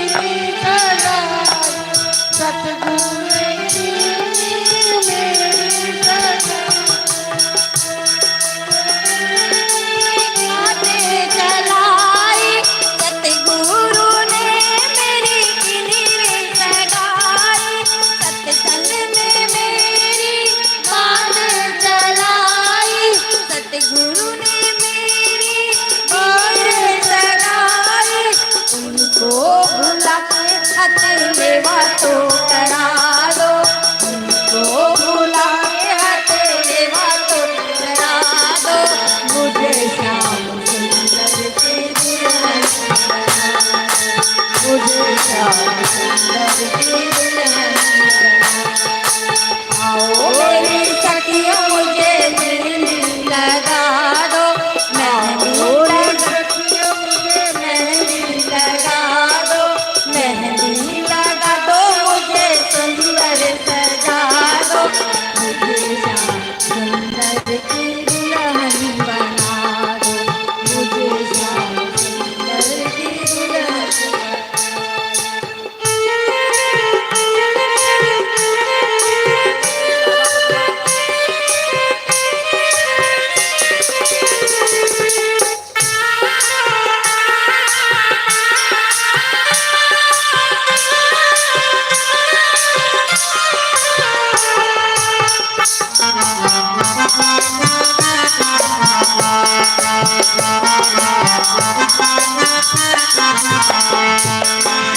ऐसी पहन चूड़ी जो कबहू न टूटे, ऐसी पहन चूड़ी जो कबहू न टूटे, ऐसी चूड़ी जो कबहू न टूटे, प्रेम दीप धागा जो कबहू न टूटे, ऐसा भरू दुल्हा जो कबहू न छूटे, ऐसी पहनो चूड़ी जो कबहू न टूटे, ऐसा भरू दुल्हा जो कबहू न छूटे, आज मेरी मोतिया से मांग बजा दो, आज मेरी मोतिया से मांग सजा दो, श्याम सुंदर की दुल्हन बना दो, मुझे श्याम सुंदर की दुल्हन आओ मेरी सखियों मुझे मेहंदी लगा दो, मेहंदी लगा दो, मुझे सुंदर सजा दो, मुझे श्याम सुंदर की दुल्हन बना दो, मुझे श्याम सुंदर की दुल्हन बना दो, मुझे श्याम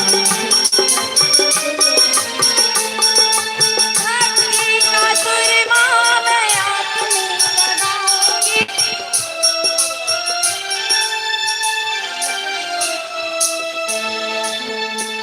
भक्ति का सुरमा मैं आँख में लगाऊंगी, भक्ति का सुरमा मैं आँख में लगाऊंगी, दुनिया से नाता तोड़ तेरी हो जाऊंगी, भक्ति का सुरमा मैं आँख में लगाऊंगी, दुनिया से नाता तोड़ तेरी हो जाऊंगी, दुनिया से नाता तोड़ तेरी हो जाऊंगी, सतगुरु को बुला के तेरे परवा दो, सतगुरु को बुला के मेरे फेरे तो करा दो, मुझे श्याम सुंदर की दुल्हन बना दो, मुझे श्याम आओ रे मेहंदी लगा दो, मुझे सुंदर सजा दो, मुझे श्याम सुंदर की दुल्हन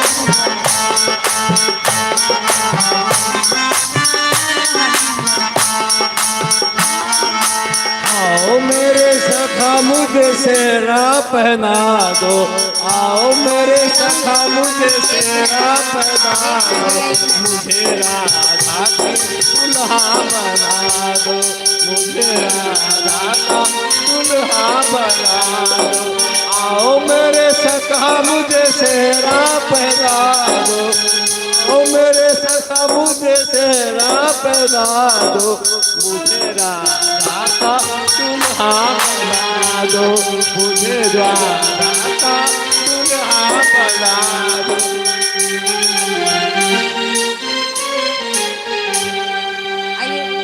वो रुक्मिणी महारानी की। बस दो लाइन आप लोग जिधर खड़े हैं बैठ जाइए सब आदमी। हमारे परमात्मा बैठ की जाइए। दो लाइन। जरी की पगड़ी बांधे सुंदर आंखों वाला, जरी की पगड़ी बांधे सुंदर आंखों वाला, कितना सुंदर लागे बिहारी, कितना लागे प्यारा, जरी की पगड़ी बांधे सुंदर आंखों वाला, कितना सुंदर लागे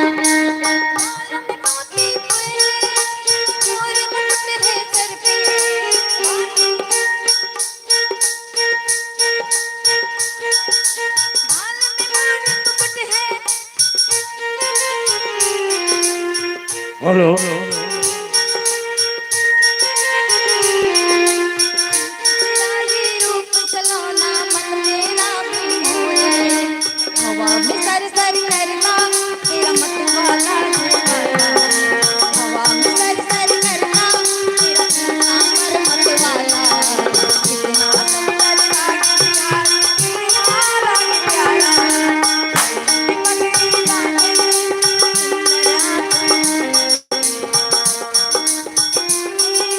सुंदर आंखों वाला कितना सुंदर लागे प्यार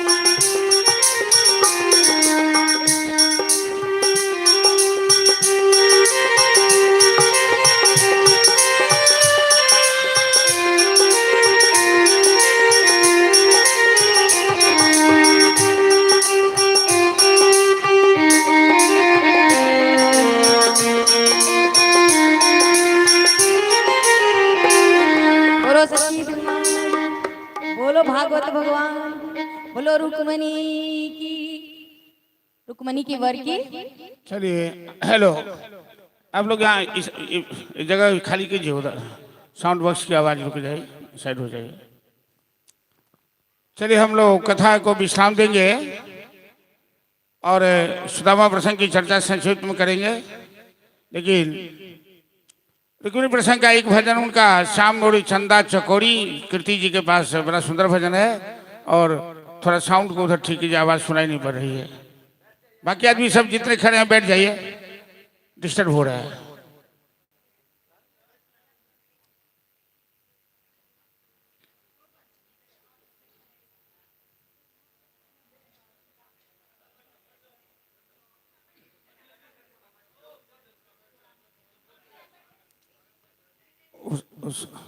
समझी कि नहीं समझी?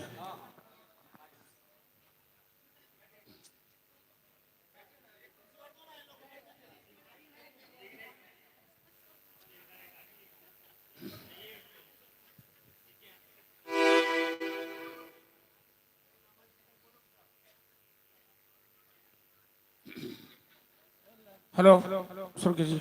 श्याम चंदा है, श्याम चंदा है, श्याम चंदा है, श्यामा चकोरी, बड़ी सुंदर है दोनों की जोड़ी। श्याम चंदा है, श्याम चंदा है, श्याम चंदा है, श्यामा चकोरी, ताली बजा के सवाजी। सुंदर है दोनों की जोड़ी, बड़ी सुंदर है दोनों की जोड़ी। श्याम चंदा है, श्याम चंदा है, श्याम चंदा है, श्यामा चकोरी, बड़ी सुंदर है दोनों की जोड़ी। श्याम चंदा है, श्यामा चकोरी, बड़ी सुंदर है दोनों की जोड़ी।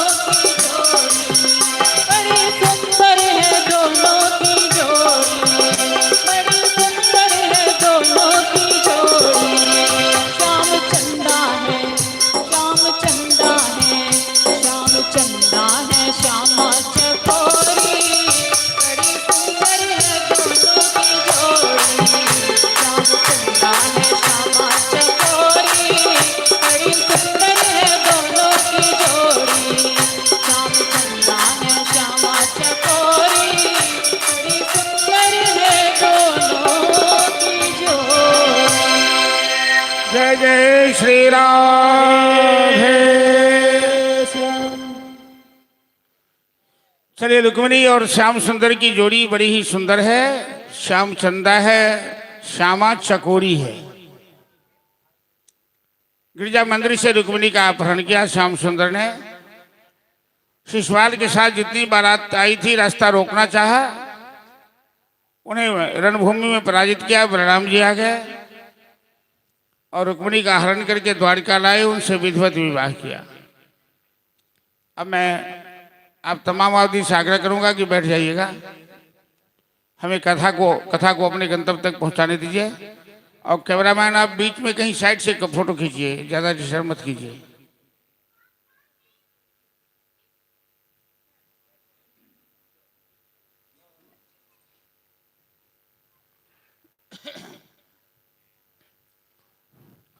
अब भगवान श्री कृष्ण अपनी गृहस्थी धर्म का विस्तार कर दुनिया को शिक्षा देना चाह रहे हैं।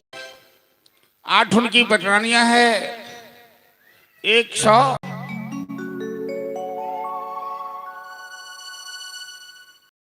है। तो मित्रवृंदा, जामवंती, सत्यभामा, सत्या, लक्ष्मणा, 16,108 रानी पटरानी मिलाकर श्याम सुंदर की हैं, जिनमें एक भी विवाह बाराती लेके नहीं किए हैं। सबों का अपहरण किए हैं और सबसे घर द्वारिका लाकर विधिवत विवाह किए हैं। एक नरकासुर नाम का राक्षस था, जिसका नाम दूसरा नाम है भौमासुर, जो 16,100 कन्याओं को बंदी बना के रखा था। उसका संकल्प था 16,101 कन्या से विवाह करने का। एक की कमी थी, इस बीच में द्वारिकाधीश ने उस पर आक्रमण किया, नरकासुर का वध किया। और ये 16,100 कन्याएं भगवान से आग्रह किया, या तो आप हमें स्वीकार कर लो, या हम समुद्र में डूबकर प्राण दे देंगे, क्योंकि हमारा चरित्र कलंकित हो चुका है। अब समाज में हमें कोई स्वीकार नहीं करेगा। आप तो सर्वशक्तिमान हैं। भगवान ने 16,100 कन्याओं को स्वीकार किया। यहाँ एक कारण है, मनोवैज्ञानिक कारण है कि 16,101 कन्याओं का संकल्प था उस राक्षस का। एक की कमी रही, बीच में भगवान ने मार डाला। और मानव के जीवन में, प्रत्येक मानव के जीवन में एक चीज की कमी रहती है। जब हम एक संकल्प लेते हैं तो दूसरा संकल्प शुरू हो जाता है, वो पूरा होता तो तीसरा हो जाता है। इस तरह से एक की कमी हमेशा रहती है। तो श्रीमद् भागवत में एक बड़ा सुंदर श्लोक है कि रात्रि गमिष्यति भविष्यति सुप्रभातम, भास्वानुदिश्यति हसिष्यति पंकजश्री, इत्थम विचिन्तयन्ति कोश गदे दुरेभे, हा हंत हंत नलिनीम गजबुज्हार। जरा ध्यान से सुनिए। एक श्लोक में व्यास भगवान ने पूरी संसार के मानव के जीवन को रखा है। एक घोड़ा कमल के फूल में, शाम का समय था, कमल सूर्योदय के बाद खिलता है, सूर्यास्त के बाद बंद हो जाता है। सूर्यास्त से पहले घोड़ा उड़ नहीं सका, कमल पंखुड़ी में बंद हो गया। घोड़ा के दांत में वो क्षमता है जो काठ को भी काटता है, तो कमल को काटना उसके लिए कौन सी बड़ी बात है। लेकिन उसने कमल को काटा नहीं, क्योंकि कमल उसका प्रेमी है। रात भर उस कमल में बंद गुनगुनाता रहा। क्या गुनगुनाता रहा? कि रात्रि भविष्यति, रात बीत जाएगी, रात्रि गमिष्यति, रात बीत जाएगी, भविष्यति सुप्रभातम, सुंदर प्रभात होगा, सूर्योदय होगा, कमल खिलेगा और मैं निकल जाऊंगा। तो कहते हैं व्यास जी कि हा हंत हंत नलिनी गजमुज्जहार। इसी बीच में भोर सूर्योदय से पहले एक हाथी आया, अपने सूंड से कमल को लपेट लिया अपने पांव के नीचे कुचल दिया। वो घोड़ा कमल के मुंह में कमल की पंखड़ी में बंद बंद कुचला गया। अर्थात हम लोग संसार में यही सोचते हैं, इसके बाद ये कर लेंगे, इसके बाद ये कर लेंगे। इसी बीच में काल रूपी हाथी आता है और जीव को उठा लेता है, मार डालता है। इस श्लोक का यही भाव है। तो भवासुर एक की कमी खोज रहा था, तब तक भगवान ने मार डाला। भगवान उनके काल थे। भगवान कृष्ण की 16,108 रानियां हैं। और नारद जी ने पूछा उनसे, आप लोग बातें मत कीजिए इधर। नारद जी ने भगवान से पूछा, प्रभु 2-4 पत्नियां होती है तो लोग परेशान हो जाते हैं, आपकी 16,108 हैं। कितने दिन के बाद एक रानी के पास जाने का मौका मिलता होगा, मिलने का मौका मिलता होगा, तो आपकी रानियां सब तो नाराज रहती होगी आपसे, कोई आपसे संतुष्ट नहीं होगी। भगवान कहते हैं, नारद तुम जाके मेरे महलों में मेरी रानियों से मिलो और पता करो, मैं भी जानना चाहता हूं कि वो खुश हैं कि नहीं। नारद जी 100-200 कमरे में घूमे, क्योंकि 16,000 के लिए 16,000 महल बना हुआ है। वहां विश्वकर्मा ने बनाया है, भगवान की माया है। अब भगवान की माया में कभी संदेह नहीं करना चाहिए, वो तो सर्वशक्तिमान है। जिनके रोम रोम में ब्रह्मांड झूल रहा है, उनके लिए सब कोई बड़ी बात है क्या। तो 100-200 कमरे में घूम गया है। नारद जी ने क्या देखा, कहीं पर में एक रानी के साथ पान खा रहे हैं, कहीं पर झूले पर झूल रहे हैं, कहीं पर पासा खेल रहे हैं, कहीं पर मजाक चल रहा है, कहीं पर जलपान चल रहा है। जिस कमरे में गए वहां एक कृष्ण एक रानी, एक कृष्ण एक रानी, अर्थात 16,108 रूप बनाकर भगवान अपनी रानियों को संतुष्ट कर रहे थे। नारद जी आकर भगवान के चरण पे गिर पड़े, कहे तेरी लीला का न पाए कोई पार, वो लीलाधारी तुम ही जानो, तेरी लीला का पार कोई नहीं पा सकता। इसलिए भगवान की लीला का, श्री कृष्ण की लीला का अनुकरण कोई नहीं कर सकता है। और इन सभी रानियों से 10-10 बच्चे हैं। अब 16,108 को 10 से गुना कीजिए तो कितना हो जाता है, जोड़ लीजिएगा मैथ वाले सब। भगवान मिथिला भी आए थे, राजा बहुलाश के यहाँ महीनों भर रुके थे। और एक मिथिला का ब्राह्मण था श्रुतदेव, जो बड़ा गरीब था, बड़ा संतुष्ट था और इतना ज्ञानी था कि भगवान श्री कृष्ण श्रीमद् भागवत में जब उद्धव जी को भागवत का ज्ञान दे रहे हैं तो श्रुतदेव ब्राह्मण की चर्चा कर रहे हैं कि गृहस्थी जीवन में वैराग्य धारण करने की शिक्षा श्रुतदेव ब्राह्मण से हमें प्राप्त हुई है। राजा नृग का उद्धार किया। सूर्यवंशीय राजा नृग मनु के पुत्र थे। कहा जाता है कि दान की हुई वस्तु अपने पास नहीं रखनी चाहिए, और दान की हुई वस्तु का यदि दोबारा दान आपने कर दिया तो अगले जन्म आप छिपकली में जन्म लेने के लिए तैयार हुई। राजा नृग एक गाय को 2 बार दान कर दिया धोखे से, छिपकली में जन्म हुआ। विशाल काय कुएं में गिरे थे, भगवान कृष्ण ने उन्हें कुएं से निकालकर उनका उद्धार किया है। इस तरह से द्वापर युग के अंत में श्री कृष्ण अवतार लिए पृथ्वी का भार हरण करने और सारे राक्षसों का विनाश किया। अब उनकी नजर में जदवंशियों का विनाश भी एक लीला है। लेकिन उससे पहले परीक्षित ने पूछा, गुरुदेव 12 साल गुरुकुल से आए श्री कृष्ण के हो गए, और गुरुकुल में ऐसे सच्चे मित्र थे सुदामा, क्या इन दोनों की मुलाकात फिर कभी नहीं हुई? सुखदेव जी कहते हैं कि 12 साल के बाद कृष्ण और सुदामा का मिलन होता है। गुरुकुल से अलग होने के बाद कृष्ण तो द्वारिकाधीश बन गए, जदवंशियों के राजा बन गए, लेकिन सुदामा एक निर्धन, एक गरीब ब्राह्मण बन गया। ऐसी गरीबी सुदामा के घर में थी कि सप्ताह सप्ताह भर चूल्हे नहीं जलते, रसोई नहीं बनती, बच्चे भूखे सोते थे। सुदामा की धर्मपत्नी का नाम सुशीला था। जैसा नाम था वैसा गुण भी था।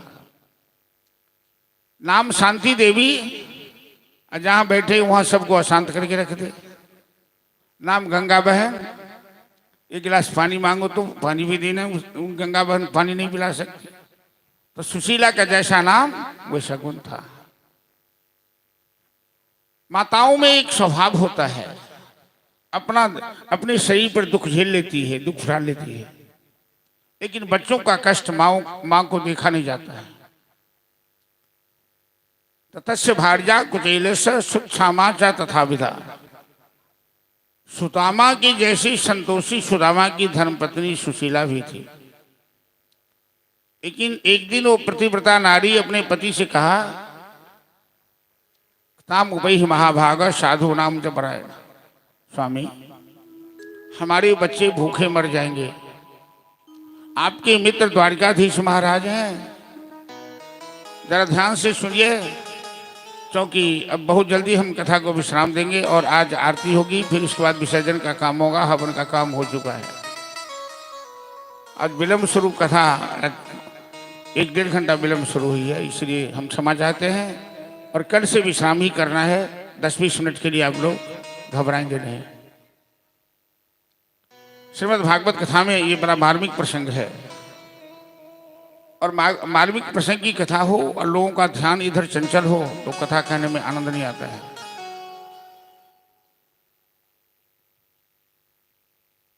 सुशीला कहती है अपने पति से कि हमारे बच्चे भूखे मर जाएंगे, आपके मित्र द्वारकाधीश भगवान हैं, अब क्यों नहीं अपने मित्र से मिलने जाते?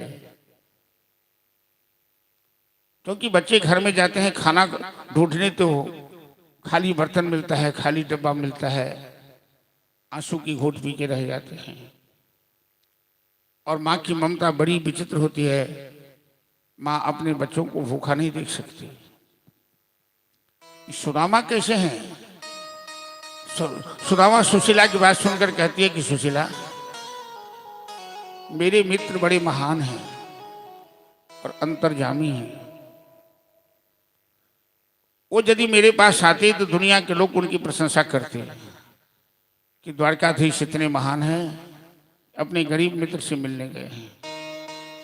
और मैं उनके पास जाऊं, यदि न भी कुछ मांगो तो दुनिया के लोग हमें बदनाम करेंगे कि सुदामा गरीबी के मारे अपने मित्र के पास कुछ मांगने गया है। और हमारे घर में क्या है, क्या चल रहा है, वो हमारे मित्र से छिपा हुआ नहीं है, क्योंकि वो अंतर्यामी है। इसके बाद भी वो हमारी खोज करने नहीं आता। इसका मतलब ये नहीं कि मेरे मित्र का स्वभाव खराब है, वो हमारी खोज करने नहीं आता। इसके पीछे हमारे भाग्य में अभी गरीबी लिखी है, वो जानता है। और जब तक मेरा भाग्य रेखा नहीं हमारा बदलेगा, हमें उनसे मिलन नहीं हो सकता है। इसका रहस्य एक कथा है कि दोनों मित्र एक दिन गुरुकुल से लकड़ी लेने गए, तो गुरु माता ने एक मुट्ठी चना दिया, जाओ खा लेना। सुदामा बड़े थे, कृष्ण छोटे थे, तो बड़े को दिया। कृष्ण पेड़ पर चढ़े लकड़ी तोड़ने के लिए, बीच में बारिश आ गई और सुदामा पेड़ के नीचे वो चना अकेले बैठ के खा लिया। मित्र नीचे उतरा, कहा मित्र कुछ खा रहे हो? सुदामा झूठ बोल गए, नहीं मित्र मैं कुछ नहीं खा रहा हूं, ठंड के कारण हमारे दांत खटखटा रहे हैं। इतना बड़ा संतोषी, इतना बड़ा ज्ञानी सुदामा क्या अपने मित्र से बेईमानी कर सकता है? यदि एक मुट्ठी चना है तो आधा आधा बांट के खा सकता है वो। सुदामा ऐसे ही भगवान सुदामा के चरण नहीं धोते, सुदामा के चरण के अपने मस्तक पर नहीं लगाते, क्योंकि सुदामा का विचार महान है। वो चना का इतिहास गलत था। किसी चोर ने किसी बूढ़ी माता के घर से चना की चोरी की। बूढ़ी माता ने उस चोर को शाप दे दिया, जो ही चना खाएगा 12 साल उसको दरिद्र आ जाएगी। चोर वो चना संदीपर मुनि के आश्रम में फेंक दिया, चला गया। गुरु माता चना को रख दिया, उन्हें पता नहीं। आज वही चना सुदामा को दिया, और सुदामा को कैसे न कैसे पता लग गया। सुदामा ने सोचा कि गुरु माता ने दिया है तो इसे हम फेंक नहीं सकते हैं, ये गुरु माता का अपमान होगा, और अपने मित्र को चना नहीं खाने दे सकते हैं। मैं गरीब बन जाऊं तो कोई फर्क नहीं पड़ेगा, लेकिन कन्हैया यदि गरीब बन गया तो तीनों लोक में दरिद्रता छा जाएगी। कन्हैया क्योंकि लक्ष्मी नारायण है और नारायण गरीब हो जाएंगे तो सारी दुनिया में दरिद्रता आ जाएगी। बोल सुदामा जी महाराज की। ये सुदामा का विचार था। 12 साल की गरीबी, 12 साल की दरिद्रता सुदामा ने अपने सर पे ले लिया चना खाकर, लेकिन कन्हैया को गरीब नहीं होने दिया। कन्हैया इस रहस्य को जानता है और उसका शाप है, इसलिए बीच में कन्हैया भी नहीं आ सकता, क्योंकि कन्हैया किसी की मर्यादा को नहीं तोड़ता है। अब 12 साल पूरे हुए हैं। भगवान की प्रेरणा से सुशीला ने जिद कर दिया। पहले तो सुदामा कहते हैं कि मैं नहीं जाऊंगा, दुनिया के लोग हंसेंगे, बदनाम करेंगे। सुशीला कहती है मैं आपसे मांगने के लिए नहीं कह रही हूं कि आप जाके अपने मित्र से कुछ मांगिए। अरे आपके 12 साल हो गए, मित्र से मिलने की इच्छा नहीं होती है। सुशीला का जो मनोभाव था सुदामा जी समझ गए कि इसकी इच्छा है कि मैं मित्र के पास जाऊं। और इतनी गरीबी में ये हमारा साथ दे रही है, कभी झगड़ती नहीं कि कैसे के साथ मेरा ब्याह होगा, कैसे घर में मैं आ गई, न मुझे पहनने के लिए कपड़ा मिलता है, न भोजन मिलता है। बहुत सी महिलाएं कलह कर सकती है, सुशीला एक बार नहीं बोलती है। सुदामा ने सोचा ये इतनी गरीबी में साथ दे रहे, इसकी बात नहीं मानूं तो इसे कष्ट होगा। लेकिन सुदामा के मन में भी अपने मित्र से मिलने की भावना उद्वेलित हुई। अयम ही परमोलाभः उत्तम श्लोक दर्शन। यदि मैं अपने मित्र से नहीं मांगूंगा, लेकिन मेरे मित्र के दर्शन का भी लाभ होता है। सुदामा जी कहते हैं हाँ सुशीला मैं जाऊंगा, लेकिन 12 साल के बाद अपने मित्र के पास खाली हाथ नहीं जाना चाहिए। घर में कुछ है? सुशीला कहती है घर में तो 8 दिन से रसोई नहीं बनी है। लेकिन आप चिंता मत कीजिए, इतनी गरीबी के बावजूद भी सुशीला आज तक अपने पड़ोसन के घर से एक मुट्ठी चावल या एक जरा सा नमक भी उधार पैसा नहीं लिया। ये गृहलक्ष्मी का लक्षण है। आपके घर में गरीबी हो और पड़ोसी के बीच में ये बात की खबर पहुंच गई तो गृहलक्ष्मी नहीं है वो।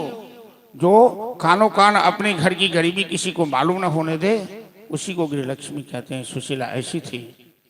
लेकिन आज द्वारकाधीश के वास्ते सुशीला अपने लिए नहीं मांगा। सुखदेव जी कहते हैं कि द्वारकाधीश के लिए मांगने गई और या चित्वा चतुरान मुष्टिन तांडुलान पृथक पृथक, 4 घर से 4 मुट्ठी चावल मांग के लाए। क्या एक घर में 4 मुट्ठी चावल नहीं मिल सकता था क्या? एक घर से भी ले सकती थी। लेकिन सुशीला कहती है अपनी पड़ोसिन से कि हमें एक ही मुट्ठी दो बहन, ज्यादा नहीं चाहिए।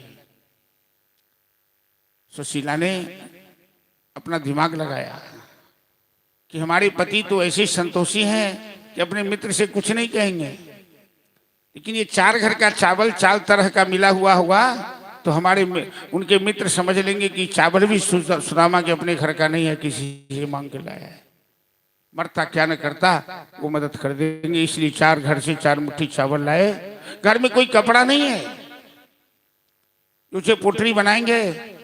कोई गुदरी चथरी फटा हुआ था, उसमें बांध कर दिया। पहले के ब्राह्मण का पोशाक होता था, धोती, चादर, कुर्ता, सर पे पगड़ी या पाग, हाथ में छड़ी और लोटा, पांव में जूते। सुदामा एक मैले कुचली धोती पहने हुए हैं, हाथ में एक छड़ी है, पुराना कोई लोटा है, शरीर में कुर्ता नहीं, चादर नहीं, सर पे पगड़ी नहीं, और वही पोटरी लेके सुशीला ने विदा किया अपने पति को और भगवान से प्रार्थना किया कि प्रभु मेरे पति तो बड़े दुर्बल हैं, बड़े कमजोर हैं, वो पैदल द्वारकापुरी कैसे पहुंच सकते हैं, लेकिन मैं आपके भरोसे इन्हें जाने दे रही हूं। सुदामा जी वहां से चले और कुछ ही दूर जाने के बाद चक्कर आ गया, सुदामा जी गिर गए। शरीर में शक्ति नहीं है कि आगे जाएंगे। चक्कर आया, गिर गए। भगवान से प्रार्थना करना शुरू किया कि भगवान मेरी नैया उस पार लगा देना, अब तक तो निभाह है, आगे भी निभा देना। भगवान मेरी नैया उस पार लगा देना, अब तक तो निभा है, निभा देना। भगवान मेरी नैया उस पार लगा देना, अब तक तो निभाह है, आगे भी निभा देना। भगवान मेरी नैया उस पार लगा देना, अब तक तो निभाया है, आगे भी निभा देना।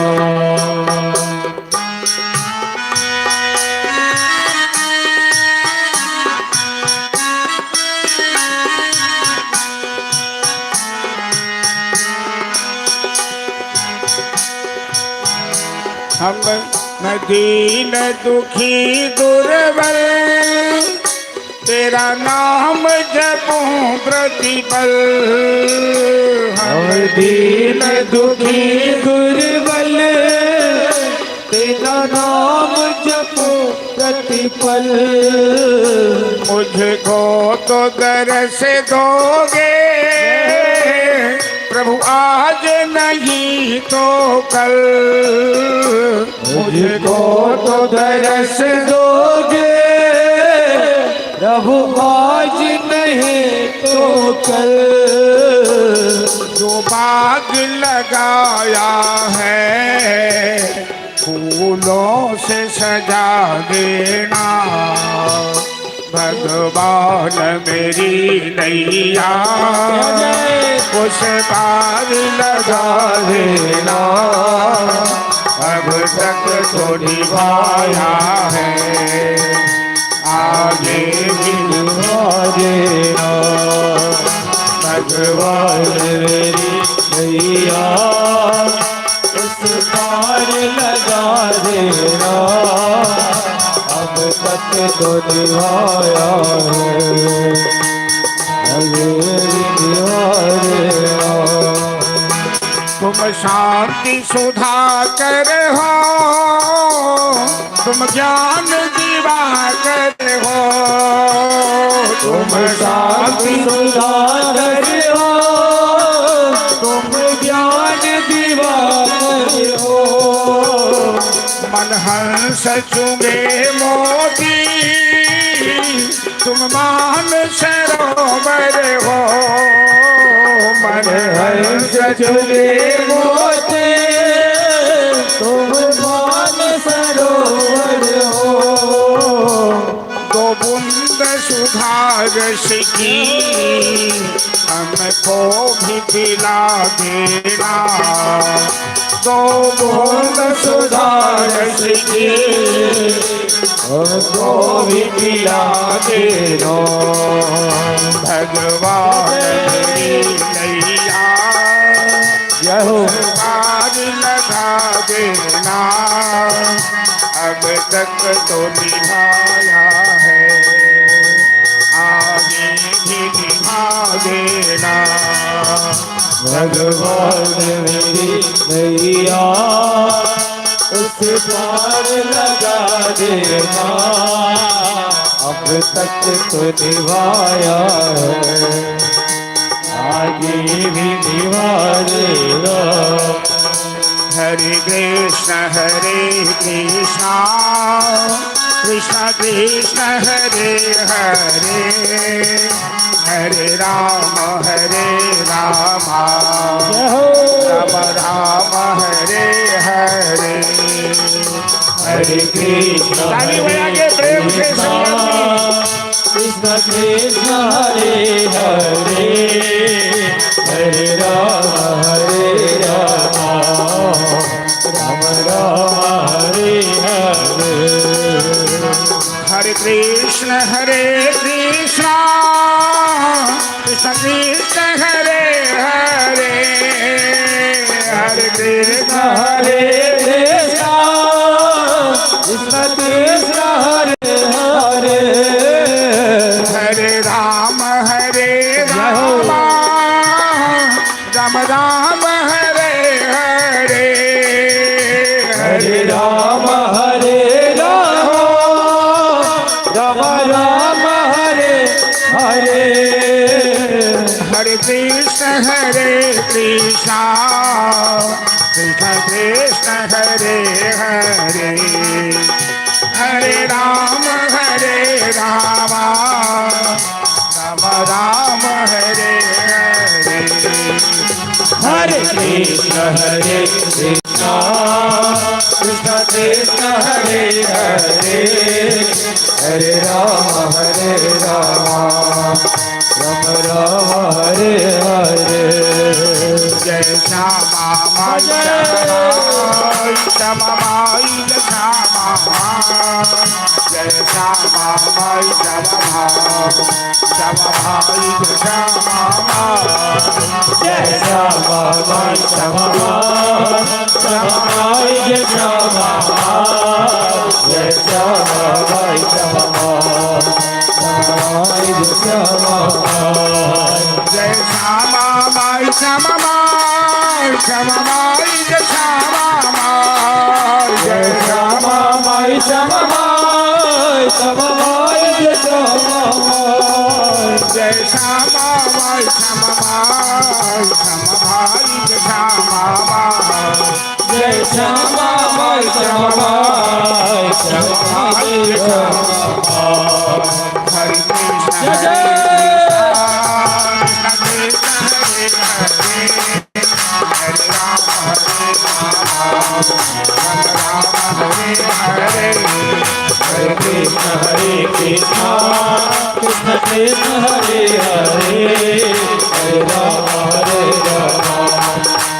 राम हरे हरे जय जय श्री राम। रोज 10 मिनट 20 मिनट यदि इस मस्ती में इस भाव में कीर्तन कीजिएगा तो भगवान निश्चित रूप से कभी स्वप्न में भी दर्शन देंगे, बेड़ा पार कर।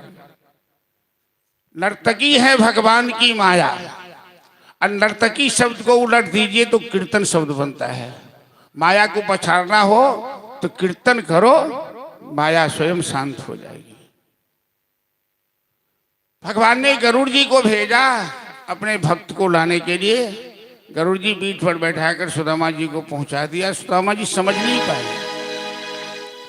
जब द्वारिका में बड़े बड़े मालक टाली को देखा, आश्चर्य लगा। लोगों से पूछने लगे, भाई ये कौन सा नगर है? सबने कहा ये द्वारावती है, द्वारिका है। अरे मैं द्वारिका पहुंच गया, मेरे मित्र की माया बड़ी अद्भुत है। जानी है सुदामा जी को समझने में विलंब नहीं हुआ। लोगों से पूछते हैं कि हम अपने द्वारकाधीश के पास जाना चाहते हैं। कहीं सामने है उनका महल। द्वारपाल सब वहां खड़े हैं हाथ में लठ लेकर। सुदामा जी कहते हैं भाई हमें अंदर जाना है। द्वारपाल पूछता है तुम कौन हो? अरे आप कौन है श्रीमान? अरे हम द्वारिकाधीश के मित्र हैं। द्वारपालों को बड़ा आश्चर्य लगता है। कहाँ सुदामा बापरू, कहाँ कृष्ण मिताई जो, कहाँ लक्ष्मी नारायण और ये कहाँ दरिद्र नारायण। एक भिखारी राजा के पास गया मिलने, तो राजा का दूध सब अंदर नहीं जाने देता था। अरे महाराज राजा मेरा साधु लगता है। भिखारी कहता है राजा हमारा साधु है। दूत ने जाकर राजा से पूछा, महाराज एक भिखारी कहता है कि वो आपका साधु है। राजा कहा बुला के लाओ तो उसे। कहा तुम मेरे साधु कैसे लगते हो? तो भिखारी कहता है महाराज नहीं मालूम आपको, लक्ष्मी और दरिद्रा दोनों बहन है। लक्ष्मी से आपका ब्याह हुआ, दरिद्रा से मेरा ब्याह हुआ। आप साधु हुए कि नहीं हुए? तो सुदामा जी और सुदामा महाराज की जय। द्वारपाल उन्हें अंदर नहीं जाने देता। अब भजन आजकल प्रचलित भजन है, कैसेट के माध्यम से देखो ये गरीबी गरीबी का हाल, कृष्ण के दर पर विश्वास लेकर आया हूँ। चलिए भजन सुनिए और उसके बाद हम 10 मिनट में कथा को विश्राम देंगे, फिर अगला कार्यक्रम में विसर्जन का कार्यक्रम, आरती के कार्यक्रम में चलेंगे। श्री राधे। देखो देखो ये गरीबी का हाल,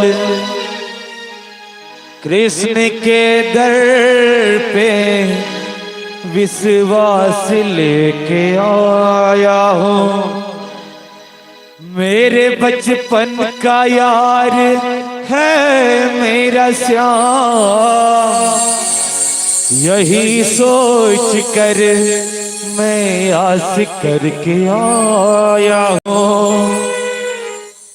अरे द्वारपालों कन्हैया से कह दो, अरे द्वारपालों मेरे कन्हैया से कह दो, दर पे सुदामा गरीब आ गया है, दर पे सुदामा गरीब आ गया है।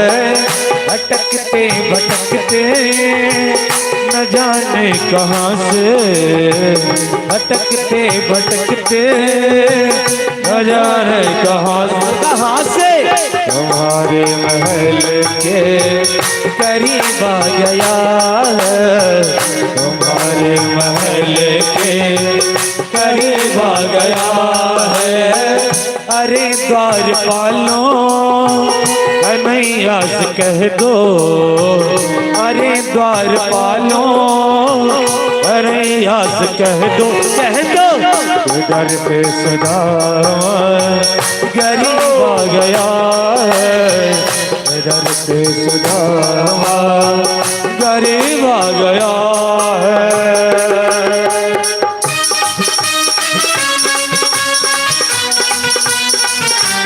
जय हो, ताली बजाते हुए।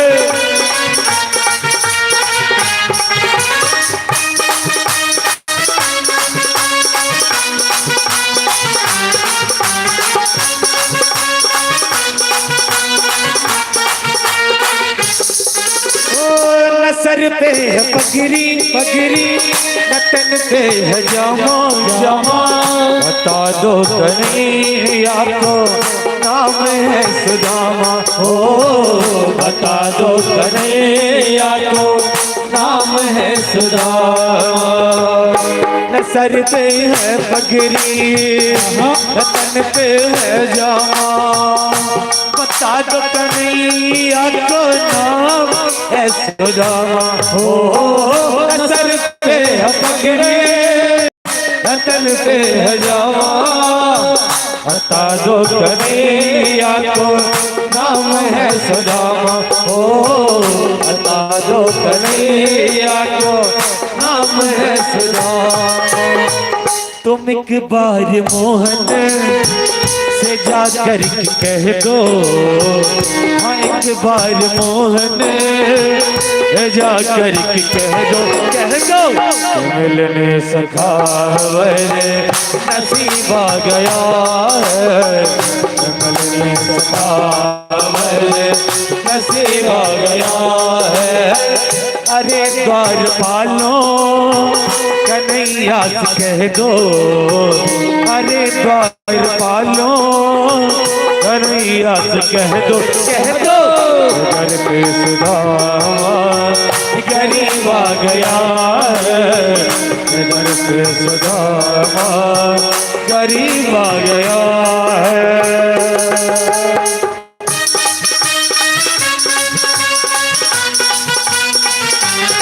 जय हो,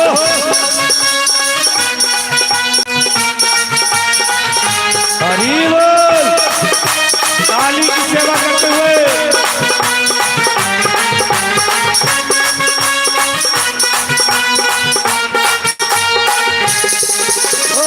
किस्म पे ही दौरे दौरे चले आए मोहन मोहन, लगाया गले से सुदामा को मोहन हो, लगाया गले से सुदामा को मोहन। कि सुनते ही द्वारे चले आए मोहन, लगाया गले से सुदामा को मोहन हो। सुनते ही द्वारे चले आए मोहन, लगाया गले से सुदामा को मोहन हो, लगाया गले से सुदामा को मोहन। हुआ रुक्मिणी को बहुत ही अचंभा, हुआ रुक्मिणी को बहुत ही अचंभा।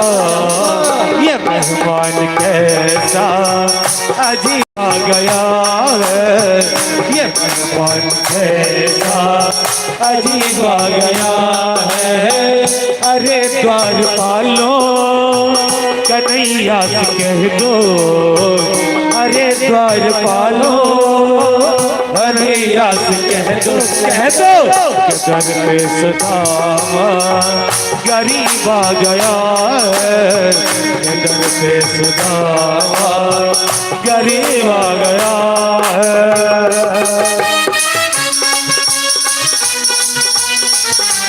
जय हो।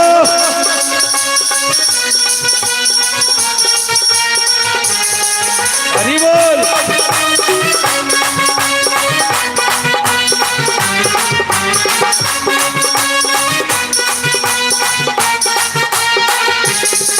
ओ बराबर में अपने अपने सुदामा बिठाए बिठाए, करन आंसुओं से श्याम ने धुलाए हो, चरण आंसुओं से श्याम ने धुलाए।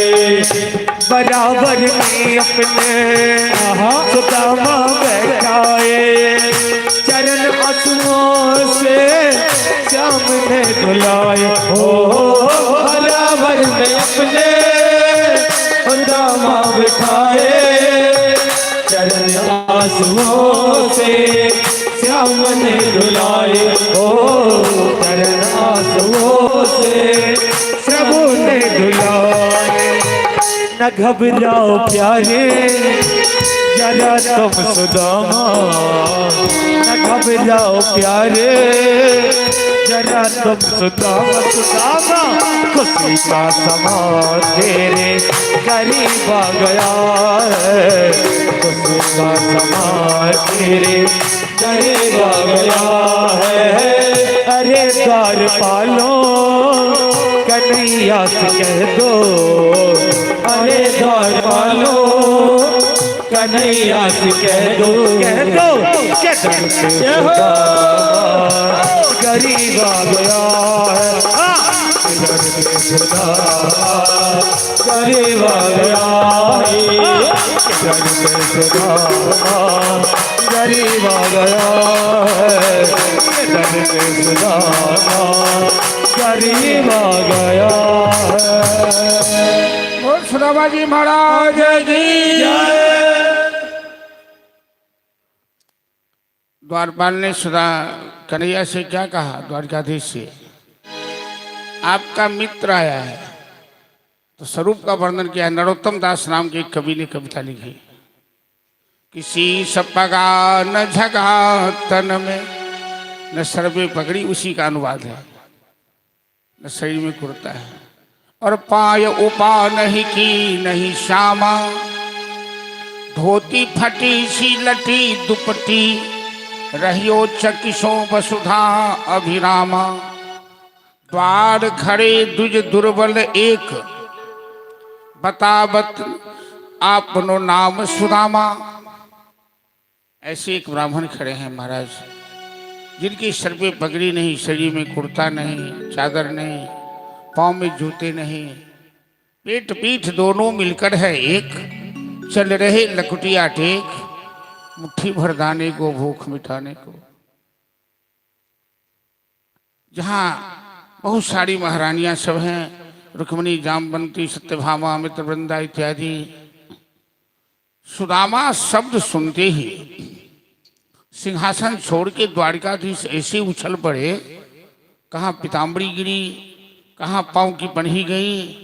हाँ मित्र, हाँ मित्र, दौड़ पड़े। रुक्मिणी महारानी को आश्चर्य हुआ कि आज तक तो बड़े से बड़े वीआईपी मेहमान अतिथि आए होंगे, मेहमान आए होंगे, किसी को छोड़कर, क्योंकि भगवान से बड़ा अतिथि मेहमान कौन हो सकता है, तो क्यों सिंहासन छोड़ेंगे। भगवान से बड़ा तो भगवान का भक्त ही होता है, जिसके लिए वो सिंहासन छोड़ देते हैं। सुदामा जैसा मित्र आया, दौड़ के आए, गले से लगाए, सिंहासन पर बैठाया। रुक्मिणी से कहा, मुंह क्या देख रही है, दौड़ के पानी लाओ। जब तक पानी लाने में विलंब हुआ कि देखी सुदामा की दीन दशा, करुणा करी के करुणा निधि रोए, पानी परा तक हाथ छुयो नहीं, नैनन के जल से पग धोए। पानी लाने में विलंब हुआ। सुदामा की दुर्दशा देखकर द्वारकाधीश को इतना रोना हुआ, आंख के आंसू से उनके चरण धोए, उनके चरण के कांटे निकाले अपने मुंह से। कहने लगे, मित्र क्या हाल बना लिया है तुमने, तुम 12 साल के बाद आए हो, बीच में कभी याद नहीं आया। सुदामा जी सर झुका लिए हैं, बड़ी बड़ी महारानियां सब है वहाँ।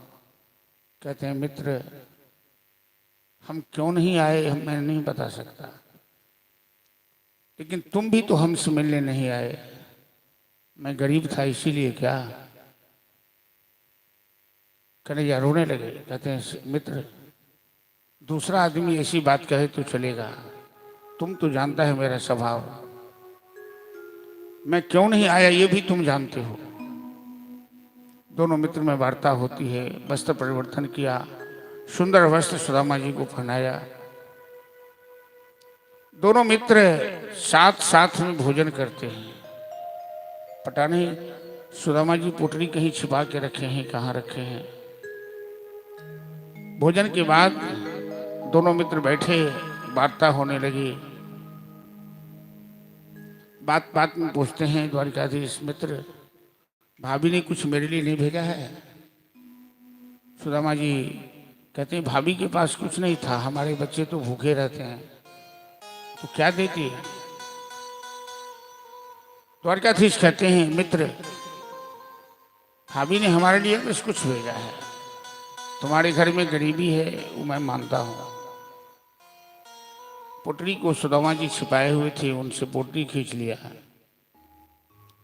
पोटली खोला, सकट जहार एक मुष्ठन, एक मुट्ठी ग्रहण किया, दूसरे भी लिया, तीसरे लेने लगे तो रुक्मिणी महारानी हाथ पकड़ लेती है। रुक्मिणी जानती हैं 2 लोग चावल के बदले 2 लोग संपत्ति दे देंगे इनको, इतने उदार हैं। भगवान देने लगते तो उनको संतोष नहीं होता है।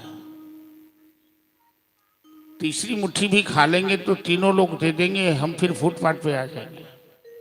रुक्मिणी ने हाथ पकड़ लिया। बस बस महाराज, अरे कुछ हम लोगों के लिए प्रसाद भी तो रहने दीजिए। भोजन के बाद सुदामा विश्राम में गए। कन्हैया चरण दबा रहे हैं और महारानियों को कहा कि पंखा झेलो।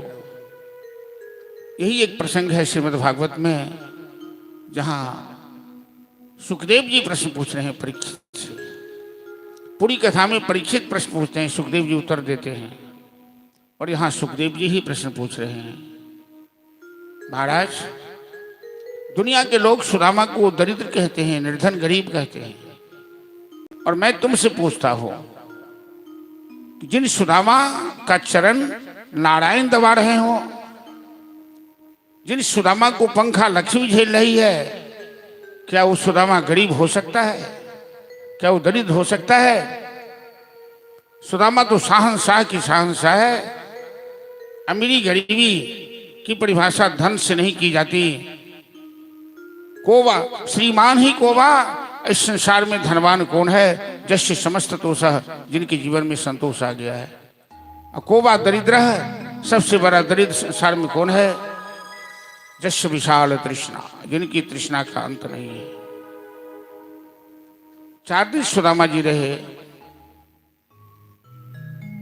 सुदामा जी कहते हैं, मित्र अब मैं चलना चाहता हूं, अंदर से जाने का मन नहीं है। यहां अच्छा भोजन मिल रहा है, विश्राम मिल रहा है, लेकिन एक बार भी कन्हैया ने कहा कि तुम रुक जाओ, 2-4 दिन और रुको। क्यों नहीं कहा? क्योंकि भगवान ने रातों रात विश्वकर्मा को आदेश दिया, सारी संपत्ति उनके घर पर भेज तो दी, लेकिन इनकी धर्मपत्नी ऐसी है, बाल बच्चे भी ऐसे हैं, एक भी कण उसमें से ग्रहण नहीं करें, सब भूखे प्यासे हैं। ये बात द्वारकाधीश जानते हैं कि जब तक सुदामा नहीं जाएगा तब तक सुशीला भूखी रहेगी। वो चाहते हैं कि जल्दी चला जाए। सुशीला यह सोच के नहीं उसमें से उपयोग कर रही है, ये भगवान की संपत्ति है, बिना पति के आदेश से मैं इसका उपयोग नहीं कर सकती। ये मर्यादा होती है गृहस्थी में। फिर सुदामा जी को वही पुराना वस्त्र पहना दिया, जो नया पहनाया था वो बदल दिया। भगवान कभी कभी परीक्षा भी लेते हैं तो बड़ी कठोर परीक्षा लेते हैं। उनकी परीक्षा में पास करना बड़ा मुश्किल है। एक भजन हम लोग गाते थे बचपन में, अब तो नहीं गाते हैं, कि मजा खूब पायो रे तेरी यारी में बिहारी। हे बांके बिहारी, तुमसे जो यारी किया तो खूब मजा आया। यारी किया था तुमसे राजा हरिश्चंद्र, डोम के हाथ बिकाए दियो रे तेरी यारी में बिहारी। यारी किया था तुमसे द्रुपद सुता ने, सभा बीच चीरे खिंचाए दियो रे तेरी यारी में बिहारी। लेकिन सुदामा के मन में थोड़ी सी मलिनता नहीं है कि हमें रहने के लिए नहीं कहा, हमें वस्त्र भी पुराना दे दिया। अपने मित्र की प्रशंसा करते आ रहे हैं सुदामा जी, मैं कैसा भाग्यशाली हूँ, मेरा मित्र कितना महान है। राजा होकर अपने हाथ से पांव धोया, अपने हाथ से कपड़ा पहनाया, चरण सेवा किया। सुदामा जी पहुंचे घर, अपने महल को नहीं पहचान पाए। सुशीला दौड़ के आई, प्रणाम किया, ले गई घर। ये आपके मित्र की कृपा से सुदामा जी गंभीर हो गए, सुदामा जी मौन हो गए। ये अटाली महल देखकर और अपने परिवार के सभी सदस्यों को बैठाकर सुदामा जी कहने लगे, ये संपत्ति ठाकुर जी की है, हम लोग इस संपत्ति के मालिक नहीं हैं, हम इसके सेवक हैं, हम इसका सदुपयोग कर सकते हैं ठाकुर की सेवा में, संत की सेवा में। और सुदामा जी स्वयं महल से बाहर जाकर रहने लगे, भजन करने लगे। कृष्ण सुदामा मित्र आज दुनिया में मुहावरा बना हुआ है कि कृष्ण सुदामा की मित्रता है। एक द्वारकाधीश है, एक करीब है। मित्रता मत करो भाई, और मित्रता करो तो उसमें औकात की तुलना मत करो कि हम बड़े हैं वो छोटे हैं। मित्र में प्रेम की बात होती है, और मित्रता करो तो निर्वाह करो। भागवत में 11वें स्कंद में 2 मुख्य कथाएं आती है। नवजोगेश्वर संवाद, जो नवजोगेश्वर ऋषभदेव के पुत्र राजा जनक के यहाँ दर्शन शास्त्र का उपदेश करते हैं। दत्तात्रेय के 24 गुरु थे। ज्ञान कहीं भी दिया जा सकता है। दत्तात्रेय के गुरु कबूतर, दत्तात्रेय के गुरु मधुमक्खी, दत्तात्रेय के गुरु धरती, दत्तात्रेय के गुरु चंद्रमा, दत्तात्रेय के गुरु सागर। दत्तात्रेय महाराज इन सब से ज्ञान प्राप्त किया। दत्तात्रेय की गुरु एक वेश्या है, सीतामढ़ी जिला की रहने वाली थी, पिंगला नाम की वेश्या। और वेश्या से उन्हें क्या ज्ञान मिला? वो श्रृंगार करके कोठे पर बैठ गई, आने वालों की प्रतीक्षा करने लगी, अपने कस्टमर की प्रतीक्षा। 12 बजे रात तक उसके पास कोई नहीं आया। वो रास्ता देखती रही। उस दिन उस वेश्या को बड़ी ग्लानि हुई, मैं कैसी पतित नारी हूं, अपना देह बेचकर गुजर करती हूं और आने वाले की प्रतीक्षा करती हूँ कि कौन आएगा हमारे पास, हमारे शरीर का उपयोग करेगा। वही वो उसके मुंह से अचानक निकला, आशा ही परमम दुखम नैराश्यम परमम सुखम। जीवन में आशा से ही मनुष्य को दुख होता है, निराश रहना चाहिए। जथा संतज्य कांथासम सुखम सुस्वापि पिंगला। उस दिन पिंगला को आराम से नींद आई। दत्तात्रेय ने उसे गुरु मान लिया, कबूतर से को गुरु मान लिया, मधुमक्खी को गुरु मान लिया। इस तरह से जीवन में जहां ज्ञान मिले वहां ज्ञान प्राप्त करना चाहिए। ज्ञान अनंत होता है। आप शास्त्र पढ़ लिए, इसका मतलब आपको सब ज्ञान हो गया। हमारे बगल में एक राजारूढ़ी बस्ती है, पहले लाला जी की बस्ती थी। लाला जी मतलब लाला मंदिर भी यहाँ नाम है, लेकिन वहाँ लाला जी कायस्थ का नाम है, जमींदार सब थे। एक उसमें कायस्थ थे, बड़े कहते थे कि 15 आना बुद्धि मेरे पास है और 1 आना में दुनिया चल रही है। तो हम लोग के गांव भी इस बाजार के सामने ही पड़ता है। लोग पहले पैदल आते थे, तो वो बड़ा बाजार आए थे कुछ सामान लेने, और गर्मी का महीना जा रहे थे। गाय चल रही थी खेत में और छत्ता लगाए हुए थे। एक गाय उनका पीछा किया। अब वो बेचारे सुकुमार आदमी भाग भी नहीं सकते थे, और गाय चाह रही थी कि इन्हें मार डाले। एक चरवाहा कहता पीछे से, ओ मालिक, ओ मालिक, 15 आना बुद्धि यहीं के पास, 1 आना में दुनिया। तो अहाँ की कहाँ गल बुद्धि, जल्दी छत्ता मोरू नहीं दे गया खून को देता। गाय को छत्ता देख के गाय को लगा कि कुछ गलत चीज है, पशु है। वो छत्ता तोड़ा कि गाय घुर गई। उस दिन उनको लगा कि बुद्धि किसके पास है, किसके पास, आदमी कहाँ क्या होगा कोई नहीं कर सकता। इसीलिए चलिए, तो 12वें स्कंद में सुखदेव जी राजा परीक्षित को उपदेश करते हैं मोक्ष का। कहते हैं, महाराज परीक्षित, तुमने 7 दिन से कथा सुनी। कथा इमास्ति कथिता मही यशा पिता विज्ञान वैराग्य विवक्षा विभु। 7 दिनों से जो मैंने तुमने कथा सुनाई, ये सब कहने के लिए बात है। इन सारी कथाओं में 2 ही बातें सार है, नाम संकीर्तनम जस्य सर्व पाप प्रनाशनम, प्रणामो दुख शमनम तम नमामि हरिम परम। परमात्मा का नाम संकीर्तन अपने जीवन में मत भूलो, और नतमस्तक होना, नमनशील होना मत भूलो। ये भागवत का अंतिम सिद्धांत, अंतिम बात सुखदेव जी परीक्षित को कहते हैं।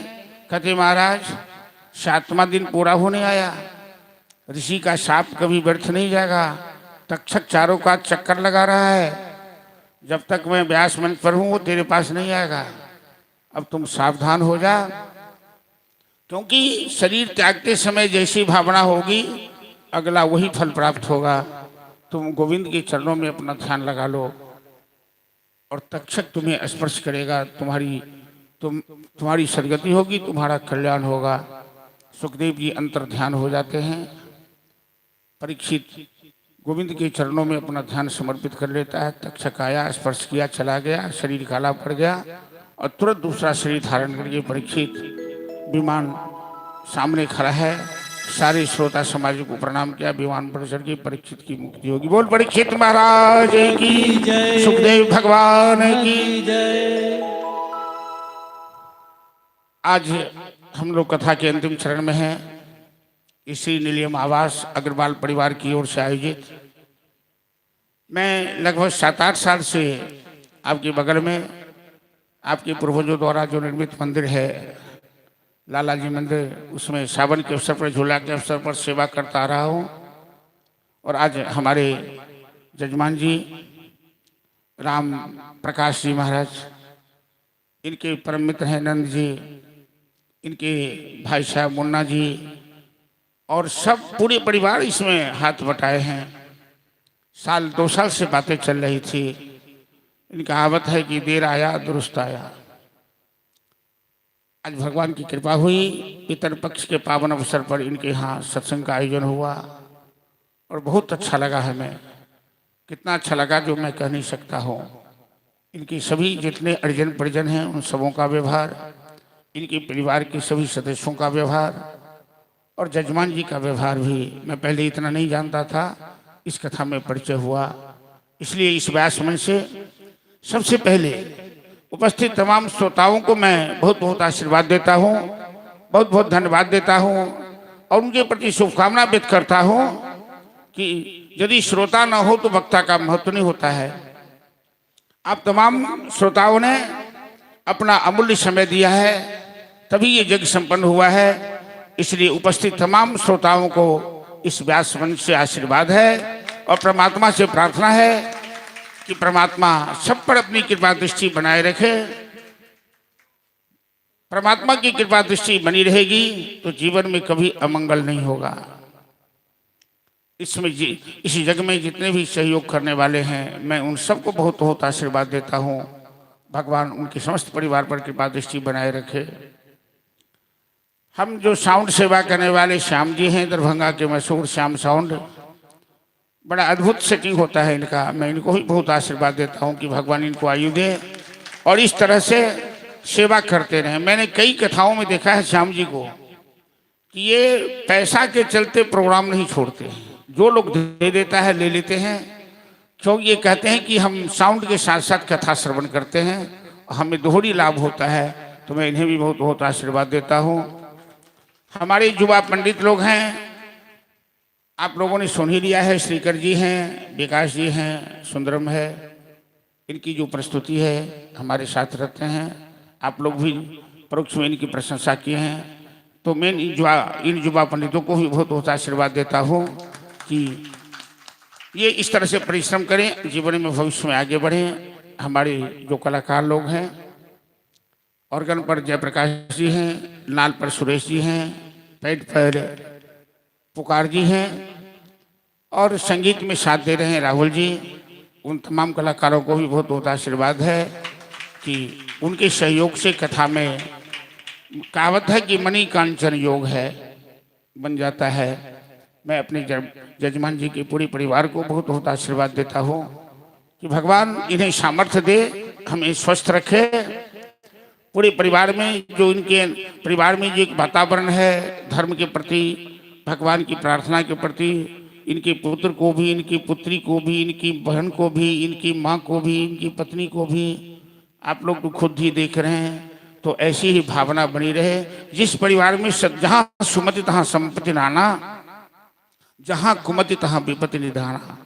जिस परिवार के सदस्यों में सद्बुद्धि होती है वहाँ कभी अमंगल नहीं होता है, और जहाँ कुबुद्धि होती है वहाँ कभी मंगल नहीं होता है। तो मैं अपने जजमान जी के भी समस्त परिवार के सारे सदस्यों को, इनकी पुत्र पुत्री बहन आदि माताएं जो भी बाहर भी हैं, जो नहीं आ सके, इनकी पुत्री नहीं आ सकी, मेडिकल की तैयारी में लेके उनका एग्जाम चल रहा था, और इन मामा जी जो कुशल प्रबंधक का रोल किया है, मैं मामा जी को भी बहुत बहुत आशीर्वाद देता हूँ। इनके और कुटुंब जो चले गए हैं कल कुछ आदमी, उन सबको भी आशीर्वाद भेज रहा हूँ। भगवान सब पर कृपा दृष्टि बनाए रखे। और मैं आप तमाम उपस्थित यहाँ जितने श्रद्धालु हैं, मैं आग्रह करूँगा, मैं कोई व्यास नहीं हूँ, न मैं कोई विद्वान हूँ, मिथिला धरती की ही संतान हूँ। पढ़े लिखे गांव में मेरा जन्म भी नहीं है, न पढ़े लिखे परिवार में जन्म है, लेकिन वृंदावन में रहकर, गुजरात में रहकर जो कुछ गुरुजनों से प्राप्त हुआ है उस आधार पर मैं सेवा प्रस्तुत करता हूँ। मैं दिखावा में विश्वास नहीं रखता। भागवत कथा की एक मर्यादा होती है, सुखदेव जी ने इसी मर्यादा में ही बांध के रखा है। आज खेत की बात है कि पूरे हिंदुस्तान में बड़े बड़े व्यास हैं, करोड़ों रुपया खर्चा होता है भागवत कथा में, 10 लाख 20 लाख खर्चा होता है, और जिनके पास सामर्थ्य न हो। हमें एक याद है एक घटना, पंडौल में एक बूढ़ी अनशन पर बैठी थी, उनके पास मात्र 5000 रुपया था, और कई महात्मा के पास गई, किसी ने कहा कम से कम 25,000 लेंगे, 30,000 लेंगे, 20,000 से कम पर कोई नहीं गया। जजवाड़ एक बस्ती है, मुजफ्फरपुर जिला में पड़ता है, बहुत बड़ी बस्ती है। वहाँ मैं चैती नवरात्रा में कथा कर रहा था, पंडोर से 2 आदमी वहाँ पहुँचा, हमारे गुरु भाई थे। व्यास मंच पर ही कहते हैं कि महाराज जी ऐसी ऐसी समस्या है। मैं कहा आप जाइए, अभी हम बात करेंगे। कहा उन्हें नहीं, कथा नहीं सुनाएगा तो बूढ़ी अनशन पे बैठी है, 5,000 रुपया जिसमें साउंड भी रखना है, सब कुछ करना है। मैं कहा जाइए, मैं उनको कथा सुना दूंगा। और उन बूढ़ी माता को मैं कथा सुनाया, रोने लगी, बहुत आशीर्वाद दी। व्यास जी हमको नहीं कोई कथा सुनाता तो हम तो ये कुटान पिसान करके 2 पैसे 4 पैसे जमा किए। हम ये पैसा भी आप रखिए, आप कथा सुनिए प्रेम से, साउंड वाले को दीजिए, प्रसाद में खर्चा कीजिए। तो भागवत कथा कोई व्यापार नहीं है। यहाँ तो आर्थिक भी बहुत बढ़िया स्थिति मैं देख रहा हूँ, लोगों की श्रद्धा है, लोग सहयोग कर रहे हैं, लेकिन ये व्यापार नहीं है, ये पैसे से नहीं खरीदा जाता है। लेकिन आज जो हिंदुस्तान में चल रहा है, परमात्मा इस बीमारी को दूर करें। व्यासों जितने व्यास हैं उनको सद्बुद्धि दे, इसे इतना भारी मत बना दे, ऐसा नाटक मत करे कि साधारण आदमी कथा नहीं करा पाए। तो मैं कोई व्यास नहीं हूँ, मैं देहात का रहने वाला आदमी हूँ। और हम इस कथा में, भागवत कथा विद्या बताम भागवती परीक्षा, कहावत है कि विद्वानों की परीक्षा भागवत में होती है। तो यदि मेरी वाणी कुछ अच्छी लगी हो और 7 दिन में आप लोगों ने जो सत्संग किया है, यदि वो जीवनोपयोगी हो, तो मेरा निवेदन है, आग्रह है कि आप उसे अपने जीवन में उतारेंगे। और यदि बोलने के क्रम में हमसे कोई कुछ गलत हो गया हो, उल्टा सीधा हो गया हो, तो आप सब हमें क्षमादान देंगे कि बोलने में व्यास से भी गलतियां होती है। और परमात्मा पर विश्वास रखिए, भरोसा रखिए। मुझे तो अपने आप पर, भगवान के भरोसे ही मेरी गाड़ी चलती है। मुझे मेरे जीवन में एक घटना घटी और उस दिन से भगवान पर जो विश्वास हुआ, मैं 1 महीना पहले मात्र दीक्षा लिया था वृंदावन में, और जिस कॉलेज में पढ़ता था, अचानक कॉलेज में प्रिंसिपल ने एक नोटिस निकाली, गांधी जयंती पर सभी विद्यार्थी को बोलना है।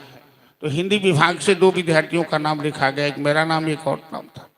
और मैं संस्कृत विभाग से हिंदी में प्रवेश किया था। 35 प्रोफेसर, डिग्री कॉलेज था, वहाँ 600 विद्यार्थी बैठे थे। और जब मैं मंच पर गया, मैं कभी भाषण नहीं किया था, डर के मारे मेरी आंखें बंद हो गई। लेकिन अचानक गुरुदेव का ध्यान आया, कन्हैया का ध्यान आया, और हमें 5 मिनट का मौका दिया गया था।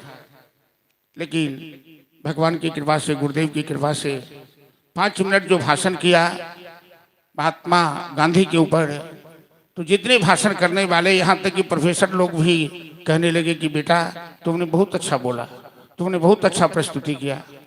उस दिन से भगवान पर पूरा भरोसा है।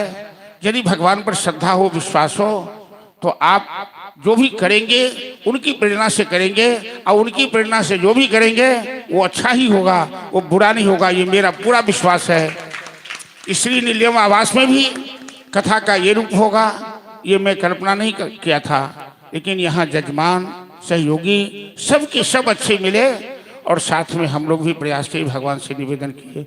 मैं इतना कहकर आप तमाम श्रद्धालुओं को बार बार नमन करते हुए, आशीर्वाद देते हुए, आपके प्रति शुभकामना व्यक्त करते हुए, और हमारे एक गार्जियन स्वरूप अमरनाथ चौधरी जी बैठे हुए हैं, जो अभी उनका पद भी आप लोग सुने थे, उनसे भी बहुत दिन से हमारा लगाव है, बैंक के, ग्रामीण बैंक में थे। मैं उन्हें भी बहुत बहुत उनके प्रति शुभकामना व्यक्त करता हूं। और अपनी वाणी को विराम देने से पहले मैं अपने जजमान जी से आग्रह करूंगा, राम प्रकाश जी से, कि आप माइक लीजिए, 2 शब्द संबोधन कीजिए लोगों को, कि आपके लोगों ने आपको जो सहयोग किया है, आपके पड़ोसियों ने, आपके सगे संबंधियों ने या श्रद्धालुओं ने, आप उन्हें धन्यवाद ज्ञापन कीजिए। नंद जी आप भी बोलते हैं माइक में कि नहीं? बस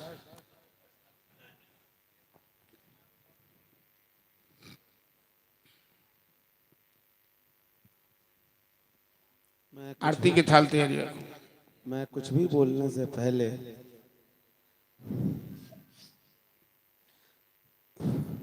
मैं बोल नहीं पाऊंगा, मैं बहुत भावुक हूं। मुझे उम्मीद नहीं थी कि इतना अच्छा कथा हो पाएगा। मैं सभी का बहुत बहुत आभारी हूं। धन्यवाद।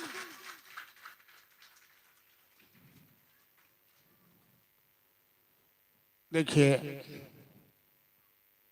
हमारे जजमान जी इतने भावुक हो गए हैं, यही भागवत कथा का फल है। और ये अच्छी बात है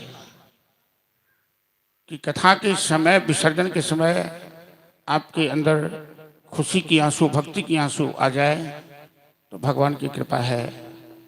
और आप जजमान जी, भगवान पर आपकी बड़ी कृपा है, मैंने 7 दिन से देखा है। आपको आंसू बहाने की जरूरत नहीं है, आप बस इसी तरह पूरी परिवार भगवान में लगे रहिए, सब दिन जय जय रहेगा। मेरा भी आशीर्वाद आपके साथ है। चलिए 2 शब्द वर्णाथ बाबू अपनी कुछ कहवे। और आरती में आज मेरा आग्रह होगा कि सब आदमी बैठे रहेंगे, क्योंकि विसर्जन में फिर बैठना पड़ेगा। जजमान जी लोग खड़े हो जाएंगे, आप लोग बैठे रहेंगे। आरती के बाद फिर बैठकर विसर्जन होगा। विसर्जन में 5 मिनट लगेगा और आरती में 5-7 मिनट लगेगा बस। माइक है।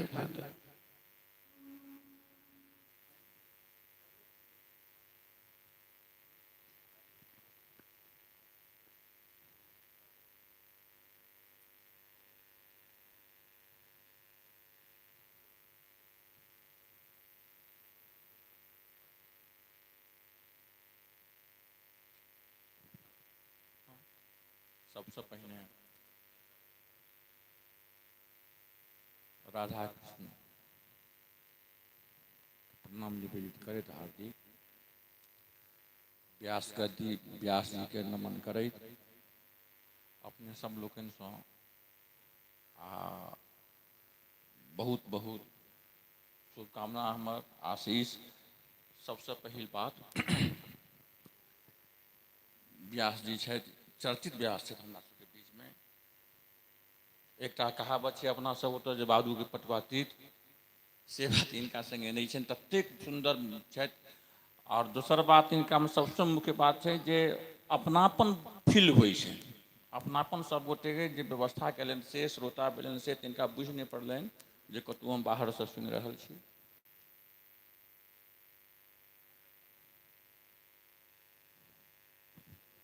हमर एकटा पद छलनि एखन, राधा बसैत मोहन चितवन, मोहन राधा चितवन।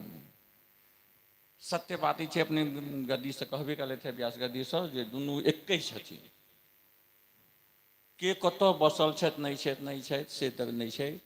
आ जते काल हमरा लोकनि एखन भागवत में सुनने हेबै, चर्चा भेलै जे ई भागवत जतेक कथा अइ, जतेक कथा सुनलहुँ मात्र ओकरा माजऽ के प्रक्रिया छै। माजऽ के प्रक्रिया भेला से आस्था है। एखन इनका देखलिए ना हम राम बाबू के भावुक भेला है, यह कथा छै। यह भावुक हो दुआरे ई कथा छै। आ कीर्तन मुख्य बात छै जे कीर्तन जते गोटे एखन करैत रहै छथि माला लऽ कऽ ई पर में, ओकर मात्र उद्देश्य छै जे मरऽ काल में जखन प्राण हमरा छूटे, हम पद में लिखलिए है, सांस तजु पद पावन में। यह बात स्थित होवक चाहिए जे हमरा जखन ई प्रक्रिया बन जाए छै, ओइसे धारा बन जाए, रफ्तार बन जाए, हैत कि जे अंत समय तक भगवान के नाम हैत। कहले थे गद्दी सो जे मरऽ काल में जे मोन में रहे छै तही में फिर अगला जन्म होइ छै। बड़ा सुंदर बात कहले थे। कीर्तन करी, निश्चित रूप से कीर्तन करी, जतबे काल भ सके हरे कृष्णा कृष्णा कृष्णा हरे हरे कहक चाही। हमर ई भाव हमरा स्वभाव से जुड़ल बात ये, अपन स्वभावक बात हम रख देलहुँ ई बात। फिर पुनः सब गोटे के नमन करैत हम विराम दै छी, समय बहुत भेलैया।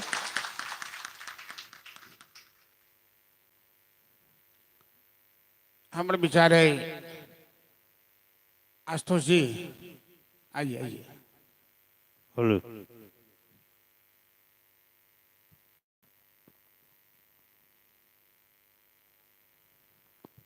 श्री राधे।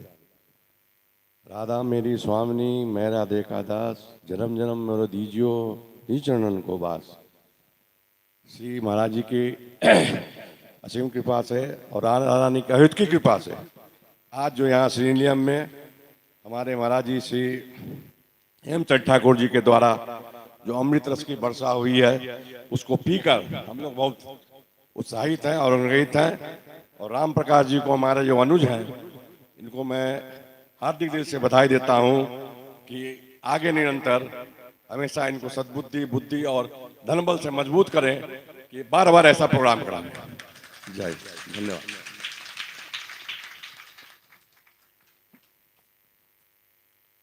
बड़ी अच्छी बात है। चलिए, विलम्ब तो बहुत हो गया है, लेकिन आप लोगों की इजाजत हो तो अब नहीं। चलिए ठीक है। आरती, चलिए आरती जलाइए।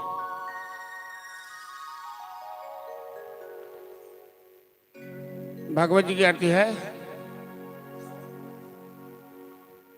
हाँ चलिए।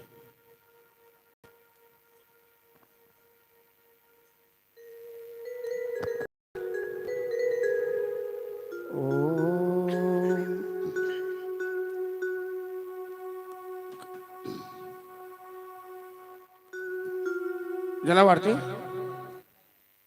हाँ, अरे तुम आरती जलाओ ना, फोटो खींचा क्या कहना है। कदरी गर्भ संभोतम गर्भोरम तो प्रदीपितम आरार्तिकम हम कुरमे पश्चिमे वरदो भव। श्री भागवत भगवान की है आरती, पापियों को पाप से है तारती।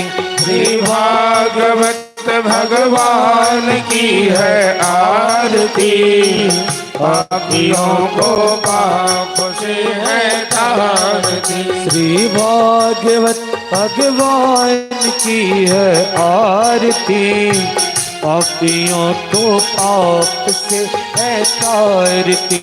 श्री भागवत भगवान की है आरती, पापियों को पाप से है तारती। ये अमर ग्रंथ, ये मुक्ति पंथ, ये पंचम वेद निराला, नव ज्योत जगाने वाला। ये अमर ग्रंथ, ये मुक्ति पंथ, ये पंचम वेद निराला, नव ज्योति जगाने वाला। हरि नाम यही, हरि ध्यान यही, हरि नाम यही, हरि ध्यान यही, जग में मंगल की आरती, पापियों को पाप से है तारती। श्री भागवत भगवान की है आरती, पापियों को पाप से है तारती। ये शांति गीत पावन पुनीत, पापों को मिटाने वाला, हरि दर्श कराने वाला। ये शांति गीत पावन पुनीत, पापों को मिटाने वाला, हरि दर्श कराने वाला। ये दुख हरनी, ये सुख करनी, ये दुख हरनी, ये सुख करनी। श्री मधुसूदन की आरती, पापियों को पाप से है तारती। श्री भागवत भगवान की है आरती, पापियों को पाप से है तारती। ये मधुर बोल मधु पंथ खोल, धन मार्ग बताने वाला, डिग्री को बनाने वाला। ये मधुर बोल मधु पंथ खोल, सन मार्ग बताने वाला, बिगड़ी को बनाने वाला।